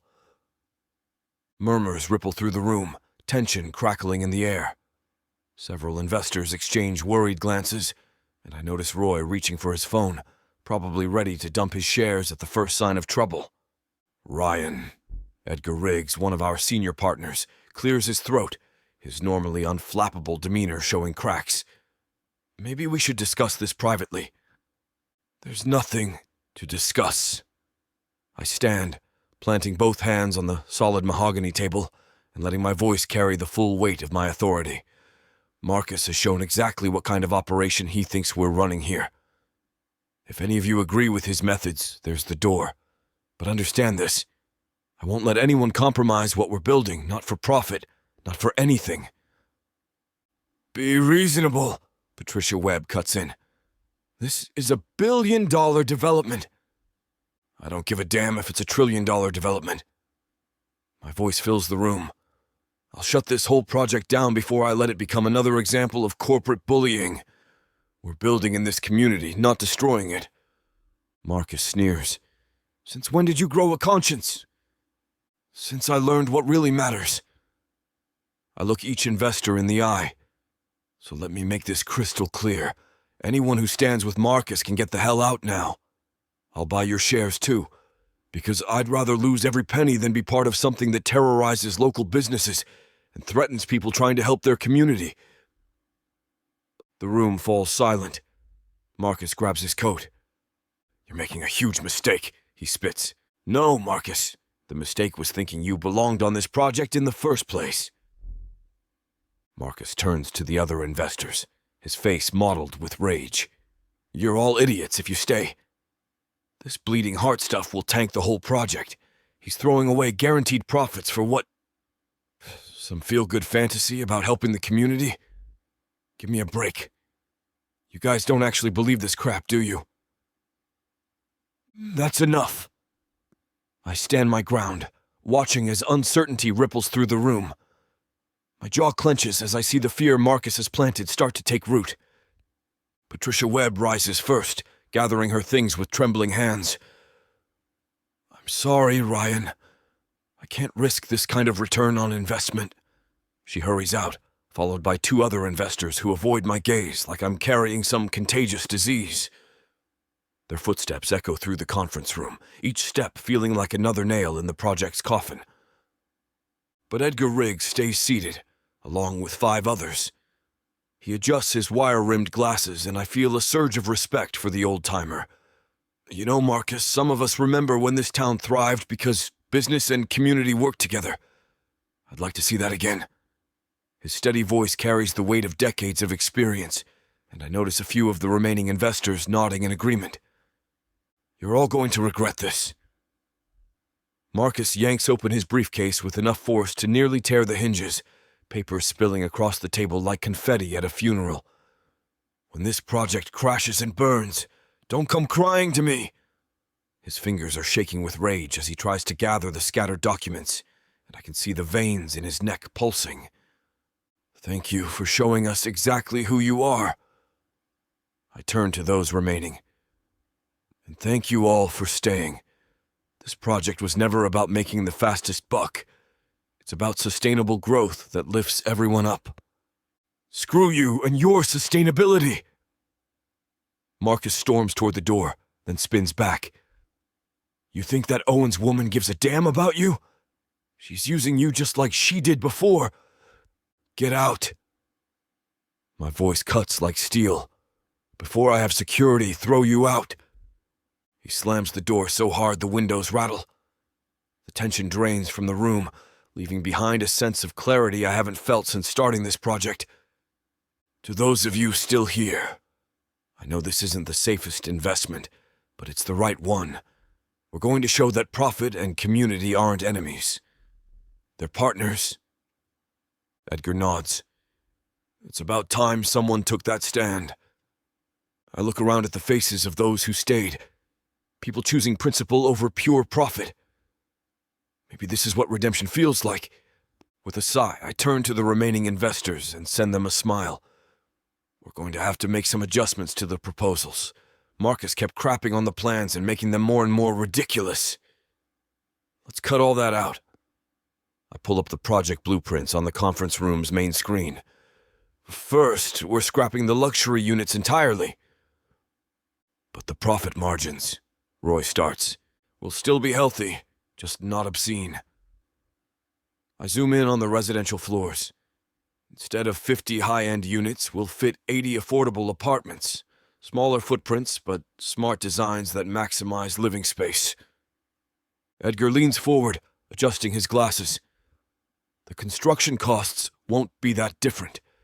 We could maintain a reasonable return while keeping rents accessible. Exactly. I swipe to the ground floor plans. And here's where we make real impact. Instead of that high-end boutique mall concept, we split this into 3 retail spaces. Local businesses only, with 5-year lease options at below-market rates. You're talking about giving up prime retail revenue. Paula taps her pen against her notepad. No, I'm talking about investing in the community's economic engine. These spaces will house businesses that actually serve local needs. A grocery store, maybe a pharmacy, definitely that bakery that's been trying to expand. Local ownership keeps the money circulating in the community, Edgar adds. It's sustainable growth versus extractive profit. I mark up the blueprint, sectioning off the retail spaces. We'll need to redesign the lobby, make it smaller, more efficient. That gives us room for loading zones these businesses will actually need. The remaining investors gather closer, and I feel the energy shift from skepticism to engagement as we remake this project into something that could truly serve Millbrook. The bottom line is this. We're building something sustainable. I circle back to the main screen, highlighting our revised plans. Not just environmentally, but economically. These changes mean steady, long-term returns instead of quick profits. Edgar clears his throat, his weathered hands folding together on the table. Ryan, I have to ask, losing Marcus and the others leaves quite a funding gap. How do we address that? I've got contacts who've been wanting in on this project from the start. They close the blueprints and meet his gaze. To be honest, Marcus was never essential. I only brought him on because of his local connections, but those turned out to be more liability than asset. You're certain about these other investors? Paula asks, leaning forward with her reading glasses perched on the edge of her nose. Already have 3 lined up who share our vision? I pull up my phone, showing them the emails from some of the most forward-thinking developers on the East Coast. They've been waiting for an opportunity like this. Marcus leaving? That's not a setback, it's an upgrade. These people actually give a damn about sustainable development. Edgar's shoulders relax, and he gives a slow nod of approval. Well then, seems you've thought of everything. The truth is, we're better positioned now than we were an hour ago.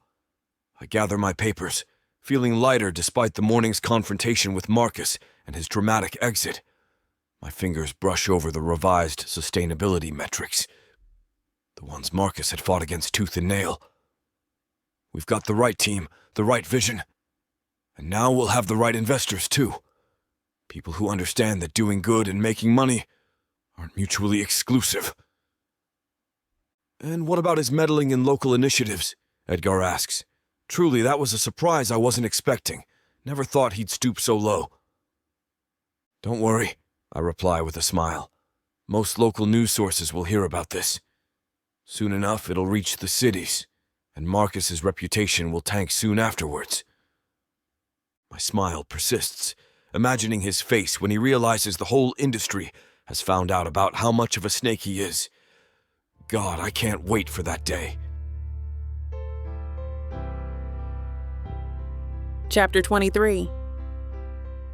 Jasmine. Ryan's lips press against mine, hungry and insistent, as we stumble up the snow-dusted steps to my apartment. The cold air nips at my nose, but the heat between us is enough to ward off the February chill. His hands, confident and strong, pull me closer, igniting a fire within me that I haven't felt in years. It's as if we're back in our 20s, young and reckless, not burdened by the weight of our pasts or the complexity of our present. I fumble with the keys, my fingers brushing against cold metal as Ryan trails kisses down my neck. Each touch of his lips sends a shiver down my spine, making it difficult to concentrate on the simple task of opening the door. I laugh, a breathy sound that's half joy, half frustration. You're not making this easy, I murmur, tilting my head to give him better access. He chuckles, low and throaty, his breath warm against my skin. Never was one for making things easy, Jazz. The keys jangle in my hand as I finally manage to grasp the right one, sliding it into the lock. The door swings open, inviting us into the warmth of my tiny apartment. But before we step inside, Ryan pauses, his blue eyes serious as they meet mine. I meant what I said, about Marcus, about the community. My heart does a little flip, not from his kisses this time, but from the sincerity in his voice.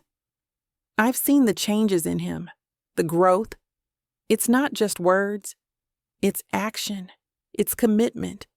And that means more than any sweet nothing whispered in the heat of the moment. He got rid of Marcus Hale, and instead of a luxury high-rise, he's shifting the project to be more affordable, more sustainable for the community. No cookie-cutter modern apartment designs. No expensive grocery store outlet that no local will buy from. Ryan has changed. He really has. I know you did, I say softly, my hand cupping his cheek. The stubble on his jaw is rough against my fingertips, a stark contrast to the smoothness of his skin. And that makes me happier than you can imagine. He turns his head, pressing a kiss into my palm. Then with a wicked grin, he scoops me up, my startled laugh echoing through the cold night air as he carries me inside, kicking the door shut behind us. The world outside might be snowy and cold, but here, with Ryan, it's all warmth and promise. Ryan kicks the bedroom door open, striding inside with me in his arms. He sets me down gently, his lips finding mine again in a hungry, passionate kiss. There's no hesitation, no uncertainty, just pure, unadulterated desire. I tug at his jacket, pushing it off his shoulders, eager to feel the warmth of his skin. His hands mirror mine, deftly unzipping my dress, sliding the fabric down until it pools at my feet. We're a whirlwind of motion, our breaths mingling, our hearts pounding in sync. His touch ignites trails of fire on my skin, making me ache with a need so intense it's almost painful. "Ryan," I whisper, my voice a breathy plea. I'm not above begging, not when every fiber of my being yearns for him. He pulls back just enough to look into my eyes, his gaze smoldering. "What do you want, Jazz?" His voice is low, rough with desire. He knows exactly what he's doing to me, and he's reveling in it. I reach for his belt, my fingers trembling slightly as I unbuckle it. "You? I want you." A slow, satisfied smile spreads across his face. He captures my wrists, pinning them above my head with one hand. His other hand trails down my body, teasing, exploring. I arch into his touch, a soft moan escaping my lips. "Tell me what you want, Jazz," he demands, his voice a low growl. My breath hitches as his fingers brush against my most sensitive spot. I'm hot, wet, and more than ready for him. "I want you to take me, Ryan. Now."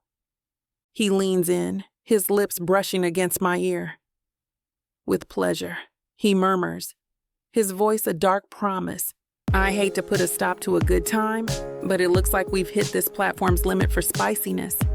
This platform's got some rules we have to play by if we want to keep giving you these stories for free. And trust me, this scene isn't something you want to miss. While we can't get into all the details here, you can still dive into the full, uncut version at TylaWalker.com. Miss Tyla has an entire collection of unabridged audiobooks and ebooks waiting for you. And the best part? You can treat yourself with 40% off when you use the code SAVE40. That's right. You'll save on any digital product, even bundles that are already discounted.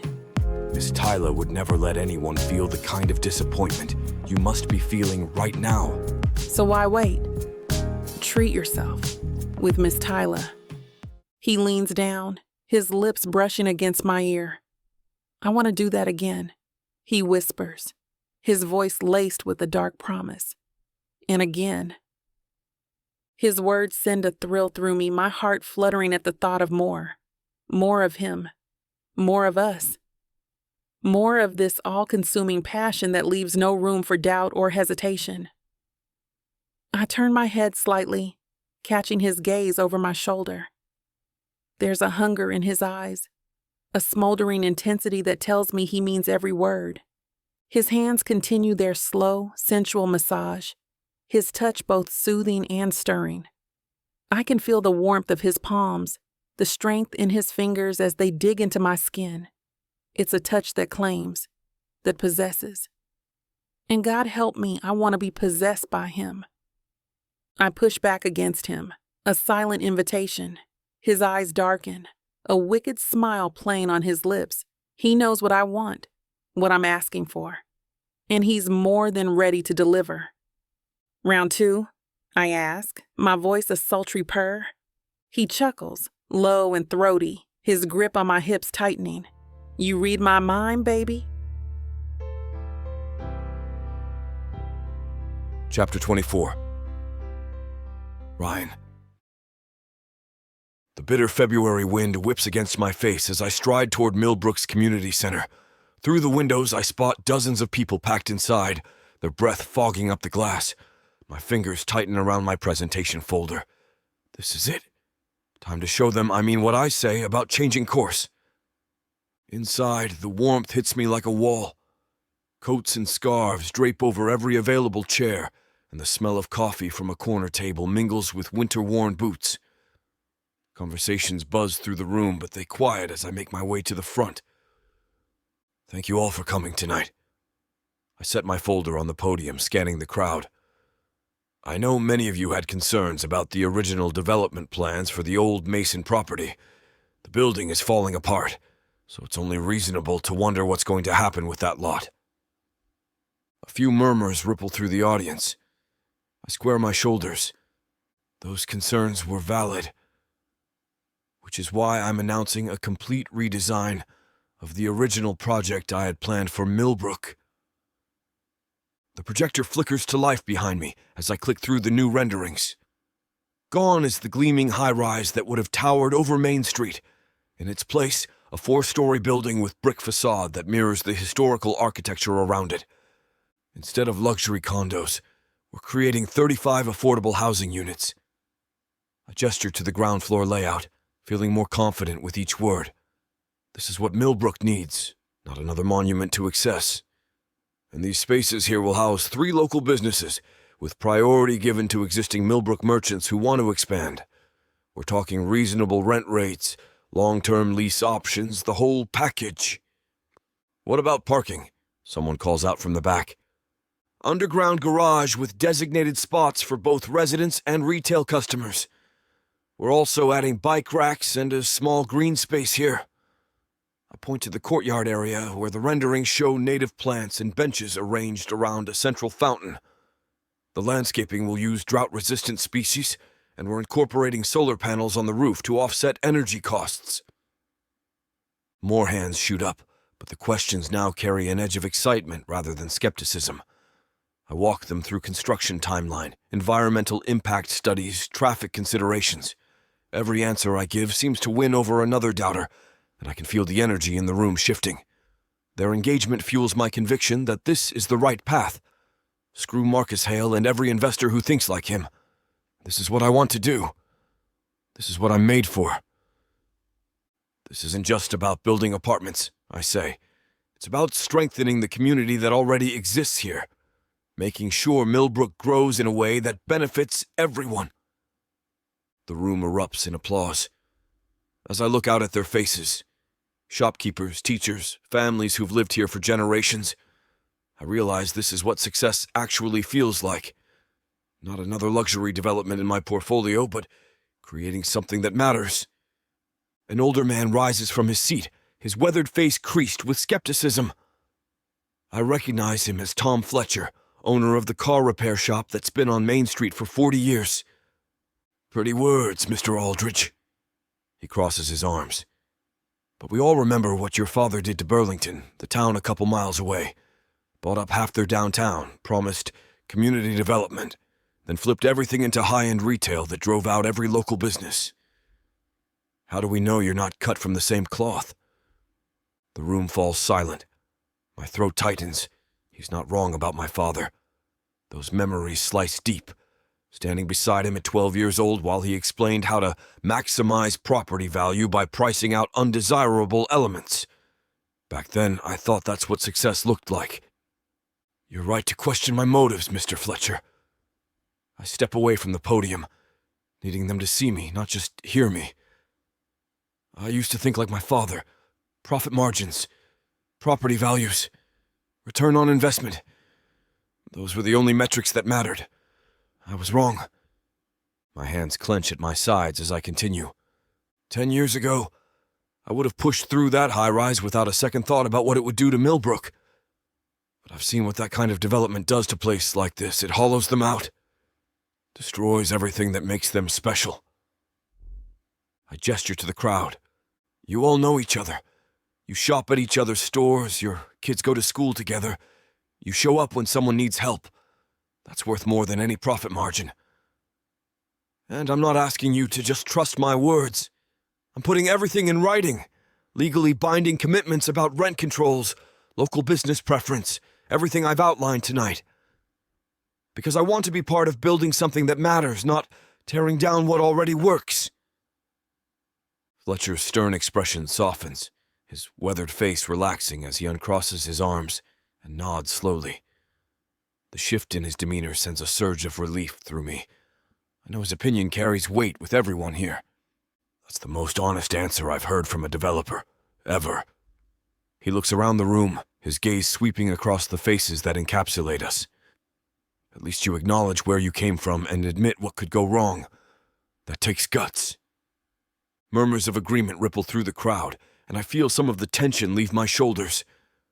Mrs. McKinney from the bakery stands up, adjusting her flour-dusted apron. She's the one who brings fresh pastries to every town meeting, and her opinion means a lot to the community. I've been here 30 years. Seen lots of smooth talkers come through with big promises. But none of them showed us exactly what they planned, down to the last detail like this. She gives me a small, approving nod that means more than she probably realizes. Tom's right. Another voice chimes in from the back. Transparency matters, and this guy's laying it all out there for us to see. My chest tightens with unexpected emotion. Thank you. Your trust means everything, and I swear I won't abuse it. This town is special. It always has been, and I'll do whatever it takes to protect that. I tap the folder on the podium. Every promise I made tonight will be legally ironclad. But more than that, I'm putting my own money into this project. No shady investors who might try to change course once we're halfway in. This is my commitment to Millbrook, and I'll stand between this community and anyone who tries to exploit it for profit. Fletcher walks up and extends his hand. Hold yourself to that, Mr. Aldridge. We're counting on you. I grasp his hand firmly. Call me Ryan, and I will. As the formal presentation wraps up, I direct everyone toward the refreshment tables. Please help yourselves. Mrs. McKinney's pastries are calling my name. The crowd disperses into smaller clusters, their animated discussions punctuated by laughter and the clink of coffee cups. I shake hands, answer follow-up questions, and bask in the genuine warmth of these people who are starting to trust me. A familiar scent of jasmine and vanilla catches my attention, and I turn to find her standing there. My breath catches. Jasmine's curls fall loose around her shoulders, and her brown eyes sparkle with something I haven't seen in years. Pride. You were here the whole time? Back corner. She steps closer, her jasmine scent wrapping around me like a familiar embrace. Her voice is soft, intimate. I wanted to see the real you, not the version you might put on if you knew I was watching. And my heart pounds against my ribs, waiting for her verdict. After all these years, her opinion still matters more than anyone else's. That wasn't the Ryan Aldridge I remember. Her fingers brush my arm, sending electricity through my skin. Damn, even the smallest touch from her sets me on fire. The old Ryan would never have stood up to someone like Tom Fletcher, let alone admit he was wrong about anything.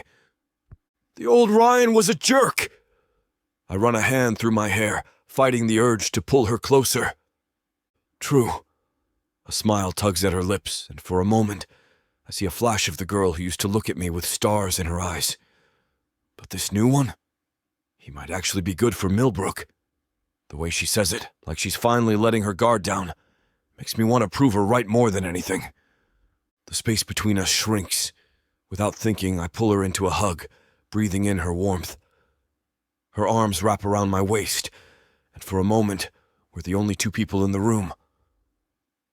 I press my lips to her temple, letting them linger there, savoring the subtle scent of her shampoo and the way she fits perfectly against me. Thank you, I whisper against her skin, for showing me what really matters. My fingers trail up her back, memorizing every curve, every breath. Damn, I could stay like this forever. She melts further into the embrace, her body softening against mine, and I know, whatever happens next, this moment is worth everything. Worth every sleepless night spent reworking plans, every heated argument with a pesky investor, every skeptical look from the town council. When we pull apart, I nod towards the pastry table. My eyes glance down at her collarbone, where the necklace I bought her rests nicely on her skin. The delicate silver chain catches the light, making her glow even more than usual. "Come on," I say, pulling her along, my hand finding the small of her back.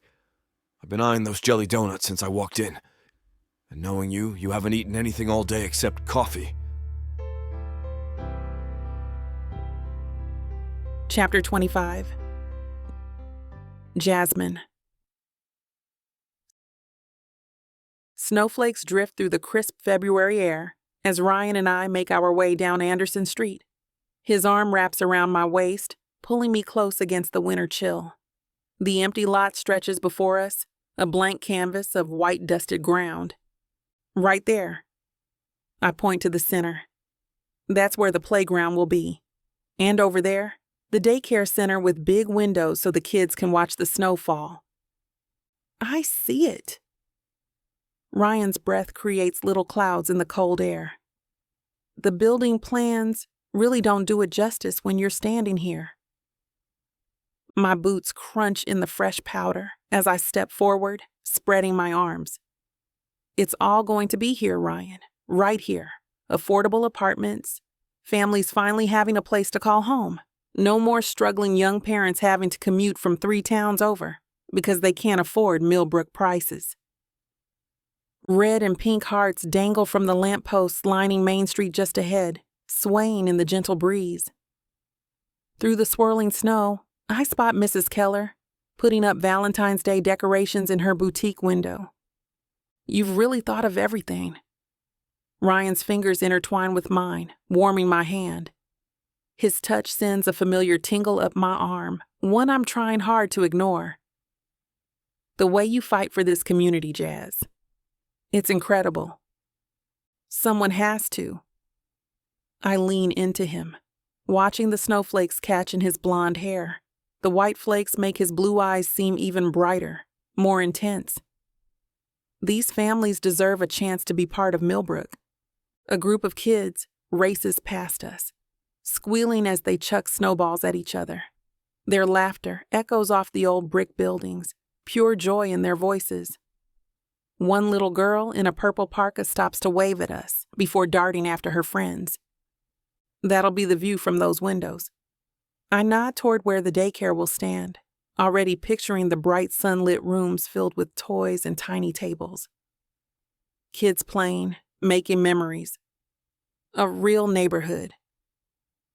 Ryan pulls me closer, his body heat seeping through my wool coat. His arm wraps protectively around my waist, and despite myself, I melt into his embrace. You make me see this town differently. All its potential, its heart. His voice drops lower, more intimate. Just like you're making me see everything differently. The Valentine's decorations transform the street into a tunnel of reds and pinks, hearts and cupids watching over us as we stand in the gently falling snow, dreaming of what this empty space will become. What about you? I ask. How'd it go when you told your investors about the new proposal for your project? Ryan brushes snow off a nearby bench, and we sit, his thigh pressed against mine. The new plans are incredible, only a few stories instead of 12, but with so many more units. Real homes people can actually afford. And Marcus? I tug my scarf tighter. Last I heard, he was ready to bulldoze half of Main Street for his precious high-rise. He tried convincing the other investors to pull out. Spent a few days after the initial meeting calling everyone, telling them I'd lost my mind. Ryan's jaw tightens. But you know what? Most of them stayed. They all saw what I see now. That building real communities matters more than maximizing returns. My heart skips. They stayed? Turns out when you show investors how many families we can house, how many lives we can change. He turns to face me, snowflakes clinging to his eyelashes. The numbers actually work better than luxury condos. Lower profit margins, but steady, reliable income. Plus, the tax incentives for affordable housing offset the reduced revenue. You really did your homework? Had to. Wasn't about to let Marcus tank this project just because he can't see past his own greed. His hand finds mine again. The look on his face when I told him we were proceeding without him. Priceless. Started threatening lawsuits. Said he'd make sure I never worked in development again. Empty threats. Exactly. He has no grounds. And he knows it. Just a desperate attempt to maintain control. Ryan squeezes my fingers. This is happening, Jazz. Real homes for real people. The way it should have been from the start. I stare at our joined hands. Memories of our past flickering through my mind. The warmth of his touch brings back a flood of emotions I'd tried so hard to bury. I never thought... The words catch in my throat. After what happened, after you left, I convinced myself you'd never change. That you'd always be that same guy focused only on the bottom line. Those mistakes shaped me, Jazz. Ryan's thumb traces circles on my palm, sending tingles up my arm. Watching you walk away that day, it broke something in me, made me take a hard look at who I was becoming, the kind of man I didn't want to be anymore. And now I know better. Know what matters. He shifts on the bench, snow crunching beneath him. His blue eyes lock onto mine with an intensity that makes my breath catch. I want to stay here, in Millbrook, with you. My head snaps up, heart pounding against my ribs. This can't be real. What? But your company can be run from anywhere. His voice carries that familiar determination, the one that used to drive multi-million-dollar deals. Ryan, your whole life is in Boston. The corporate office, My voice wavers as I try to make sense of what he's suggesting. The implications are overwhelming. My whole life? He shakes his head. A bunch of glass towers in boardrooms? That's not living. His fingers brush my cheek, catching a snowflake before it lands. This is living, building something real, making a difference. Your empire means nothing without purpose. His voice carries conviction I've never heard before. I spent 10 years chasing bigger deals, more zeros in my bank account. And for what? To sit alone in a penthouse overlooking a city that never felt like home? The sincerity in his eyes steals my breath. This isn't the same man who left all those years ago, chasing dreams of high rises and profit margins. Boston can survive without me. He leans closer, his breath warm against my skin. The question is, can I survive without you? My breath catches in my throat. The snowflakes blur as tears prick at the corners of my eyes. Without thinking, I throw my arms around Ryan's neck, pulling him into a tight embrace. His solid frame feels like an anchor, grounding me in this surreal moment. Thank you. My voice comes out muffled against his shoulder. For coming back, for changing, for everything. The words seem inadequate for everything I want to express, but they're all I can manage through the emotion tightening my chest. His strong arms encircle me, drawing me closer until there's no space left between us. The familiar scent of his cologne mingles with the crisp winter air, bringing back a rush of memories I've tried so hard to forget. I should have done it years ago, Jazz. His voice rumbles through his chest, and I can hear the regret, the longing in those words. Ryan's lips brush against my cheek, soft and warm despite the cold. The tender gesture makes my heart flutter, awakening feelings I thought I'd buried long ago.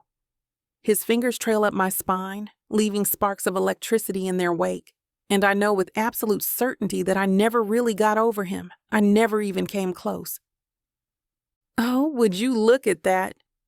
Mrs. Davidson's voice cuts through our moment.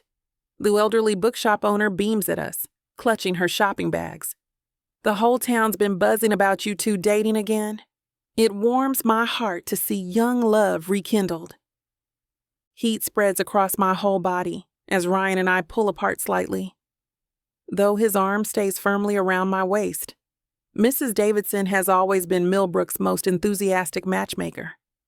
We're not exactly, I start to explain, but she's already continuing down the sidewalk, a knowing smile on her face. Don't mind me, dears. Carry on. She waves her mittened hand, just like old times. Ryan and I watch Mrs. Davidson disappear around the corner, her floral shopping bag swinging with each careful step through the snow. A comfortable silence falls between us, broken only by the soft whisper of falling snowflakes. She hasn't changed a bit. Ryan's thumb traces circles on my knee. None of this has. Coming back, being here with you, it feels right. I shift on the bench to face him. About that, what exactly is this? I gesture between us. I mean, this time together has been incredible, but we never really talked about what we're doing. The kisses, the nights together. Jazz. His voice carries a weight that makes me look up. Those blue eyes lock onto mine with an intensity that steals my breath. You've always been it for me? Even when I was too blind to see it, too caught up in chasing the wrong dreams, there was never anyone else who understood me like you do. Ryan Dash. Let me finish. His fingers find mine, intertwining them. When I left, I thought I needed more. Bigger deals, flashier lifestyle. But everything felt hollow, empty.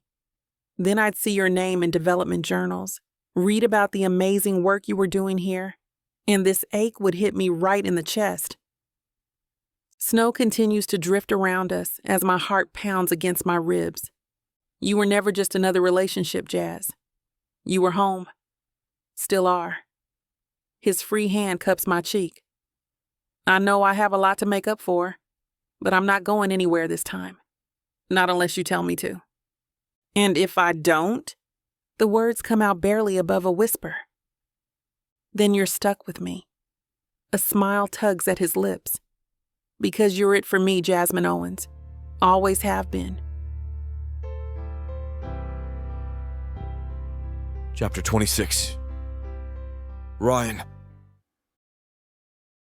The morning sun glints off fresh snow as I help Joshua from the hardware store secure another string of pink and red heart-shaped lights across Main Street. My fingers are numb from the February chill, but watching Millbrook transform into a Valentine's wonderland makes it worth it. A little higher on your end, Ryan. Joshua adjusts his ladder. Perfect.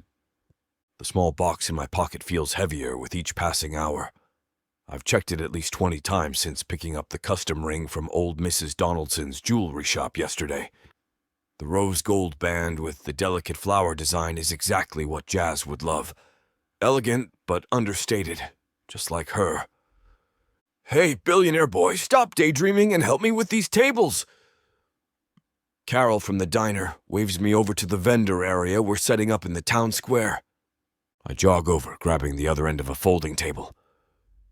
Where do you want it? Right here by the face painting station. The kids are gonna go crazy for Emily's heart designs this year. We set up booth after booth, local artisans, food vendors, game stations. I helped Tommy arrange his ring toss game, making sure the prizes are secure despite the light breeze. The whole town has pitched in, and seeing everyone work together reminds me why I fell in love with this place, why I fell in love with Jazz. Those balloons need to be anchored better. Jazz's voice carries across the square as she directs a group of volunteers.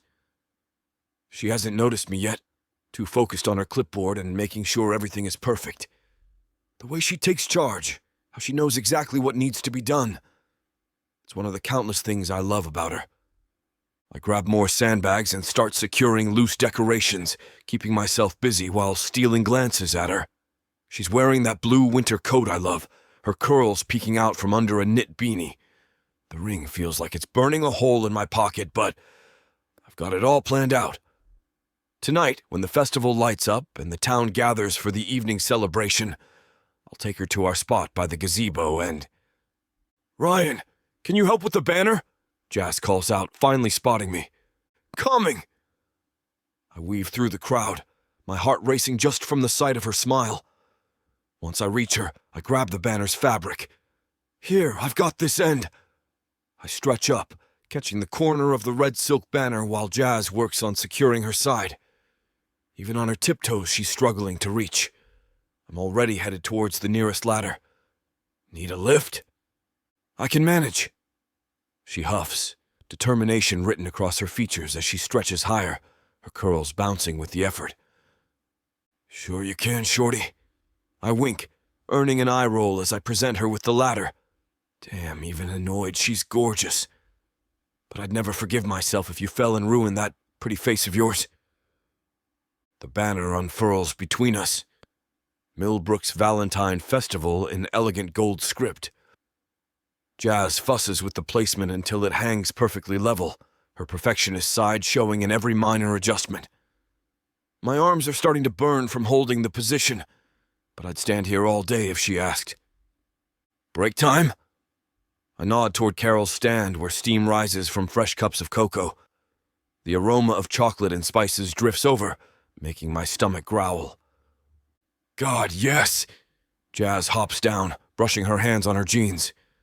I'm freezing. She shivers slightly, and I fight the urge to wrap my arm around her. We grab drinks and some of Carol's famous cinnamon rolls, finding a bench near the square's central fountain. Jazz's shoulder brushes mine as she settles in, warming me more than any hot drink could. Look at everyone. She gestures with her cup. Tommy's actually holding hands with Molly from the bookstore. And there's Mr. Peterson buying flowers for his wife. 60 years married, and he still courts her like they're teenagers. All around us, the town comes alive.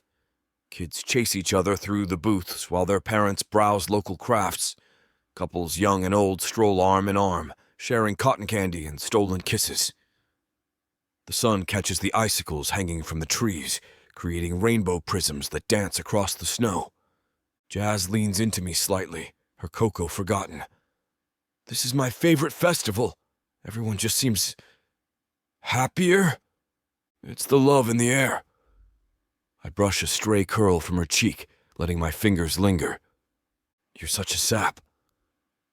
But she's smiling, her eyes bright as she watches elderly Mrs. Wilson accept a heart-shaped cookie from her great-granddaughter. After we finish our pastries, I help Jazz up from the bench, and we meander through the growing festival crowd, our cocoa warming our hands. A group of kids races past us, giggling as they chase each other with paper hearts. Watch those snowbanks, Jazz calls after them. Little rascals, remember when we used to run around like that? Yeah, except you were usually chasing me with snowballs, not hearts. I smirk, remembering how she'd always nail me right in the back of the head with perfect aim.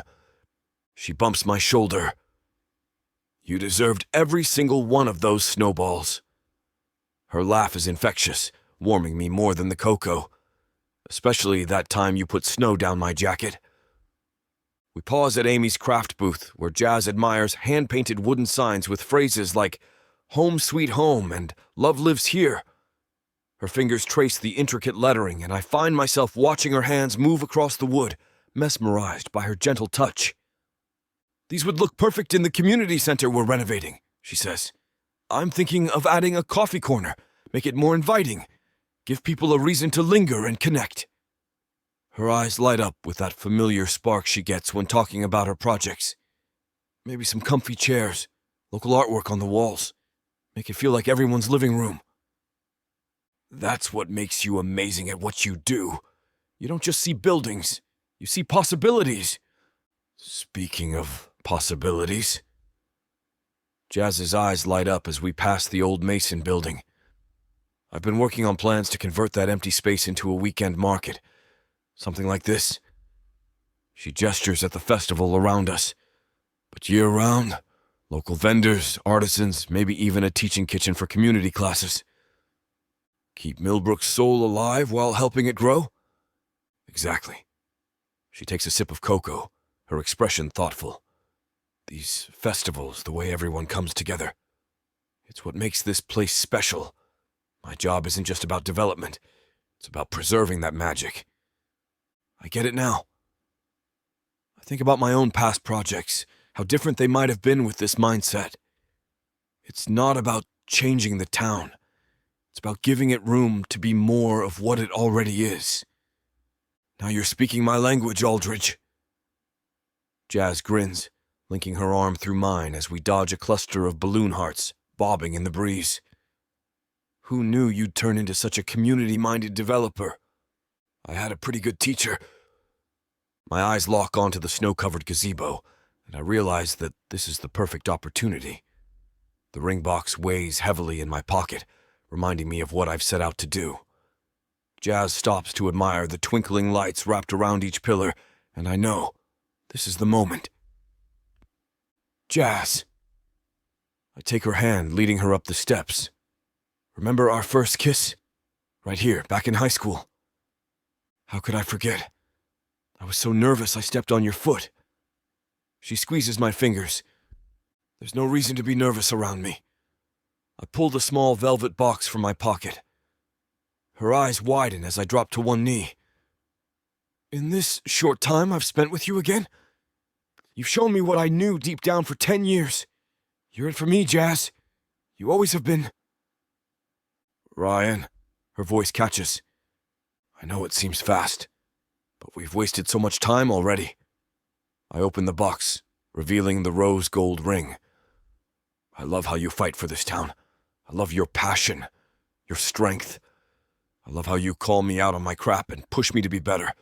I love everything about you, Jasmine Owens. Will you marry me?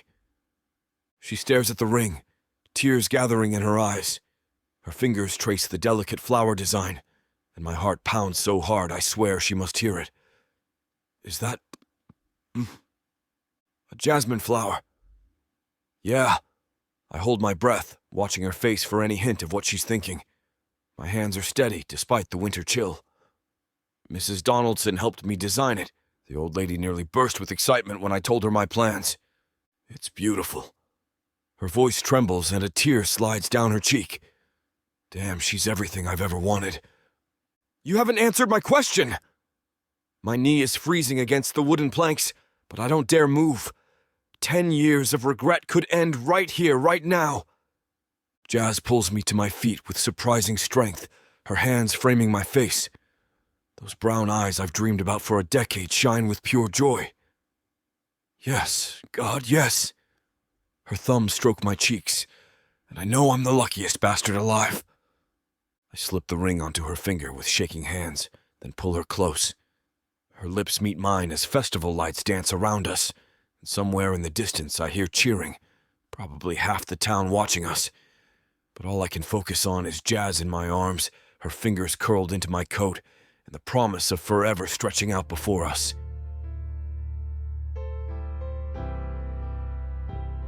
Chapter 27. Jasmine. I twist the rose gold band around my finger, watching how the diamond catches the light streaming through the community center's windows. The weight feels foreign, but right. My mind keeps replaying Ryan's proposal from earlier today. How he got down on one knee in front of everyone at the Valentine's Day festival. His voice steady and sure as he laid his heart bare. You still with me? Ryan's warm hand settles on my lower back, pulling me from my thoughts. Just processing. I lean into him as we make our way through the packed community center. The space buzzes with the town's energy, decorated in reds and pinks. The scent of hot chocolate and fresh-baked cookies wafts through the air. Having second thoughts already? I turn to face him, placing my hand on his chest. His heart beats strong and steady under my palm, a reassuring rhythm that matches the certainty I feel. Not a chance. Though I'm still trying to wrap my head around how you managed to keep this a secret, in a town where everyone knows everything. It wasn't easy. He guides me toward the refreshment table, his hand never leaving the small of my back. Mrs. Donaldson nearly spoiled it twice. That woman cannot keep a secret to save her life. Is that why she kept giving me those weird looks whenever I walked by her jewelry store? God, she practically had her nose pressed against the window every time. Probably. Here. Ryan hands me a steaming mug of hot chocolate topped with whipped cream. Our fingers brush, and my ring clinks against the ceramic. The sound makes my heart skip. It's such a small thing, that metallic tink, but it hits me all over again. I'm engaged to Ryan Aldridge, the man who stormed back into my life and turned everything upside down in the best possible way. I can't believe you're finally mine. His blue eyes darken as they fix on me, intense and possessive. He tugs me closer, his thumb stroking my hip. I was always yours. I rise on my tiptoes to kiss him, tasting chocolate and promises on his lips, even when I pretended I wasn't. The familiar chatter of our neighbors surrounds us, punctuated by laughter and the soft music playing overhead. This moment feels perfectly us, celebrating our engagement in the heart of the community we both love, surrounded by the people who've watched our story unfold. There they are! Martha Chin's voice rings across the community center. She rushes over, dragging her husband Tom behind her. Let me see that ring! I hold out my hand, and Martha gasps. More of our friends gather around, the Patels from the Indian restaurant down the street, old Mr. Hardy and Monica, an old high school friend who is now in my yoga class. I can't help but smile at how quickly word spreads in our tight-knit town. Within minutes, we're surrounded by familiar faces, all eager to share in our joy. We all knew this would happen the moment Ryan came back, Martha says, admiring the diamond. It was written in the stars. She turns the ring this way and that, making it catch the light. Some of us had a betting pool going, Tom adds, earning an elbow to the ribs from his wife. He rubs his side, grinning. What? I won $50. You should have seen these two back in high school, Monica chimes in. The way they looked at each other? Pure electricity. Even when they were fighting, you could feel it. She fans herself dramatically, like watching fireworks about to go off. Everyone knew it was just a matter of time before you two figured it out. Ryan's arm tightens around my waist, his fingers pressing possessively into my hip. Guess we were pretty obvious. Obvious? Mr. Hardy snorts, adjusting his wire-rimmed glasses. Boy, the whole town knew you two were meant for each other. Just needed time to grow up and figure it out yourselves. Hell, I remember having to separate you two in detention, more times than I can count. And what better day than Valentine's? Mrs. Patel clasps her hands together, her bangles jingling. So romantic. Second chances are precious things. Not everyone gets them, you know. I lean into Ryan's solid warmth, breathing in his familiar scent of sandalwood and something uniquely him. You're right. Sometimes you need that time apart to appreciate what you had all along. His thumb traces slow circles against my side, sending shivers down my spine. The way you two look at each other now, Martha fans herself with a paper napkin. Like teenagers, but with the depth of real love. That's what happens when you find your way back to your soulmate. She sighs dreamily. And trust me, honey, I've been around long enough to know the real thing when I see it. Soulmate. That sounds right. My heart was never able to forget about Ryan, no matter what I did. It seems only fitting that his soul and mine are meant to be together. Maybe that's why nothing else ever felt quite right, like trying to force puzzle pieces that didn't match. The opening notes of At Last by Etta James drift through the community center speakers. The sultry melody wrapping around us like silk. Ryan's eyes light up with that familiar mischief I remember so well, and he sets our drinks aside on a nearby table. Dance with me? He extends his hand, charm and challenge in his smile. The way he's looking at me makes my stomach do that familiar flip it always did back in high school. I don't know. My hips sway slightly to the music, betraying my body's natural response to the rhythm. You remember what happened at prom? I nearly broke your toes. The memory of that night, me in my blue dress, him in his tux, makes me smile despite myself. Come here. His voice drops low, commanding in a way that sends electricity down my spine, He pulls me onto the makeshift dance floor where other couples have already started swaying. His hand settles on my waist, firm and possessive, while the other takes mine, holding it against his chest, where I can feel his heartbeat, strong and steady beneath my palm. Just follow my lead. I stumble on the first step, but Ryan's grip keeps me steady, his fingers tightening protectively around my waist. Sorry, I mumble. Told you I suck at this. You don't suck. You're just thinking too much. His breath tickles my ear, sending a shiver down my neck. Feel the music. Move with me. He guides me in a slow circle, and I gradually find my rhythm, letting my body melt against his. Other couples dance around us. Martha and Tom doing their signature two-step, the Patels moving with practiced grace, even Monica and her new boyfriend, attempting something that might be salsa. The fairy lights strung across the ceiling cast a soft glow over everything, making the moment feel almost magical. There you go. Ryan's voice drops lower, just for me, his lips brushing against my temple. This'll come in handy for our first dance as husband and wife. Oh God, don't remind me. Everyone watching while I try not to trip over my dress. I press my face into his chest, inhaling his cologne. I'm going to make a complete fool of myself in front of everyone we know. You'll be perfect? He spins me out and pulls me back against his chest. Besides, we've got plenty of time to practice, though I kind of like having an excuse to hold you close like this. Smooth talker? I rest my head on his shoulder, breathing in his scent. His steady heartbeat guides my steps better than any rhythm could. Only for you, Jazz. Only ever for you. The song flows into its final verse, and I close my eyes, savoring the warmth of Ryan's arms around me.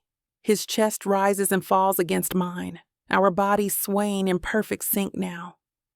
The awkwardness from earlier has melted away, replaced by that natural rhythm we've always had together. See? You're a natural.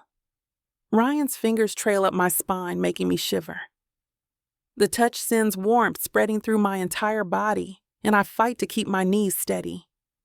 Only because you're leading, and because his strong hands make me feel so damn safe. But I keep that thought to myself. The last notes of Etta's voice fade away, and couples around us break apart, clapping. Ryan keeps hold of my hand as we step off the dance floor, and the light catches my ring again. I can't help but stare at it. The way the diamond seems to hold a universe inside, how the band curves perfectly around my finger, like it was always meant to be there. It still feels surreal, like I might wake up any moment to find this has all been a dream. You keep looking at it. Ryan's thumb brushes over my knuckles, his touch gentle but possessive. His eyes are fixed on my face, studying my expression with that intensity that always makes my heart skip a beat. It's perfect. I twist my hand, watching the play of light. Everything about today is perfect. The ring represents more than just our engagement.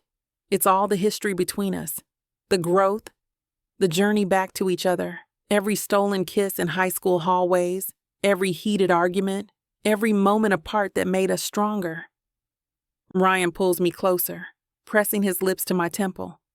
You're perfect. My heart swells, and I lean into him, overwhelmed by the love I feel. After everything we've been through, all the years apart, the misunderstandings and growth, here we are, together, engaged. The happiness bubbling in my chest feels too big to contain. Martha catches my eye from across the room and gives me a knowing wink. She's right. Some things are just written in the stars.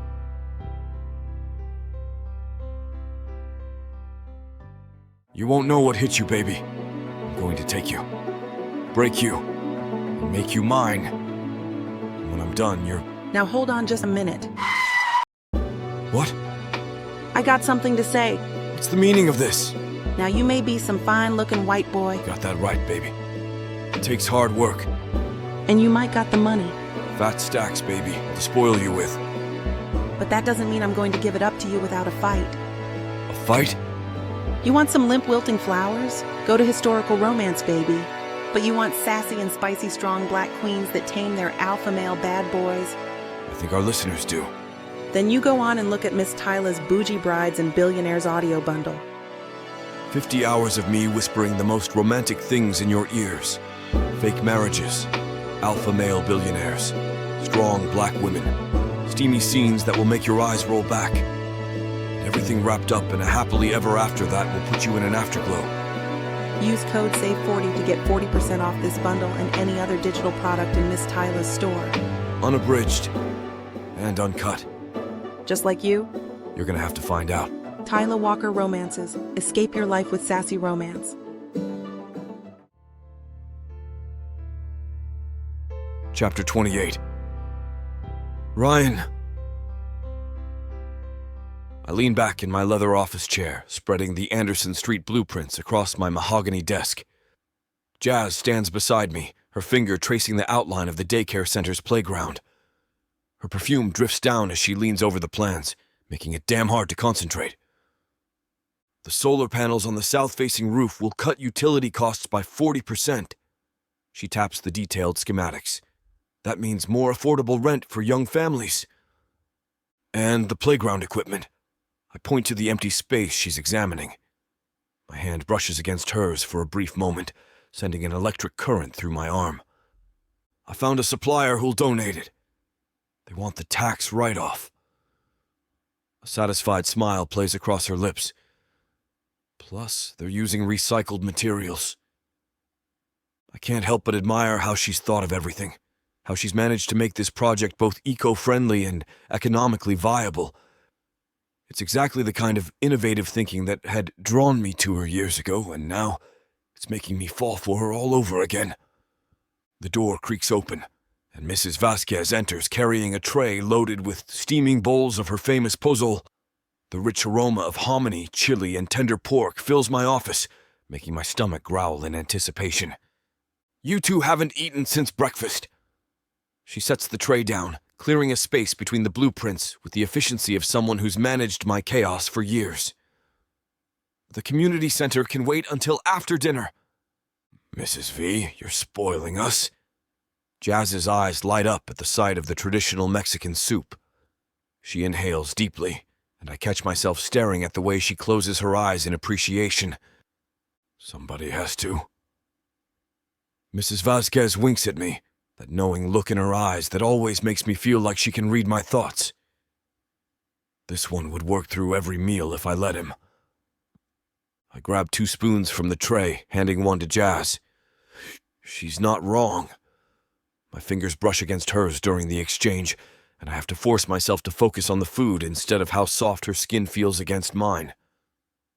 Jazz settles into the chair next to mine, carefully moving some permit applications aside.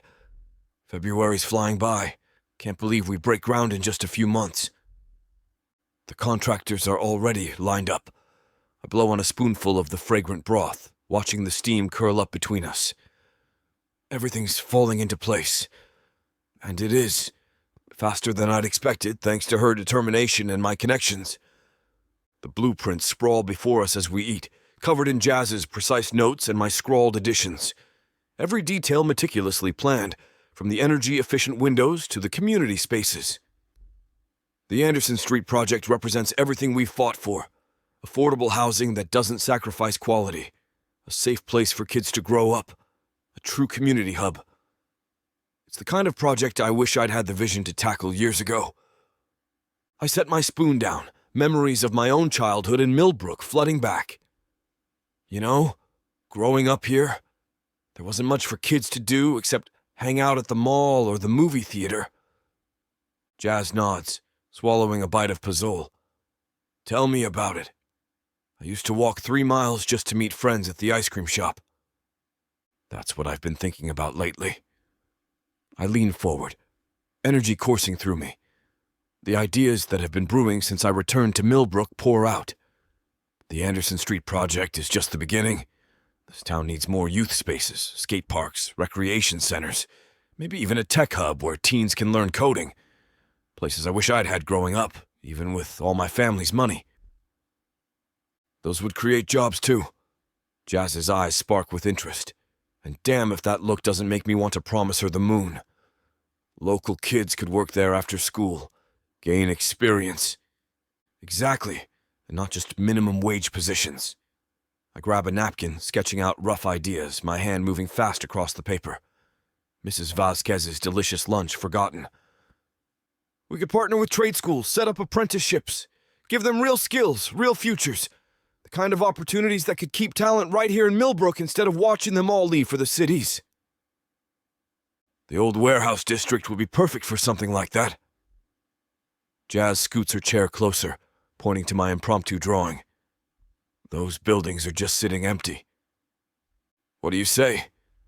Once Anderson Street wraps up, want to tackle this with me? The words come out before I can second-guess them. We make a good team. Jazz studies me for a moment, her spoon hovering above her bowl. You're serious about this? Dead serious. This town gave us both our start. It's time we gave back. Jazz's expression softens as she pushes her empty bowl aside. First married, then business partners. Who would have thought? Makes perfect sense to me. I lean back, crossing my arms. You've got the vision, I've got the resources. Together we're unstoppable. All right, future husband. She grabs a fresh piece of paper, her curls falling forward as she starts writing. Let me pitch you some ideas for after Anderson Street. Hit me. Option 1. Converting the old textile mill into artist studios and galleries. Could revitalize that whole riverfront area. Her pen moves rapidly across the page. Option 2. Mixed-use development near the train station. Retail on ground level, apartments above. Option 3. Recreation center with indoor pool, basketball courts, maybe even a climbing wall. The Rec Center. I snap my fingers, feeling the spark of excitement. That's it. Think about it. Year-round activities regardless of weather. Swimming lessons for kids, sports leagues for adults. Hell, we could even host tournaments and bring in revenue for the town. We could add meeting rooms for community groups. Jazz's enthusiasm matches mine as she starts sketching, her whole body leaning forward with intensity. Maybe a computer lab for after-school programs. Give kids somewhere safe to go when their parents are still at work. And a proper gym. I lean in closer, pointing at her drawing. The only decent one in town is that overpriced fitness club on Main Street. Half the equipment there is older than we are. That old steel warehouse would be perfect. Her pen flies across the paper, rough shapes taking form. The way she works, quick and precise, never fails to impress me. High ceilings, solid foundation, plenty of parking. Plus, it's right on the bus route, makes it accessible to everyone. Plus, it's walking distance from 3 schools. I slide my chair closer, pointing to a corner of her drawing. We could put the pool here, facing east to catch the morning sun. Jazz taps her pen against the paper, a thoughtful look crossing her face. Hey, by the way, what happened with Marcus Hale? I saw his name in the news earlier this morning. I can't help but laugh, shaking my head. That jerk got exactly what was coming to him. Latest article I read said the SEC is investigating him for embezzlement and fraud. They're going through his entire portfolio with a fine-toothed comb. Seriously? Her eyebrows shoot up. Yep. I lean back in my chair, satisfaction coursing through me. Turns out he's been cooking his books for years, running a classic Ponzi scheme with his investment funds. Thank God I cut ties with him when I did. My lawyers are already preparing statements to show we had no knowledge of his crap. Well, well. Jazz sets down her pen, a satisfied smirk playing across her lips. Guess that's what you call karma. Karma's a witch, and in this case, she's wearing an SEC badge. I can't keep the edge of vindication from my voice. After all the grief Marcus gave me, watching his empire crumble feels pretty damn good. Couldn't have happened to a bigger prick, she says. I gather up the scattered blueprints, remembering how Marcus had tried to steamroll over the town's zoning laws. He thought he could buy his way through anything. Turns out money can't fix everything. No kidding. Jazz shakes her head. I still can't believe he tried to intimidate my investors. You have no idea how badly I wanted to find him and jab my heel through his calf. Mrs. Vasquez returns, peeking her head through the doorway. Her dark eyes scan our empty bowls with approval. Did you enjoy your lunch? Would you like some more? There's plenty left. Jazz's face lights up.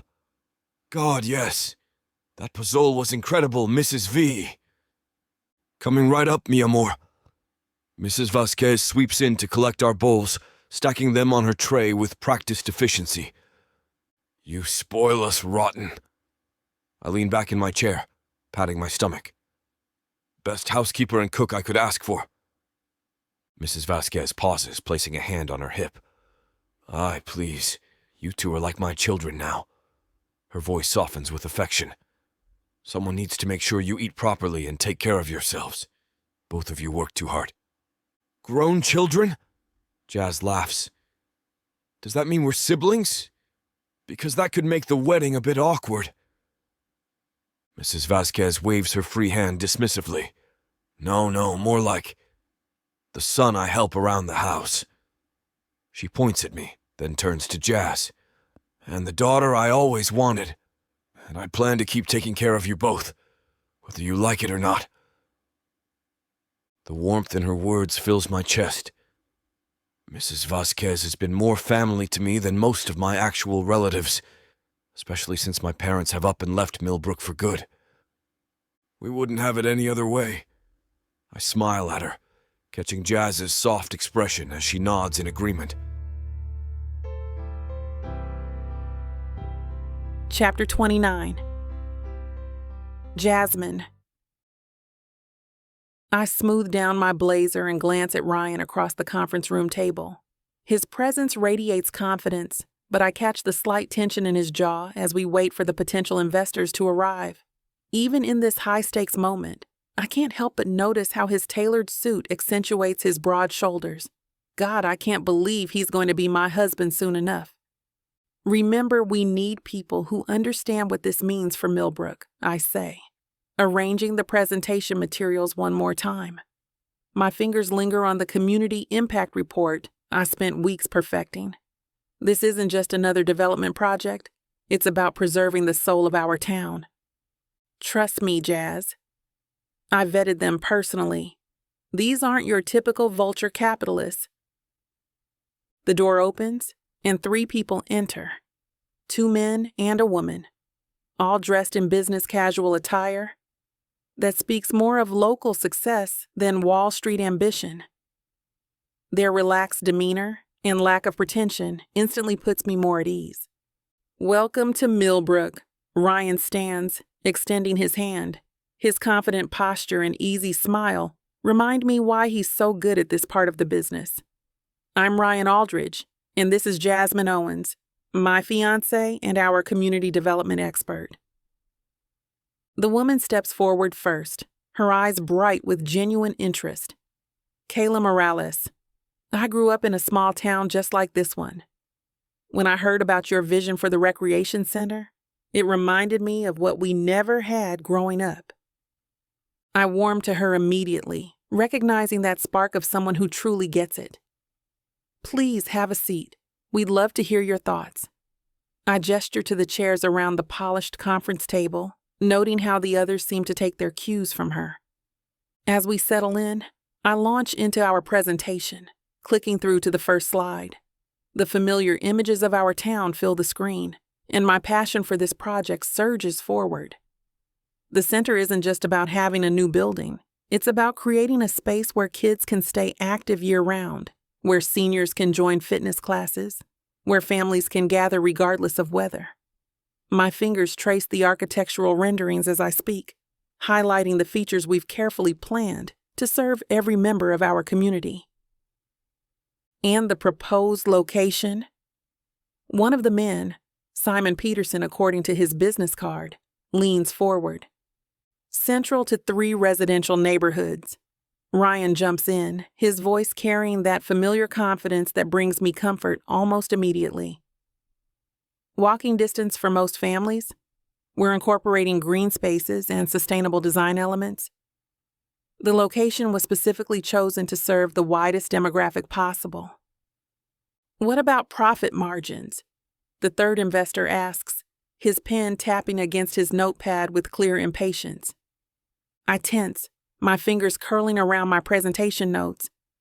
But Ryan's hand brushes my knee under the table. The unexpected touch sends a jolt through me, and I have to force myself to stay focused on the meeting. Tom, I'll be straight with you. Ryan's voice carries a steel edge. If you're looking for maximum returns, this isn't your project. We're structuring this as a community trust. Any profits go back into programs and maintenance. That's non-negotiable. Kayla nods approvingly, her sleek business suit a stark contrast to her warm expression. That's exactly what drew me to this project. My firm believes in sustainable community development, not quick profits. We've seen firsthand how this model creates lasting positive change in communities like Millbrook. The building itself will be energy efficient, I add, pulling up the architectural renders. Solar panels, rainwater harvesting, local materials where possible. We want this center to serve Millbrook for generations. Simon studies the numbers. These membership fees are well below market rate. Because we want everyone to afford it, I say firmly. No child in Millbrook should be priced out of having a safe space to play and grow. Kayla's interest sparks something in the other investors. I seize the moment and pull up slides from our Anderson Street development. Look at what we've already accomplished here in Millbrook. This affordable housing complex breaks ground next month. Pride wells in my chest as I showcase the architectural renderings. We've secured all permits and community support. The daycare center on the ground floor will serve young families at subsidized rates. Ryan nods. Jazz spearheaded that entire project. She brought in local contractors, negotiated fair wages, and still kept costs manageable. The profit margins are modest, I acknowledge, clicking through to the financial projections. But the impact on our community is immeasurable. Young families can afford to stay in Millbrook. Parents can work knowing their children are cared for. That's the kind of development we believe in. The waiting list for both housing and daycare spots was full well before the project was finalized, Ryan adds, and we achieved that without compromising on quality or sustainability. Simon studies the numbers with new interest. These projections are conservative, but solid. You've accounted for maintenance, staff training, emergency funds. Because this isn't about quick returns, I say. It's about building something that serves Millbrook for decades to come. The recreation center will follow the same model. Responsible development that puts community first. Kayla closes her portfolio with a decisive snap. I've seen enough. Count me in. Tom's pen stops tapping. He looks between the Anderson Street projections and the recreation center proposal. The numbers work. Different from our usual investments, but there's something here. We're in too, Simon confirms. Your track record with Anderson Street proves this model can work. Sometimes the best returns aren't just financial. I catch Ryan's eye across the table. His subtle wink tells me we've done it. We've found investors who understand our vision for Millbrook. Soon enough, it seems like we've won them over. By the end of the meeting, the investors gather their materials, exchanging business cards and handshakes. My heart soars as Kayla gives me an extra squeeze of approval. Her eyes tell me she's not just investing in the project. She believes in me, in us, in what we're trying to build here in Millbrook. We'll have the paperwork drawn up by next week, Simon says, adjusting his tie. He's already pulling out his phone, no doubt eager to get the ball rolling. Looking forward to working with you both. Tom's earlier skepticism has transformed into genuine enthusiasm. He even cracks a smile. which I hadn't seen once during his intense scrutiny of our financial projections. Ryan guides them to the door with his signature charm, discussing final logistics. His confidence fills the room, reminding me of all the reasons I fell for him in the first place. The moment the door clicks shut behind them, he spins toward me. In 2 long strides, he closes the distance between us. His strong arms wrap around my waist, lifting me off my feet in a sweeping embrace. The familiar scent of his cologne surrounds me, and for a moment, I forget about everything except how perfectly we fit together. "We did it," I whisper against his neck, breathing in his familiar scent. He sets me down but keeps me close, one hand cupping my face. "No, you did it. That passion of yours? Unstoppable." His thumb traces my cheekbone. "God, watching you in action, I fall more in love with you every day." His lips find mine in a deep kiss that makes my knees weak. I grip his shoulders, steadying myself against the intensity of it all. The success, his touch, our future stretching bright before us. "You're incredible," he murmurs against my lips. "Smart, fierce, beautiful. How did I get lucky enough to have you as my future wife?" I pull back just enough to meet those piercing blue eyes. "We make a hell of a team." "Damn right we do." His fingers thread through mine, our engagement ring catching the light. And just think, this is only the beginning. Speaking of beginnings, Ryan's fingers trace patterns on my hand, his touch sending shivers down my spine. I can't wait to see what this town becomes, a place where our kids can grow up, safe and happy. My heart skips at his words. The image forms instantly. A little girl with his blue eyes and my curls, running through the recreation center we're building. A boy with his father's height and my complexion, shooting hoops in the gymnasium. Our kids? I squeeze his hand, warmth spreading through my chest. Yeah.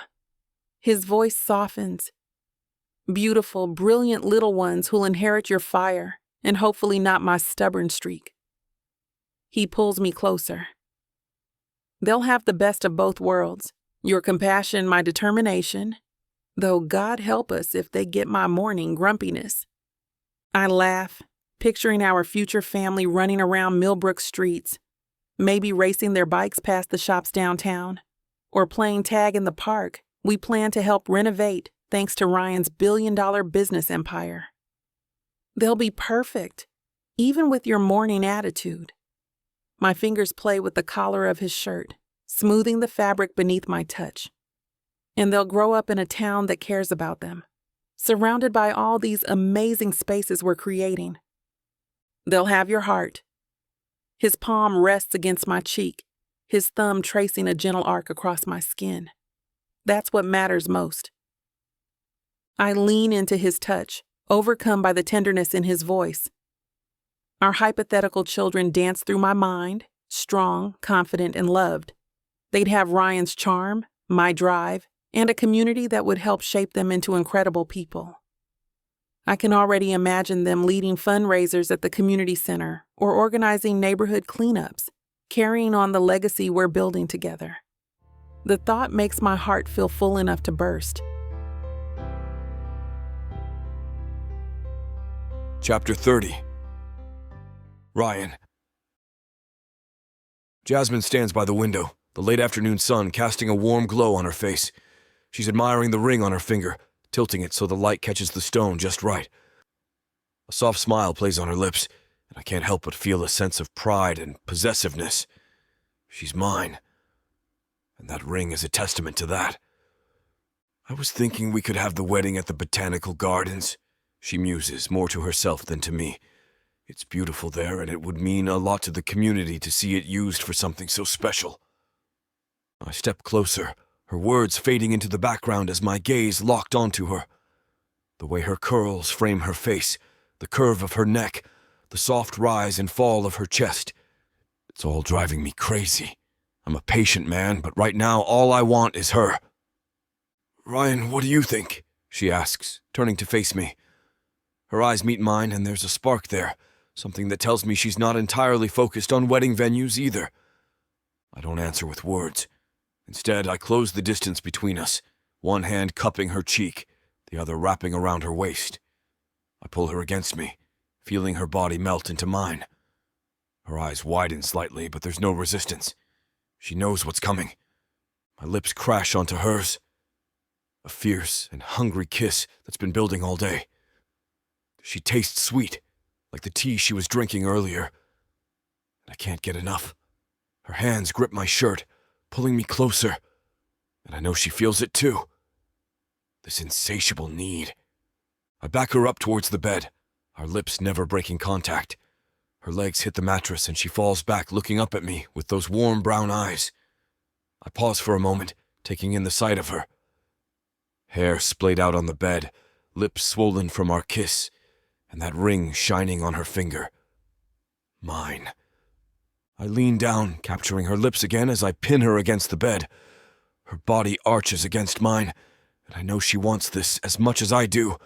The world outside can wait. Right now, it's just us, and that's all that matters.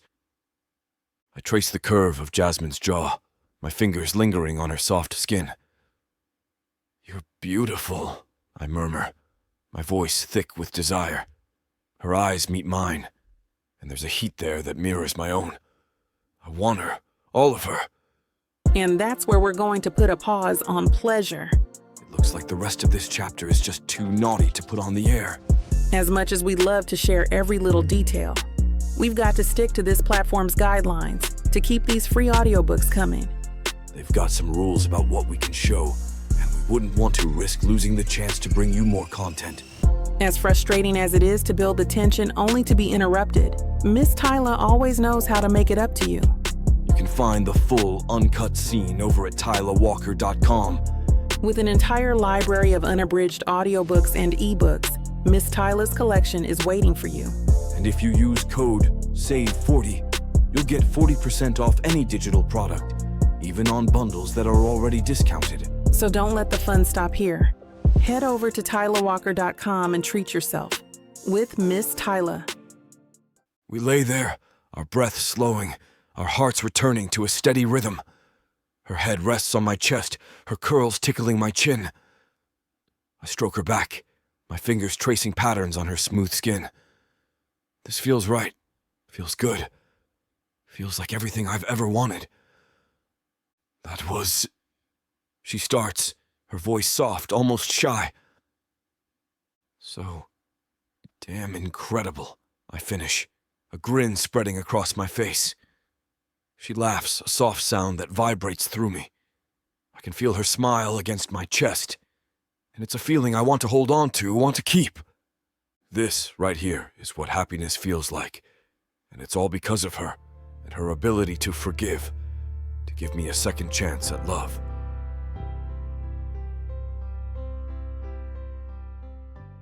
When Nyla Thomas agreed to a fake marriage, she wasn't expecting it to land her in jail. Nyla Thomas, you are under arrest for the murders of Hilda and William Stone. She wasn't expecting to find out the truth about her family. You're adopted. Marcus Swan is my father. To get involved in crime. The Sokolov family did this. They poisoned him. And least of all, was she expecting to fall in love. It's you, Nyla. It's always been you. But now, everything is crumbling around her. Interim CEO of Stone Hospital Group accused of murdering Hilda and William Stone to secure her position. Alexander, you promised things would change. They have. I'm in charge now. No one knows who to believe. Take the plea bargain. I'm innocent. I thought you out of everyone would believe me. Can you forgive her for killing our parents? No one knows who to trust. This is your fault. Did you ever think that Nyla would be just fine if she hadn't gotten involved with you? I love her. I love her more than life itself. Miss Thomas, the tests came back. There's a perfectly acceptable explanation for your condition.